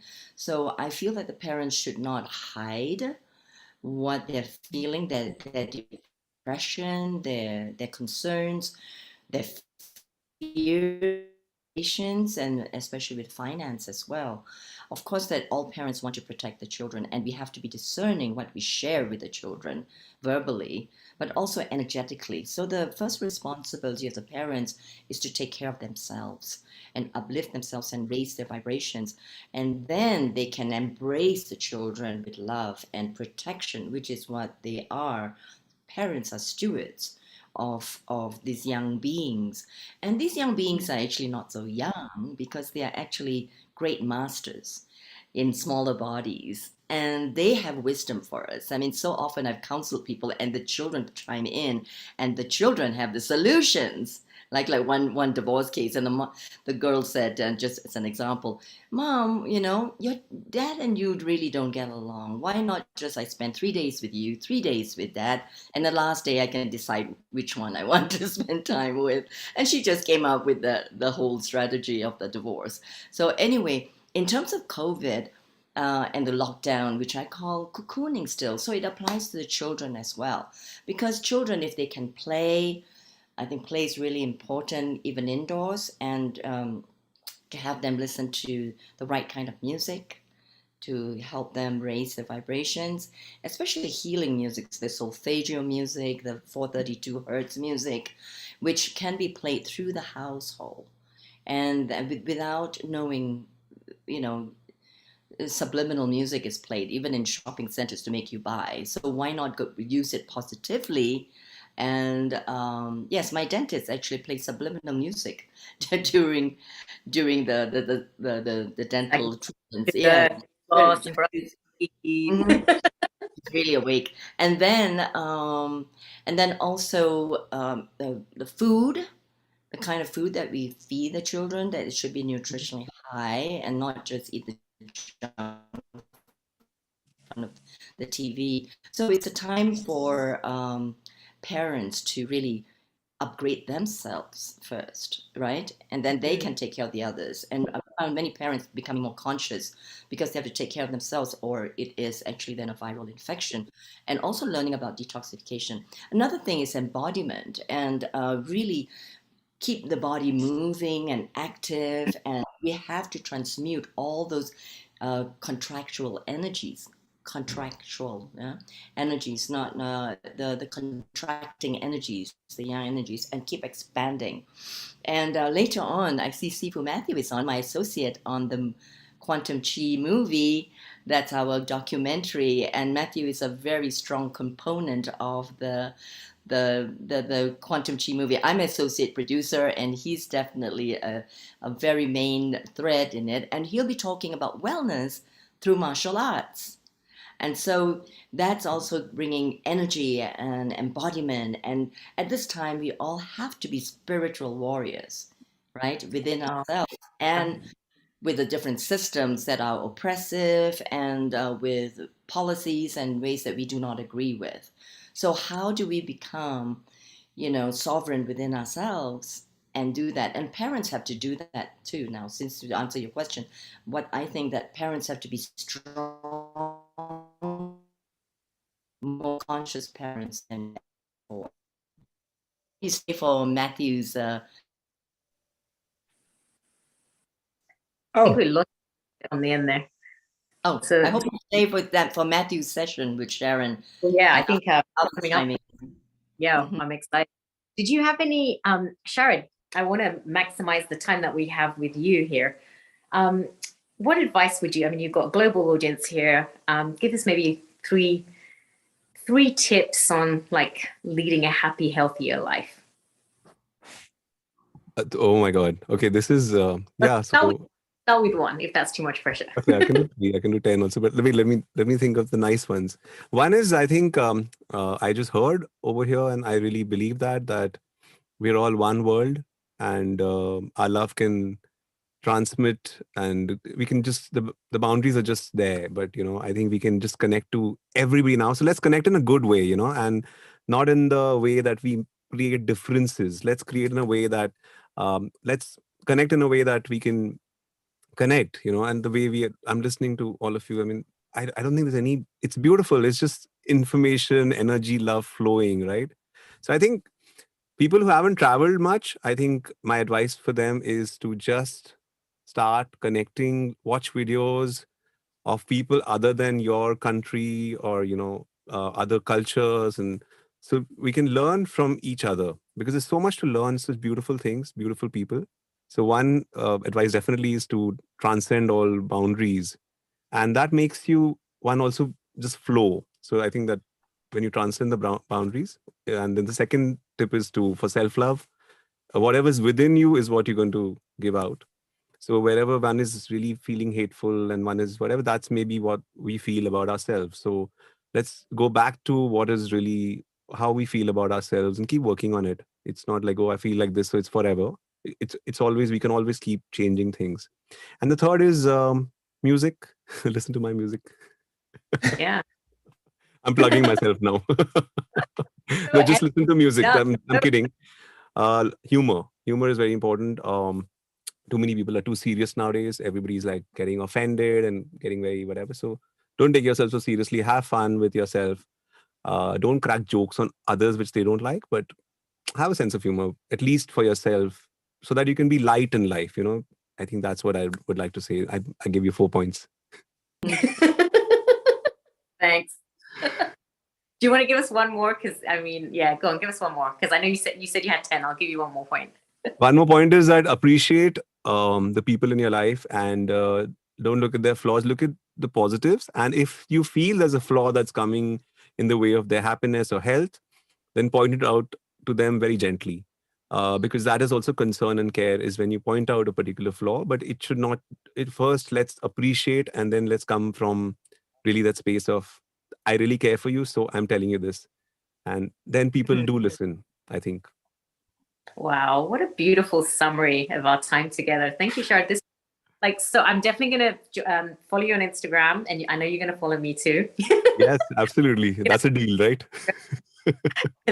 I'm going to go onto your YouTube channel and watch your amazing videos, and definitely going to keep in touch. I know you have a wealth of knowledge to share with us, so I know you're going to be back on our wonderful show soon. And I just really want to, I know you're very busy with all the things that you do. So thank you so much for spending time with us, and feel free to stay on. And we have a wonderful guest coming up after you. And And thank you again for your time, and a global namaste to you. Thank you so much for having me, Neil. Thank you for being such a wonderful host. And thank you all the speakers. I've been listening and you guys are so beautiful. And I think this is a community that together we can change the world. Thank you. Lots of love from my heart to yours. And see you all very soon. Community. That means we're going to have to see much more of you now. Absolutely.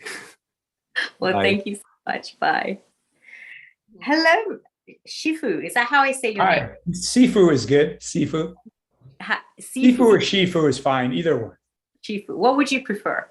Sifu or Matthew? Matthew. Okay, so here we have Matthew coming up. Oh, well, wow, what a lovely picture. I love that photograph. It's very dynamic. So our next guest, Matthew, is going to be talking about creating wellness through martial arts. And he's sometimes referred to as the injury whisperer. And he's the creator and founder of Sober Martial Arts. He's a Kung Fu master healer and a wellness and addiction recovery coach. Wow, thank you for doing that kind of work, I just want to say, because that's definitely a big issue out here in the US. So much recovery is needed.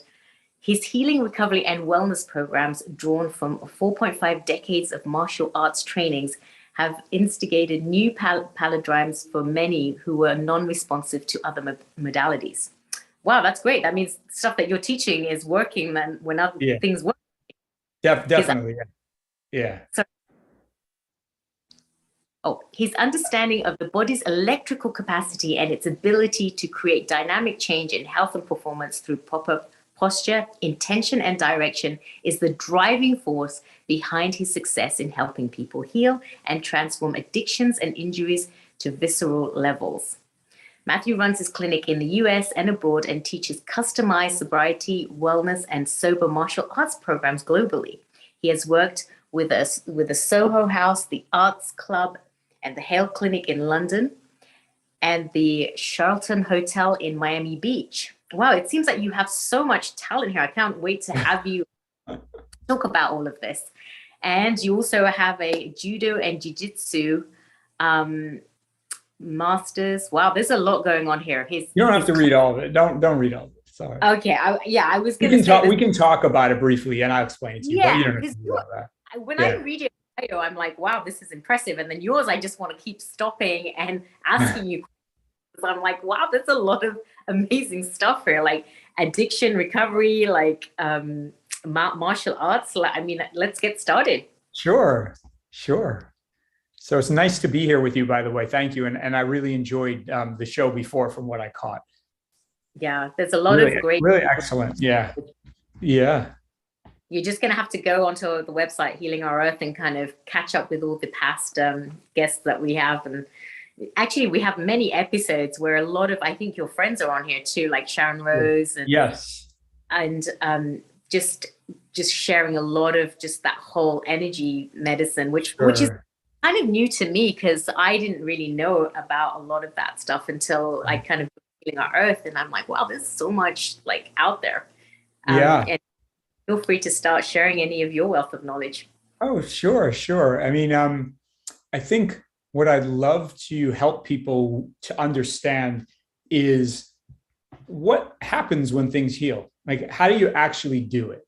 So my background is such that I've been involved in the martial arts for about 45 years and went through a series of very, very challenging situations, which some I'm happy to talk about because I think it will inspire people. I'm kind of a story of like what you thought couldn't have been done, like as far as healing your body from trauma and mental stuff and everything that was kind of going on in my past history, and having made some enormous changes from what I had learned, but needed to understand in a very, very different way. So very much want to help people understand who are stuck. How do you get something to really heal and change? How does it happen? Like, what is it that makes it happen versus when it doesn't happen? And I'd love to talk about the martial arts as a part of that, specifically as its own DNA or as its own philosophy as to like what's going on there. Like how do these things happen? How can you do them for real? And how can you repeat them when you have issues that you need help with? because I agree with, what you were sharing earlier about the addictions, and just kind of watching the clients that I deal with, as well as the world as a whole, and how we're operating from often, obviously, when not doing the work that Amelie and you and the guests before are doing, but we're not operating from a sober place most of the time. We're reacting to forces. I'll call them forces and I'll explain, but we're reacting to forces that are very, very powerful, both within ourselves and outside of ourselves. And so a lot of times we're not acting from what I would call a sober position. We're not able to see really what we need to do to make the healing, or to even know what the healing is, to even know, like, what do we need to do? What do we want to achieve? And then once we figure that out, which is, I think, a large piece of the puzzle, how do we do it? Like, how do you actually do it so that it happens? And I would speak about the physical aspect as well as dealing with the other parts, because I've had a lot of experience with physical injuries that were incredible. Like, I would say my witnessing of healing over the past couple of decades has been nothing short of miraculous as to what I see or what I've seen on a daily basis. That being said, I'm very, very grounded as to why it happens and how to help people repeat it, so it's not some strange miracle that they can't do. It's really about understanding the wisdom of the body and what you can bring to it to allow it to do what it's trying to do if you get out of the way. That's the first piece, I would say, is what is happening for us that we can heal something, and what is happening when we can't heal it. And I'm gonna kind of put this blanket over the physical and the emotional piece and not really separate them so much. So I'm sure you have things you want to jump in with. I'm wide open, so anytime you want to interrupt, please. I'm excited for you to speak right now. I mean, I'm like, wow. So yeah, I mean, it just sounds also amazing that, how, I mean, obviously coming from the medical world, I'm used to, hey, something, you cut yourself and the body heals itself. And then Sure. I do see the difference in people's healing. And now that I'm doing more of the alternative medicine, the energetic medicine, I'm kind of having more of that appreciation that it's not as black and white as we think it is. There's so much. No. I'd love you to share your Okay. wealth. Sure. I'm very excited. Cool. Are you an MD? What's your background? I'm a dentist, so I'm a Oh my gosh. Okay. Yeah. Okay. Really interesting. So, I've made it a point in my healing career to work with doctors. I've trained doctors. I did do a very brief pilot study at a research institute within the past 3 years on range of motion and inflammation, demonstrating that could change rapidly in certain conditions via doing some of the things that I do, which I'll explain to you what exactly I'm talking about so that, you can get it. Okay. So first thing is, I try to not distinguish between Eastern and Western because I think they're the same. And I think where we've failed, I would say to date, I know we potentially are going to keep getting there, is to understand when something heals, it changes. Okay. So whether it's with a pill, whether it's with a tool you put in, whether it's you're doing a Qigong posture, if something changes, it's because there is a change in the electrical field and there's a change in the mineralization. So that has to happen no matter what, or nothing changes. That's just kind of like basic electromagnetic life. I actually have this book sitting right here, and I just saw I wasn't there, but there's this great book called The Body Electric by Robert Becker, MD. And he wrote about and researched, I think this was in maybe the 60s, but he researched growing back limbs on animals using electrodes. And he was an orthopedic surgeon, I believe, who was like fascinated with electricity. And he set an incredible paradigm as far as like how our bodies heal using electricity. So we're talking about healing, or I'm talking about it from the basis of giving a charge to something that it doesn't have, okay? Or it's blocking the charge. So if we think of it as a jump start, just like, and the electricity can jumpstart something, but then the body has to take the charge for itself. And so you start, let's say you're in the ER, and I would always say that that if you look at Western medicine, they're dealing with electricity first. Even if you go to the ER, they're going to check your heart, they're going to check your minerals first. That's what they're checking. So we're doing the same thing basically. And so however you get something to shift, you have to get the electricity to shift in that area. And we know from acupuncture of all the meridians, we know from even Western medicine, the EEG, the EKG, we're talking the same language. We're just sort of not identifying the same parameter that makes something actually heal. So that's how I would define that in its simplest terms. What we're trying to do is make a shift, basically, with the electricity, the minerals, and that could be through position. That could be through how you stand with your body. It could be through breathing. It could be through sending energy or electricity. It can be through music, as the gentleman before was saying. There's lots of ways we can get to that. So it's not an enigma. I'm gonna kind of put it that way, that when we think it's an enigma, we're not really understanding what's happening scientifically. And it's something that we can all do at home very easily. Say that one more time. I lost you. Oh, I was saying this is something that we can do at home by ourselves, a lot of the stuff. Yeah. So the idea is this, that once you understand how your body works and what it can do, then you can use it to do the things that it's asking you to do by listening to it. The problem, I will say, which I want to address today, is that you kind of have two sides of the coin. And that's where the martial arts aspect comes in for me, is that you have battles. Okay. There's always forces. We have our heart is a force, our water in our body is a force, our blood is a force, our bones, our mind. Okay. All of those things are different forces and they're all active at the same time. So if your emotional forces are unbalanced, let's say you were born that way, maybe you have a DNA issue, or maybe you were traumatized as a child, those forces become dominant. You have to do something to learn how to control them, move them, alleviate them. However we want to do that, you have to take them on. But if you can't take them on, it'll be very difficult to then do the healing that you want to do. So it's an understanding of as Amelie was saying earlier, being aware of what's happening, like what you're feeling, what's going on inside you, because without understanding that, you don't know what you need to change. That's the first component here. And so in this society right now, what we deal with a lot is the activity and the aggression and the reactivity without actually looking at what am I feeling? What is really going on? What is being asked of me at this time versus what do I just want to do because my mind is telling me something?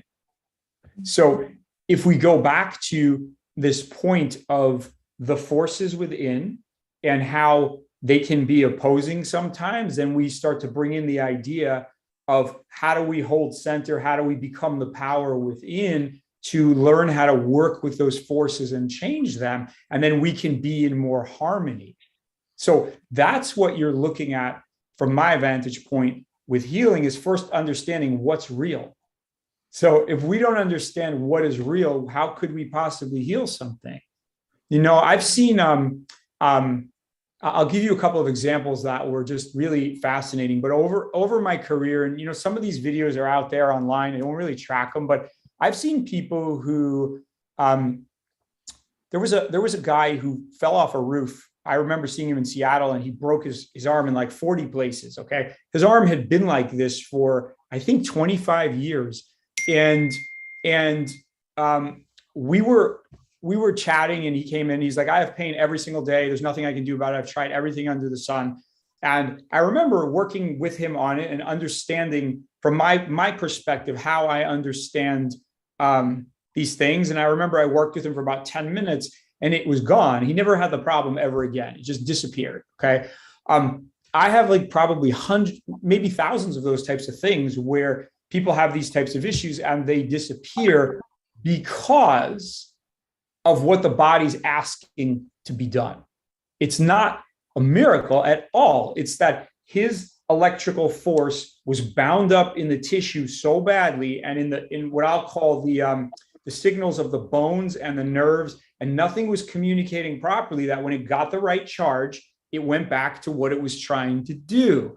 But it couldn't do it by itself because he didn't have the charge to do it. So we share electricity, And that's what happens. Now, I'm simplifying it in some ways. Like there's obviously nuances to it, but I've seen this with dogs. You know, I used to work a lot with dogs. I've had dogs that couldn't walk up the steps, and I would work on them, and their hips would change very quickly. And it's the same thing. Dogs with bladder infections that were having trouble sleeping at night, and they were walking into walls, and same kind of thing. It was getting into their electrical system, giving them the charge that they needed, understanding what was needed, because the body was saying, this is what I need, dude. Like, hey, bro, like, I need this. I don't need that. Don't throw supplements at me right now. Just help me open this up. And I will tell you also that my own experience, which is kind of how I got to this place, was my body was a wreck. So I had a very challenging childhood, very challenging. I had addictions when I was 9. I was drinking when I was 9. I got sober. I think we lost. Oh, wait, hold on. We're bouncing around on Zoom. Is everybody here? Yeah, I'm here. Okay. Now, I know Sharon Rose is trying to get in. I think she just texted me.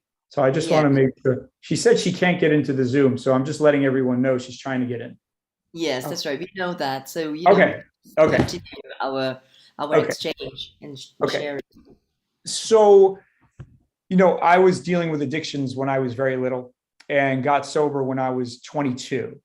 And I would say that I also had some severe injuries and problems. I was doing a lot of martial arts, a lot of fighting. I was kind of wild, I was very wild. And I damaged myself pretty badly playing basketball in college. I wrestled in college. I was fighting in the ring. And when I was probably about 27 or 28, I thought I was finished. I literally thought like my body was done. I had multiple surgeries on ankles and knees, and they didn't work. Nothing really worked. And so I was kind of like, I can't live like this. I don't know what I'm going to do, but I need to figure this out. Now, I had been doing healing since I was a little boy. I had learned this in my trainings and had a lot of guidance in that, but hadn't gotten to a point where I had seen it work on me in the way that was like, wow, I could actually do this on myself and make changes. And so what happened was I went through a very deep period of many years where I was focusing on what I understood of the earth and the directions and how they moved and how different things worked and how my bones would change when I would go one position or another. I'll explain this to you in a minute when everyone can do it. But I spent so much time doing it and learning more about it that I wanted to repeat it. And so in that process, I was able to heal a lot of stuff in my body. And I was able to get rid of cluster headaches, which are like considered suicide headaches. And I remember they disappeared in an afternoon. They never came back. And I was able to replicate that on other people. So that was another thing. There was so many other things. I had stress fractures, nervous system issues. There's so many things that were able to be diminished or completely gone from this. And even still to this day, I do it all the time on my own body. I trust myself. I've had kidney stones that I've been able to kind of get out with my electricity, things like that, where I rely on it. And so going back to what's actually happening is I've taken this understanding that has worked and said, okay, how do we use it? Okay, you can put it in the parameters of Qigong. You can put it in the parameters of energy healing or energy medicine, right? We just have maybe different approaches of doing it. So my approach is really saying, how do you make connection with these forces like the earth is a force, okay? How do you master it? How do you understand what impinges you from using it? Okay, here would be a good example, and I'm going to do some exercises with everyone on these things so you can actually feel it. So we have a lot of blockages because we're not using our electricity properly. Now, how does this happen? Okay, it could be in utero. It could be that in utero, your mother is very stressed, or your father is yelling at your mother, and someone contracts, and the next thing you know, the liver is contracting, so the blood flow is not flowing well. The child gets constricted or shuts down, or the mother doesn't have enough force to replenish herself. So you then start having trauma patterns that are in the field, okay? When something is electrical, it will become physical because it's electrochemical. So if my feet don't carry electricity properly, which I'll explain in a moment, my spine will not be very well. My uterus, let's say, if I'm a woman, will not be well. If I'm, as a man, my prostate will have trouble. So all of these things are about how our electricity is moving through us, how it's balancing ourselves. And so if those things close off, they don't open by themselves necessarily. It's not automatic. And I'm sure that Amelie has seen this, and many other practitioners who, let's say, are doing acupuncture will get to this. But what I've noticed in my healing is that some of these things are so dense and they're so specific that if you don't like push through it in a martial way with electricity and force, it's not going to open because it doesn't know it's there. It doesn't know. So you know how you do a meditation, let's say, or a chi practice, and all of a sudden you're like, wow, I feel myself. I feel like abundant. And you're like, where was this before? Like, why wasn't I doing this? And the answer is because you don't know it's there. Your nervous system may have shut down that aspect of, we'll say, the atmosphere or yourself. Okay. And then you're not holding that. You can't integrate it. So our bodies have so much of that going on that what we need to learn to do is use what's already there at its best and use ourself at our best so that we can create this relationship. It's not about making magic or being like a wizard mystic. It's about understanding what has the universe given me to use and what am I? So if I understand what I am and you understand what you are, we should be using our forces properly instead of abusing our forces. Mm-hmm. I'm going to pause on that. Yeah, Matthew, you have given so much, and that's why I agree with you that there has to be an integration of medicine, integrative medicine. That's where our gifts come in. And actually, I like to focus on Dr. Sheila because I've been looking at your face, and you've been like, lots of questions coming up. So I'm going to turn the tables on you, Sheila. I think and ask you what you felt about all this, because Matthew and I, we know what we're talking about, but I would like to hear your perspective. I think when you're sort of, I'd say, more new to this field, it's so fascinating. And it's interesting for me because what you're probably reading is like, when you're ready to get the information, like if we had this conversation, let's say 6 years ago, I'd have probably thought you were nuts. Sure. Yeah. And it's funny how you evolve, and then they say when you're ready, the teacher appears, right? And I there was part of me that was like, oh my gosh, there was so much that I was thinking was like, wow, like this is like the time that I really want to learn this stuff, because there's just so many things that need to heal, not only in the world but with my patients and with family and friends, and just hearing this has been just wow. And then I was also thinking electrically, I didn't realize how much the electrical system needs to be balanced. And then I was thinking, how much do we use our phones, for example, and does that affect everything? Right. Yeah. Because if it does affect everything, everybody's so attached to their phone, or they're sleeping next to their phones. I mean, how much disruption must that be doing? And then I really want to know, like, how does this, what do we do? Like, is it acupuncture? Is it some things that we can do at home? I mean, I'm hoping things that we can all do just to get our energy levels flowing better that, we can share with the world. So I'm excited. Cool. Yeah, that's a good call, by the way. I was watching your face too. You're very illuminated. Your colors changed, and it's great. It's great to see. I think that the most important thing is to try to go back always to just like the basic science of what we're doing.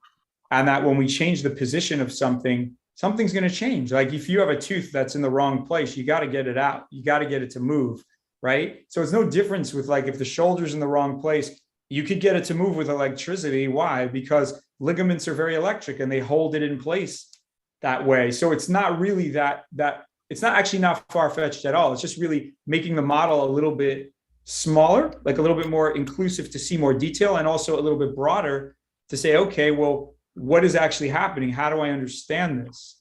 Well, that's how I would frame that. So you can kind of look at it and go, okay, even when we take a breath, we're actually breathing in minerals. It's not just air. So if you go and breathe in the woods versus by the ocean versus in the mountains, it's a totally different configuration. Your particles are totally different. So if we can pull a particle in through our nose and our breath and our skin, okay, then we certainly can repeat that process. Okay, because we have an electromagnetic field, so we can take our hands and our lungs and our skin that has charge to it. It has electrical charge, surface charge, and we can pull by breathing and draw something to us or push it away. And that be the basic of like, how do you magnetize something to yourself? Okay, which we are magnetic. We are electromagnetic. We're primarily water and minerals and electricity. So we're conductors. So I would say that's the first thing to understand, is that your conductivity is what's going to allow anything to happen for you. And that conductivity only works with the earth. If you're not conductive or working well with the earth, then you really won't have the strength that you want, because the strength comes from the earth's electrical field. It's not really just yours. You don't have a source without it. So how do you connect to the earth? Okay, let's do it. How much time do we have, by the way? What's our what? Like, how much time is you need to teach this? Okay. Yeah, I mean, let's do some stuff. So, okay, I'll take you through what I want to do is I want to take you through a very specific exercise on grounding, at least the way that I teach it, which has to do with grounding as much as possible in the body. Because what I've learned with seeing people heal and not heal is you could have one part that's not grounded and another part that is, and then the body won't change. So for example, if someone's very manic, okay, let's say they're really manic and they can't calm down. So you might ground their feet, but they might have a liver that's very imbalanced, or they may have a heart that's very hot, okay? It's running very hot and it won't ground. So if you can't get that current, let's just think of an electrical current, right? Like a note or a rhythm. So if you can't get that current in that part of the body, then that part's not going to change. So it's really about, we're going to work on getting this Earth's electrical field into many different parts of our body, okay? Then what I'm going to do is I'm going to show you how to open certain parts of the feet that are not working. And then we're going to do it again by opening the feet and the legs to see what's different for you when you do it both ways. So this way you can have kind of a baseline to see if you're blocked, how you're blocked, and then how to fix that. Okay, great. Let me see if there are any questions. No. All right, let's do it. So let's just start by clearing the mind. Okay, and I would say the best way to do that is to, first of all, feel your mind, make a connection to your mind wherever you feel it, so wherever that is, and find it, feel it, hold it like a ball. So grab a hold of your mind like it's a sphere that you would hold with your hands. And if it helps you, you could put your hands out in front of you as if you're holding a sphere as well with your hands, and do the same thing with your mental energy. And you want to slowly get to a point where you feel like you're at a still point, and that still point is going to deepen. So you're holding that still point just mentally now, and you're deepening that simply by holding it and being aware that there is depth, that you have layers of depth. And as you're doing this, you can start to feel or sense the power of the mind, which would be the electric or the magnetic aspect of it. That is not just your regular mind, it's the power. So I want you to connect to the feeling of power in the mind, which is not the surface thoughts, it's much deeper. And you're going to kind of hold that in a very happy, engaged way where you're grabbing a hold of it and being like, oh yeah, this is me. It's a part of me. It's a very strong part of you. And just hold on to that. And we're going to start breathing through the nose very slowly and out through the mouth. And we're doing this breath just to get in the body, to make sure you're not only in your mind.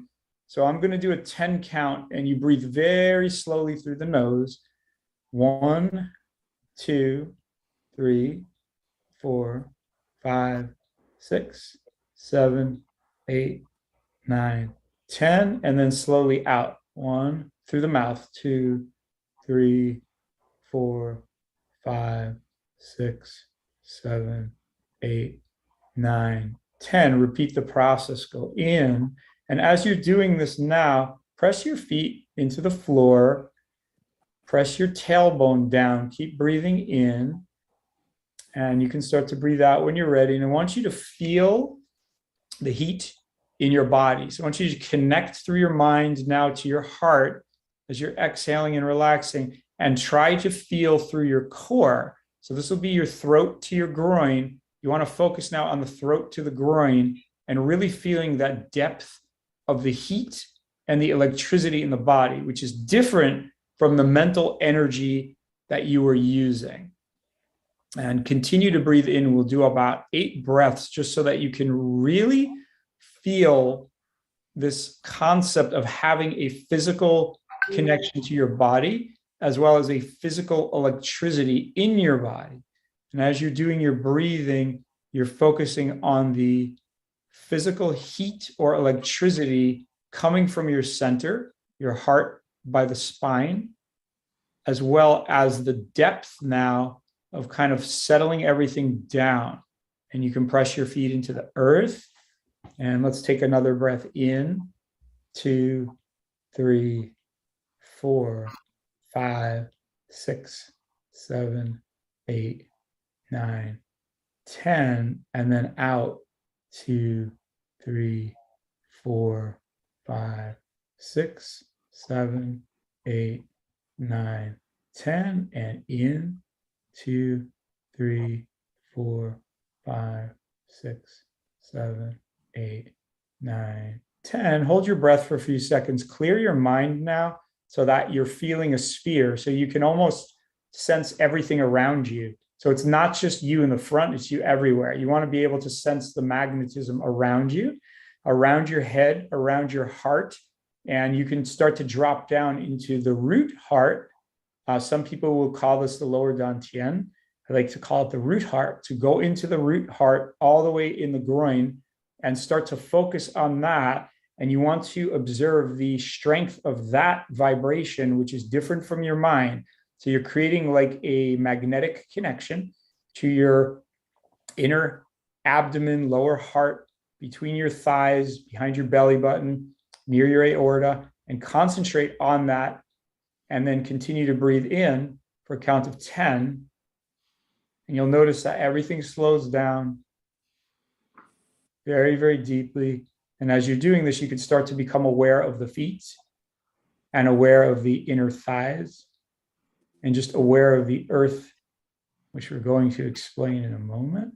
And just sit there now and just sit, do nothing, and just observe the change as you breathe naturally. And understand now that you've connected to your force, so your force through your heart and your chest and the energy there. So what I want you to do now is expand your electricity from your heart on the next breath. And you do that by focusing or concentrating or creating a little bit of tension. So as you exhale, squeeze the heart at the back of the spine and feel like you're expanding yourself. And you want to feel a sense of power or heat or maybe electricity as you're expanding and growing yourself deeply, and just feeling that sensation of expansion. And just hold that sensation of expansion and enjoy it. And just feel like you don't have to worry. This is your power. It's always there. It's never going to go anywhere except when you forget that it's there. It's always there. Okay, and then we're going to start approaching the earth now. And as you approach the earth, I want to start with the heels. I want you to focus this heart force down through your tailbone, press the heels into the earth. And what you're trying to get a hold of right now is the resonance of the earth coming through the heels. So you want to press until you feel feedback, which will come in the form of, it could be heat, it could be electricity, it could be tingling, could be just a sense of weightedness. But you want to hold the heels down until you actually feel there's a palpable sensation in the heel. And just notice that as you're doing that and you're breathing, there's a sense of change in your nervous system, so that once the heels touch the floor, the nervous system through the spine, the peripheral and the central will change their current. you want to just hold that connection and feel now there's heat, there's a charge. And as you press down now the insides of the feet, you're going to start to feel that changes as well. So every time you make contact with another part, observe how the body starts to shift in some form or another. And you're starting to ground yourself and also open these channels that have gotten you stuck in the past. And now they're going to open for you. And you're going to press the outsides of the feet now. And notice when you do that, that has a very different sensation as well. And you can pick your hands up as well in an earth pose, which is just very basic, pointing the fingers toward one another, like you're holding a mountain. So like you are a mountain, fingers pointing at each other. And you don't have to do that, but you can. And you can lift the hands up in front of your chest or in front of your heart. And as you do that now, surrender, go all the way down into the earth even further. And I want you to press the toes into the earth. And just notice that as the toes go down into the earth, that really can change the brain. It can change the rhythm in many parts of your body. And just breathe with that and just feel the entire foot now is getting electrified and how it takes you into a very deep, warm state. And just breathe in and out a few times and observe that or absorb that.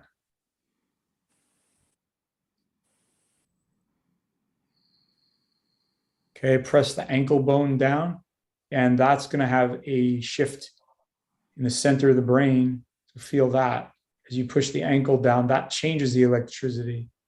And just observe that. And now you can also pull your kneecaps back.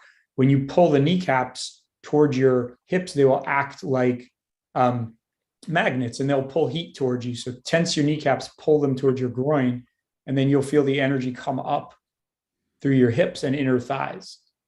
And you want to hold it or pull it in the root of your heart. So you want to pull your abdomen and belly button in a little bit, pull your eyes back, and then draw in through the kneecaps and raise the heat in your body.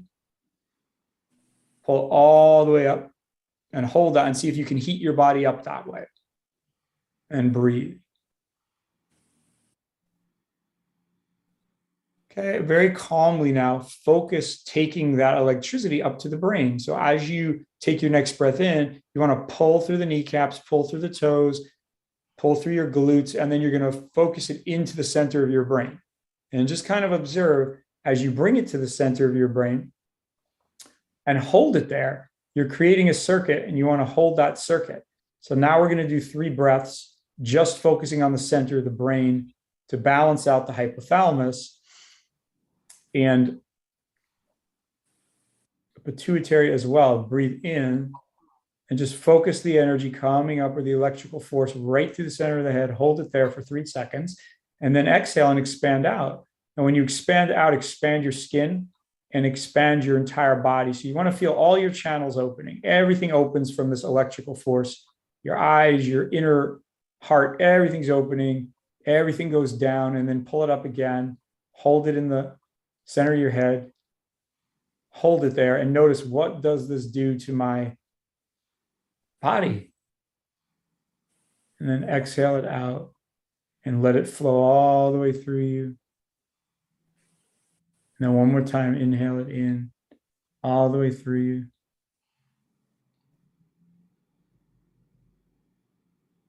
Just kind of sense that. And then very calmly, let's just play around with this a little bit. So now draw the breath in, pull it into your entire body, pull it all the way up, all the way up. So you want to feel like the entire body is electrified right now. All your bones, all your nerves, all your ligaments. It's literally heating you up. If you can hold it in, you squeeze your pelvis a little, squeeze your belly button, hold it in. And now very gently put it in your palms. You can lift your palms up like a sphere, hold it in your palms. Okay. And we're going to go to the throat first, which a lot of times there's, I'll call them winds or emotional blockages. Push your fingers towards your throat gently at the, where the clavicles meet, press in. And I want you to send the signal from the earth into your throat. And so electrify the throat, push it in, and have the intent now not just to ground it, but to put something new in there, new force, new electricity, new heat, and just notice how that opens your centers, how it's going to open your neck. It will open your brain. It will help your thyroid. Just kind of feel that a little bit. Just enjoy that giving or transferring of energy or electrical force. And then let's take that next breath and draw the electricity up from the earth, through your knees, through your hips, through the heart, in your spine, pull it, push it into your hands, and then bring it to your center. So you want to push on the sternum now, between the nipples on the center of the sternum, and push your fingers into the center of the sternum, and notice how that changes the nervous system quite intensely. And just press all the way until you feel it into the spine. And just ground the body. Now you can point your fingers at your spine through the front, and then send the energy down to your feet. You send the energy down to your feet and just kind of feel that flowing through you. Okay, very calmly put your hands on your liver and spleen. So you can put your right hand on your liver or cover that area of your rib cage, and then left hand on the spleen toward the back, and do the same thing. Just kind of press and hold and just send the current in, and notice how that calms the brain. Very, very deeply, and just hold that. And just breathe now, in and out.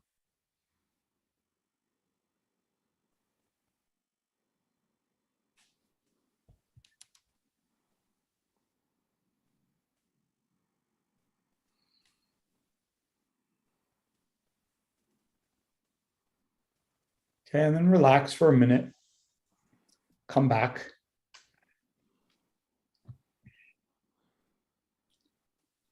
So how did you do with that? Wow, that was quite an experience. It was very, very good. Thank you. Sure. Now, if you take, we have a few minutes, so I'll show you something with your feet that's really interesting.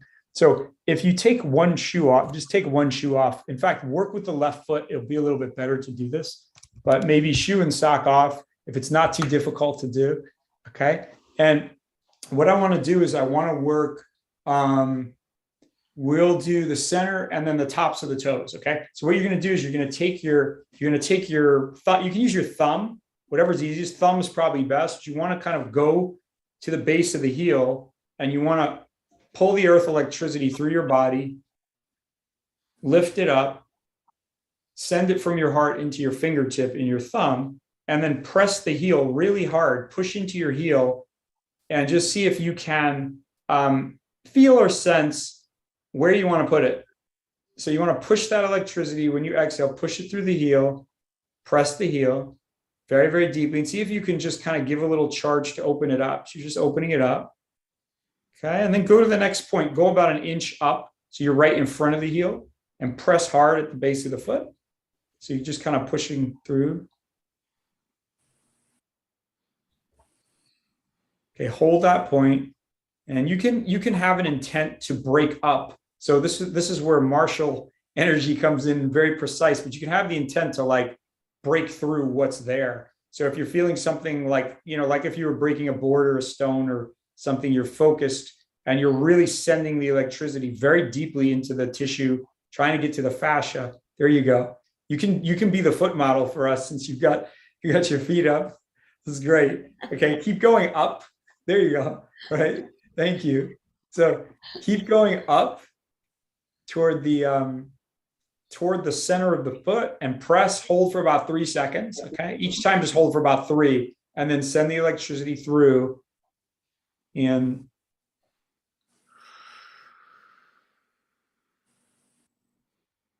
the feet are awesome. We'll talk about that another time, but can't really heal the body without the feet. So it's a huge part, because if the feet don't have the healing circuit, meaning if it doesn't have the code in it, the body's not going to listen, because the feet are getting the electricity from the earth. So the body won't code without the feet. In other words, if you have it in your brain, but it can't get down to your feet, there's no way for the body to accept it in time space, because the body sees itself on the earth in time space. It has to have some kind of a reference point. So the feet know, based on the water and the nerves, what's going on in the rest of the body. So if the feet can't hold the signal or the healing, the body's going to reject it. So that's why you work with the feet. So how do you work with the feet other than You're doing it right now? So you're doing it right now. You get them open. You try to break open some of the channels and get them to flow properly is one way to do it.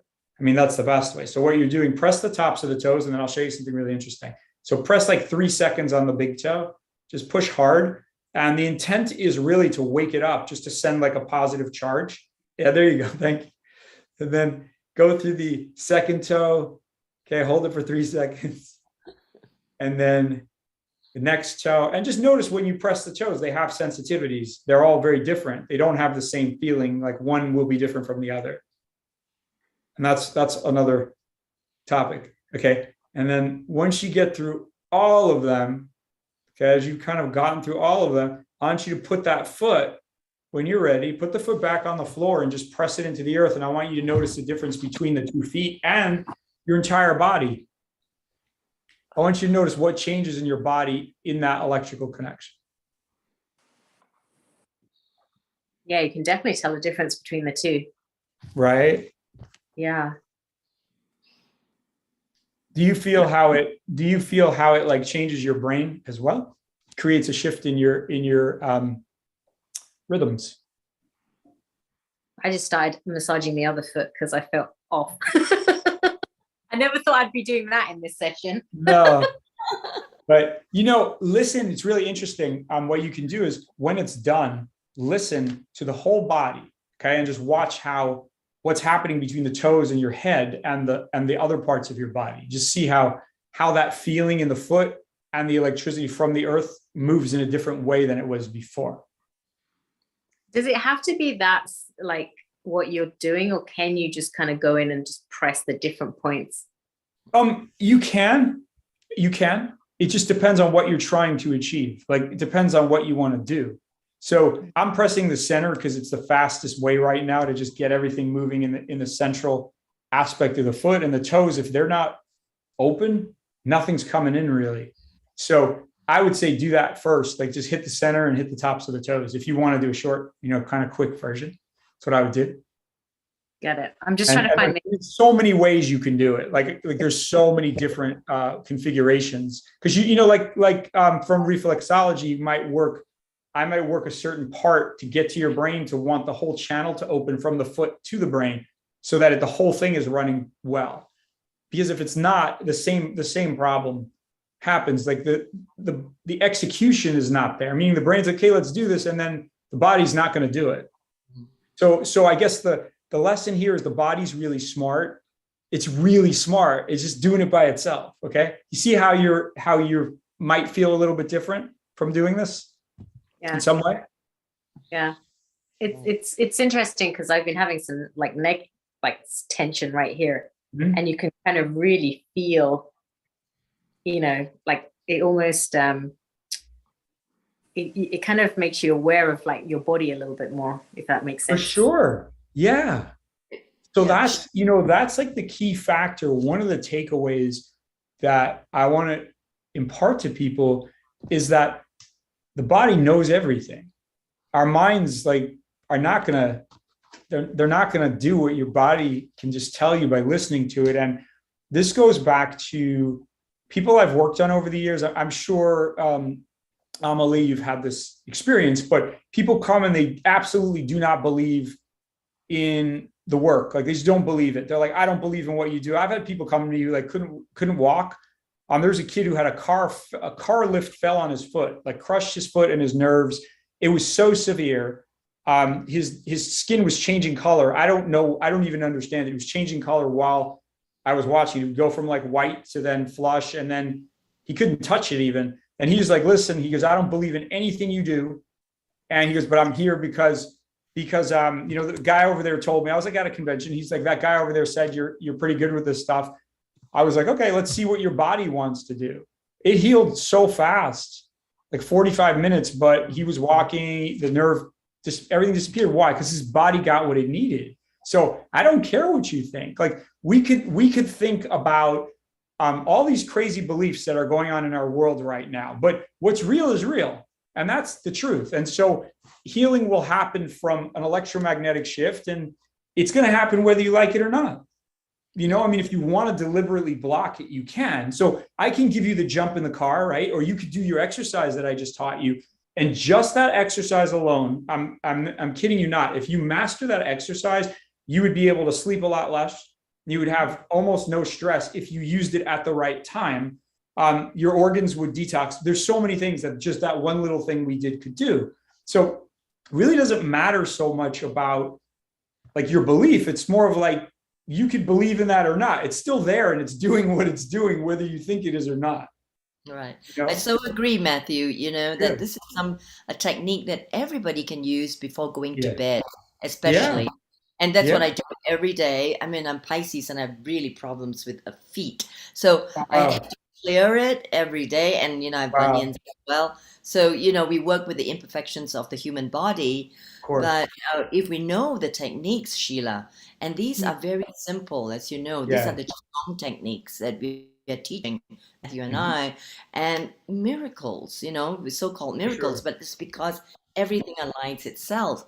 And the feet, just to add on, Matthew, is that people always ask me, my clients ask, but I'm doing my feet. How come I feel better? Like Sheila, you felt your attention there in your shoulder when you were doing your feet. That's because when we were a little bit forming in the uterus, in the womb, if you notice, we were actually forming curve, right, in a fetal Right. position. Right. And there was the umbilical cord. I'll slow down. It's like the umbilical cord attaching to the navel, which is, as Matthew says, the root heart, and we call it the lower dantian in Qigong. And that connected with that primordial energy, that DNA that comes through the parents and the ancestors. So it was forming as our soul energy, as we are forming into a physical being in the womb, right? In the uterus. So as that was forming, one of the first things that formed cellularly is the heart, the beating of the heart, right? When the ovum and the sperm come together, the beating of the heart first, then the other organs start to form. Now, listen to this, that it's this one of these miracles, right, of life, is that as they're forming, the organs are forming, right? The liver, the gallbladder, the lungs, intestines. So the formation in the womb is this. The feet are all the way up, and the spiral of energy that comes through that forms the same heart and lungs and large intestines is reflected, Yeah. There you corresponding go. in the feet. Yeah. Yeah. So that's how food reflexology works. Yeah. And so Yeah. if you work with this is the kidney point, and if you work here the stomach, and then here would be like the lower intestines. So that, and here more the eyes and the head. If you have a headache, this is a good place to massage. So that's how I explain it to people why food reflexology works. How to get to the Yeah, that's organ. a great explanation. Yeah. Yeah, because you see a lot of the times you see that foot with all the lungs, and they're like, "What is happening here?" So it kind of that's a pretty good explanation.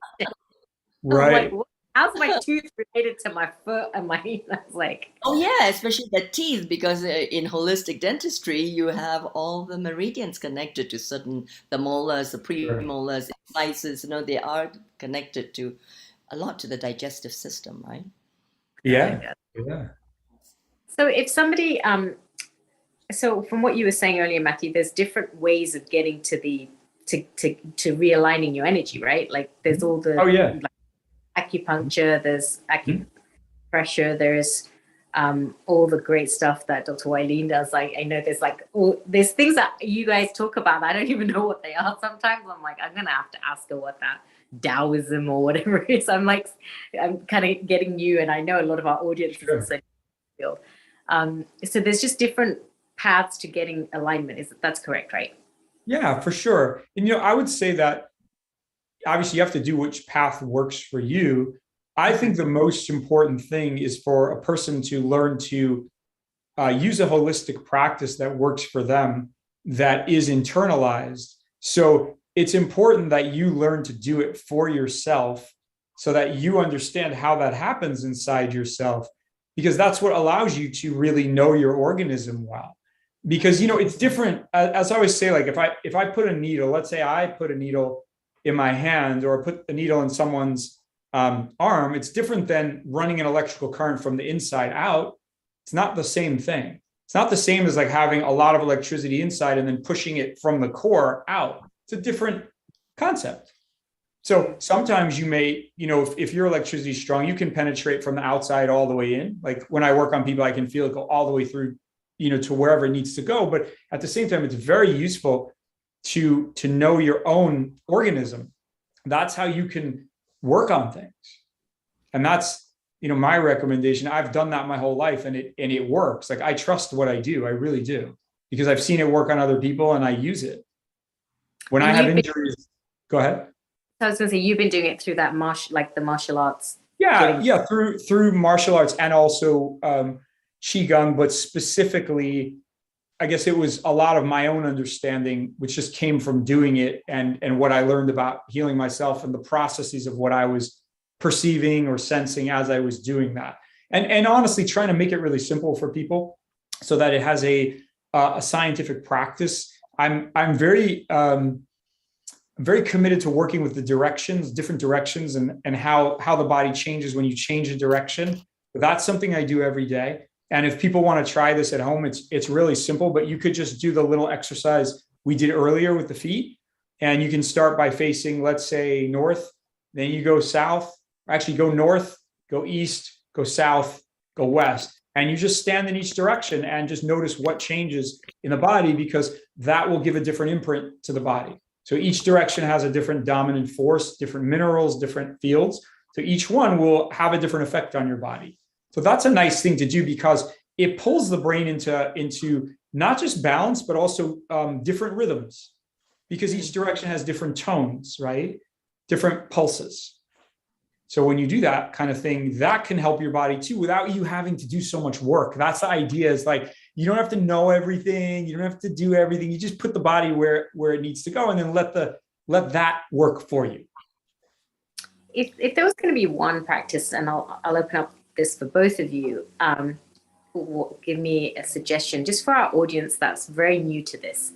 Okay. Including, what would be that one practice that you would have that would give us the most impact, just to start off with? Doctor, would you like to go first, Doctor? Yeah, what do you have? Well, that was directed at you, but just exercise. Both of us. So that was the exercise that you did was just so based on the ancient wisdom of Qigong, isn't it? It's sure. 2pm, yeah.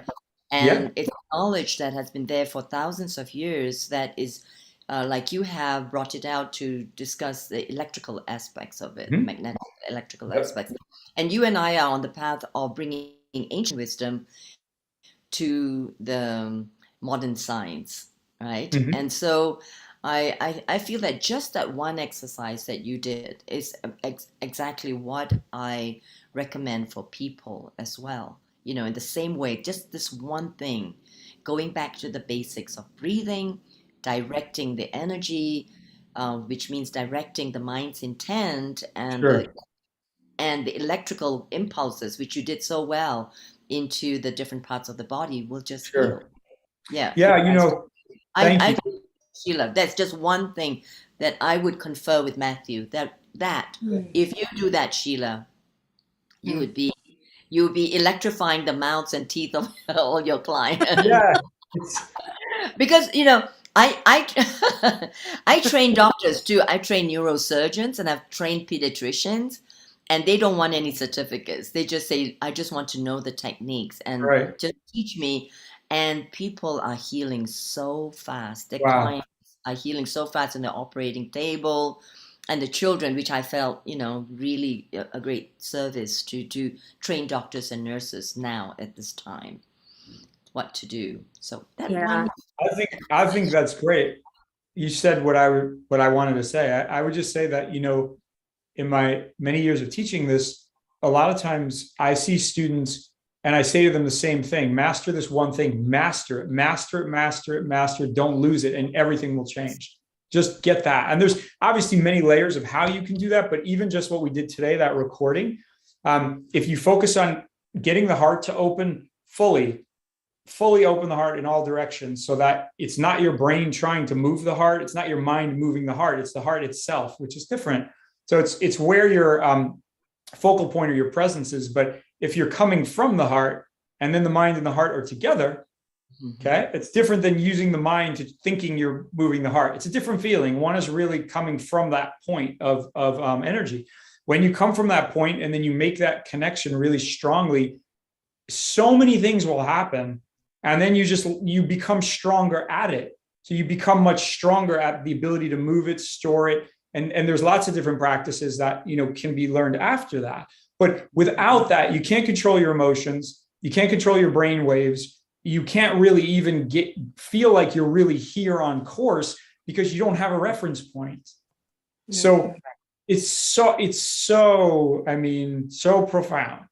Yes, it is. And then, also taking it down to the root and to the sexual organs, that area really grounds it. And I feel metaphysically and translated into physical is that we are able to act on what comes through the inspiration and the breath, the inspiration as well, because we pray for guidance, and when we get the guidance, we don't trust it, right? And we have to be in a certain place, and they're like, am I supposed to do this and that?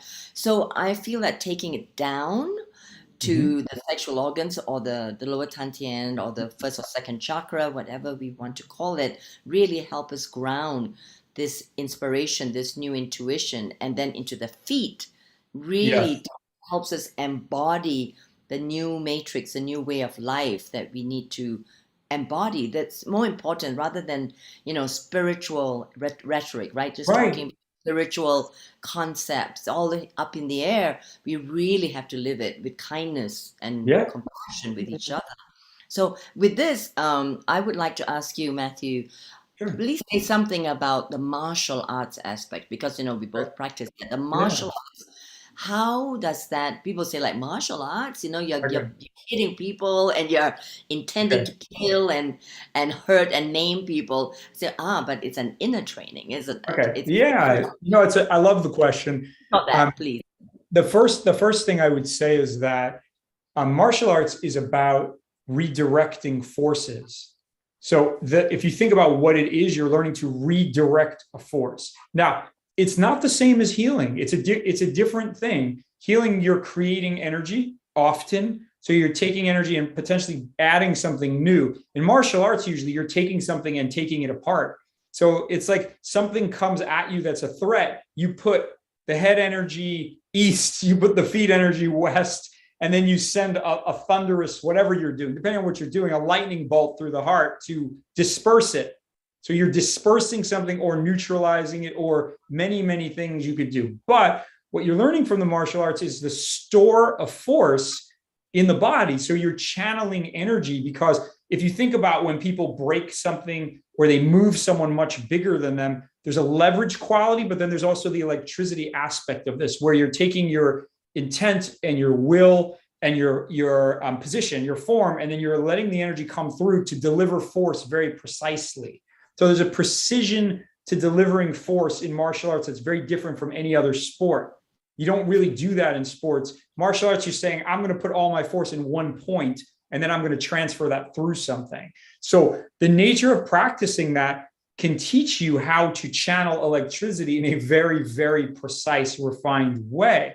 Now, if you take that and you realize that we are filled with inner battles, all of our addictions, our injuries are battles. So for example, let's say even your neck and shoulder, it's a battle between your muscles and your hips at this moment in time. So if you understand how force moves, where to put the force, because you're listening and the force is strong enough, it's going to change what's going on in the situation. So that's where martial arts come in. Now, you can go through all the different types of movements because there's so many angles, positions, intentions. And when you start adding intentions, for example, someone could have, let's say, let me think of a condition that would be very good to explain.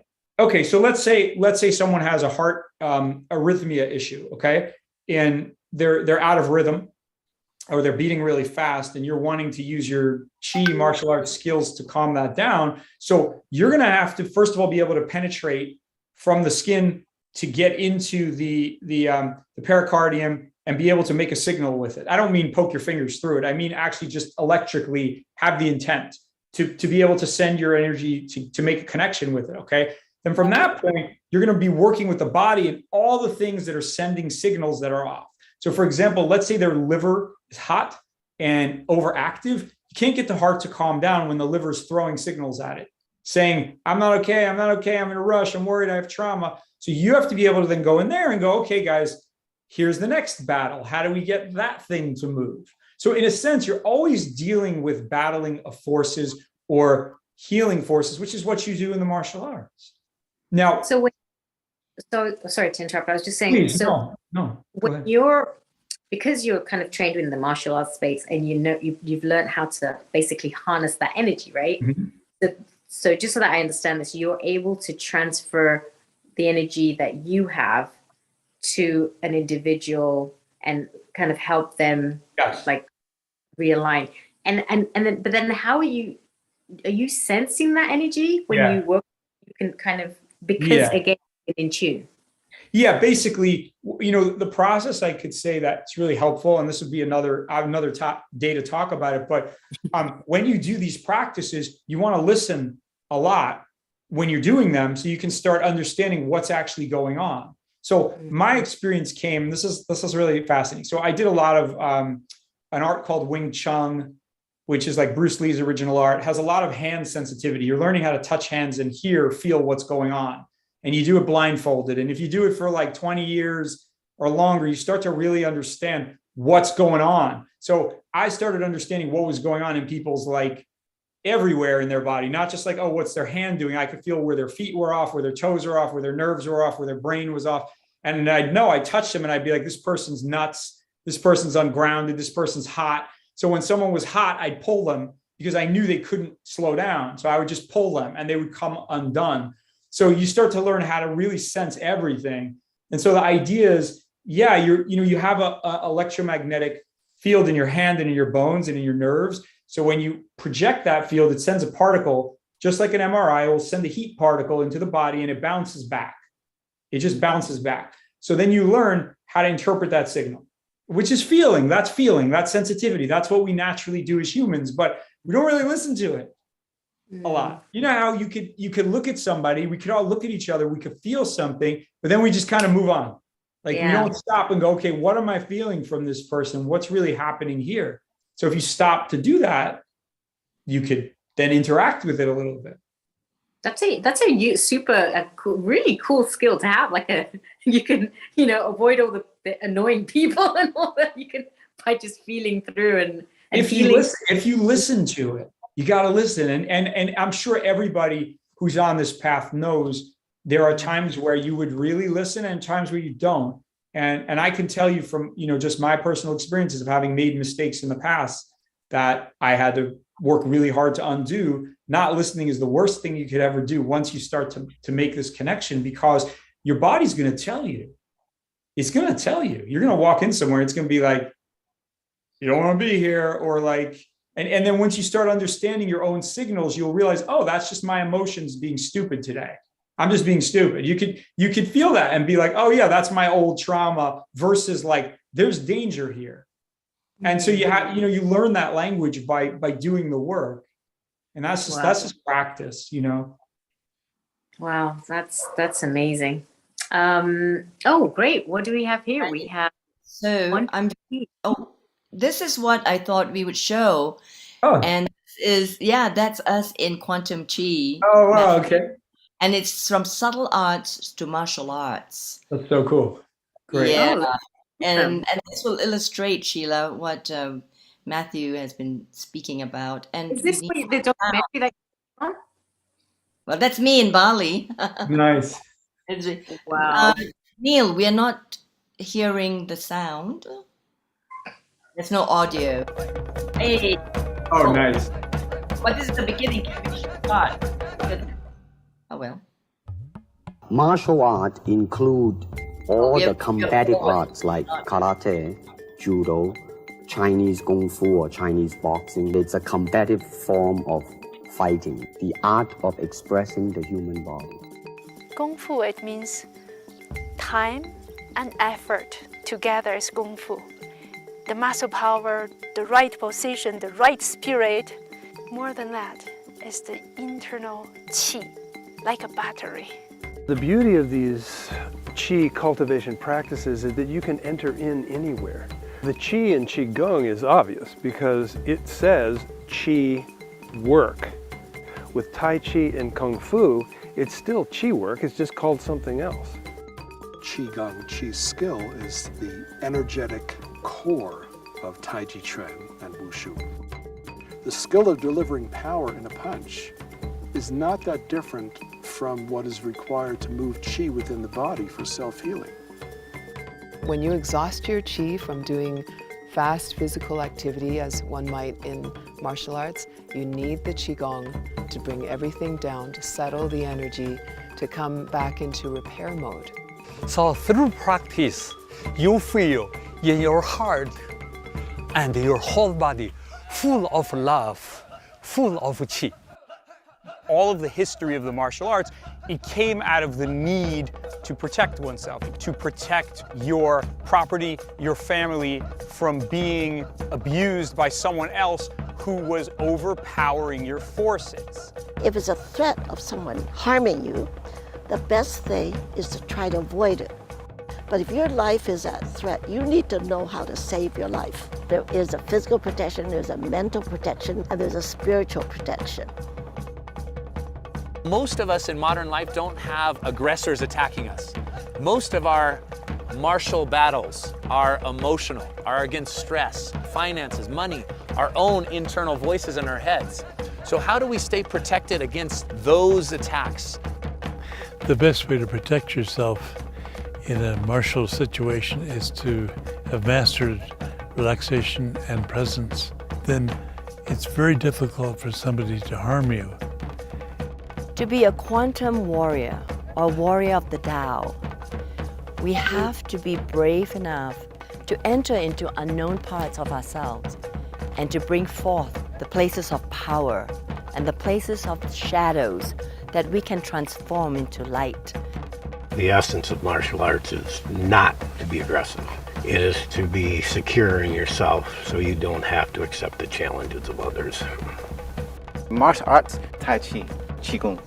When you start dealing with energy, you want to know, oh, can I hurt somebody? When you expand and grow in love, can I help somebody? Can I heal somebody?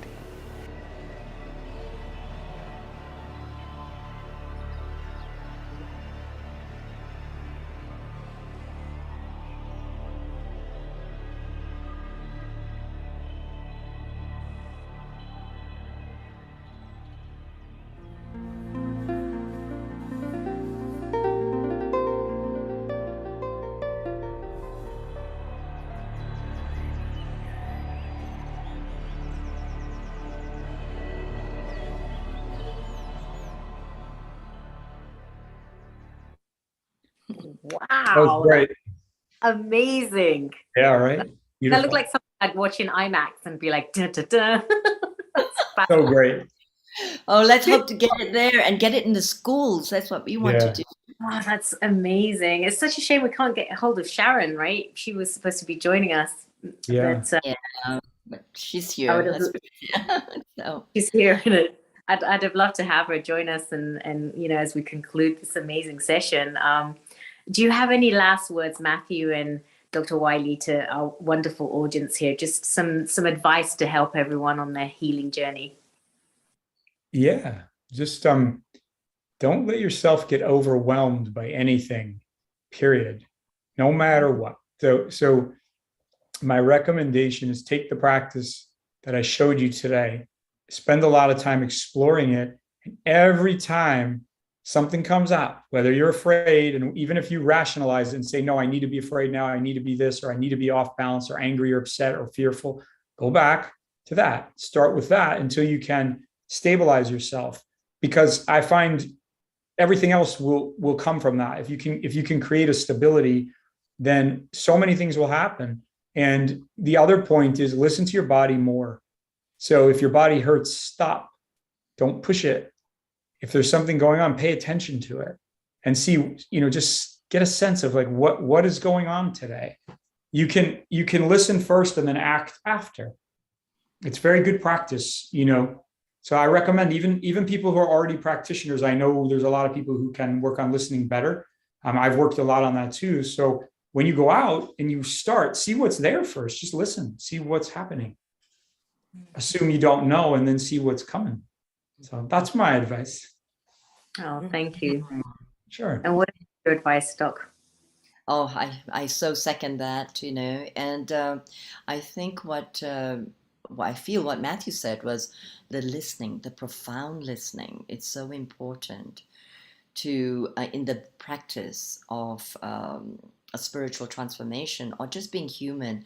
It's listening to the breath, first of all, and the breath will tell you where you are, whether it's short or caught up and long, and just going back to that, slowing down the 8 counts or the 10 counts, and really taking it through the body. This is based on the ancient wisdom of Qigong, but it doesn't have to be complicated. Just keep things simple, as they say. KISS, keep it simple, sweetheart, right? And Right. then bring it down, down, down, down, down, and really listen into the self. And I know that we are compelled to just act on a lot of external forces, right? And people telling us what to do, what to eat, how to take care of ourselves, medically as well. And we just have to come back and discern for ourselves and feel that energy that arises from our own spirit, our own soul connection, and what is the wisdom. If the wisdom is guiding you one way, we do it, right? And we take responsibility.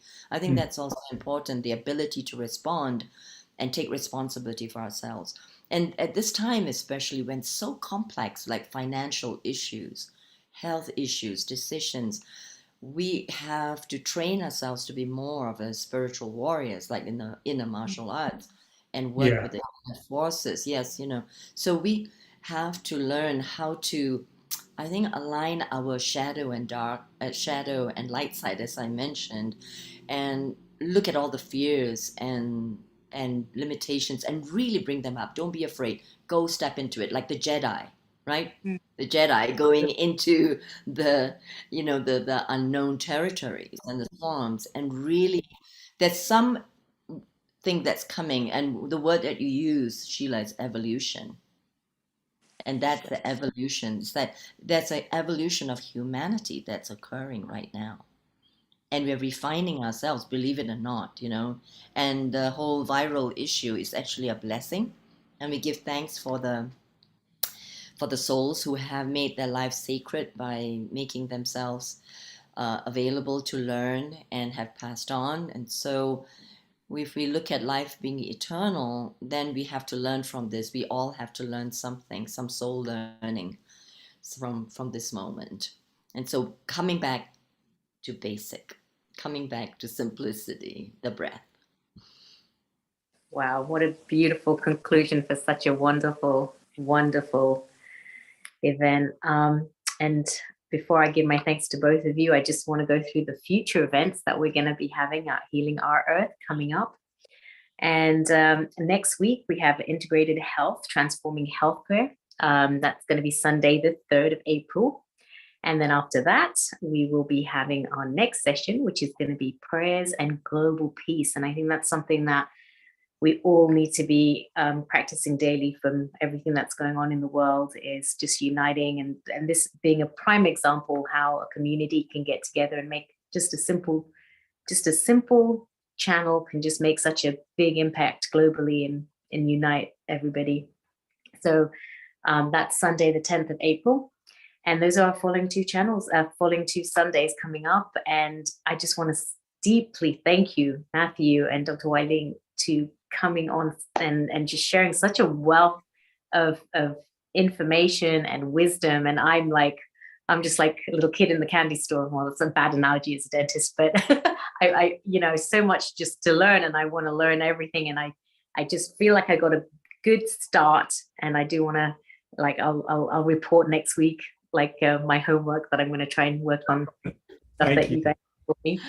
And I know we're going to have that. We always have our beautiful. I mean, today when you told me you were 65, I'm still in shock. I just want to let you know.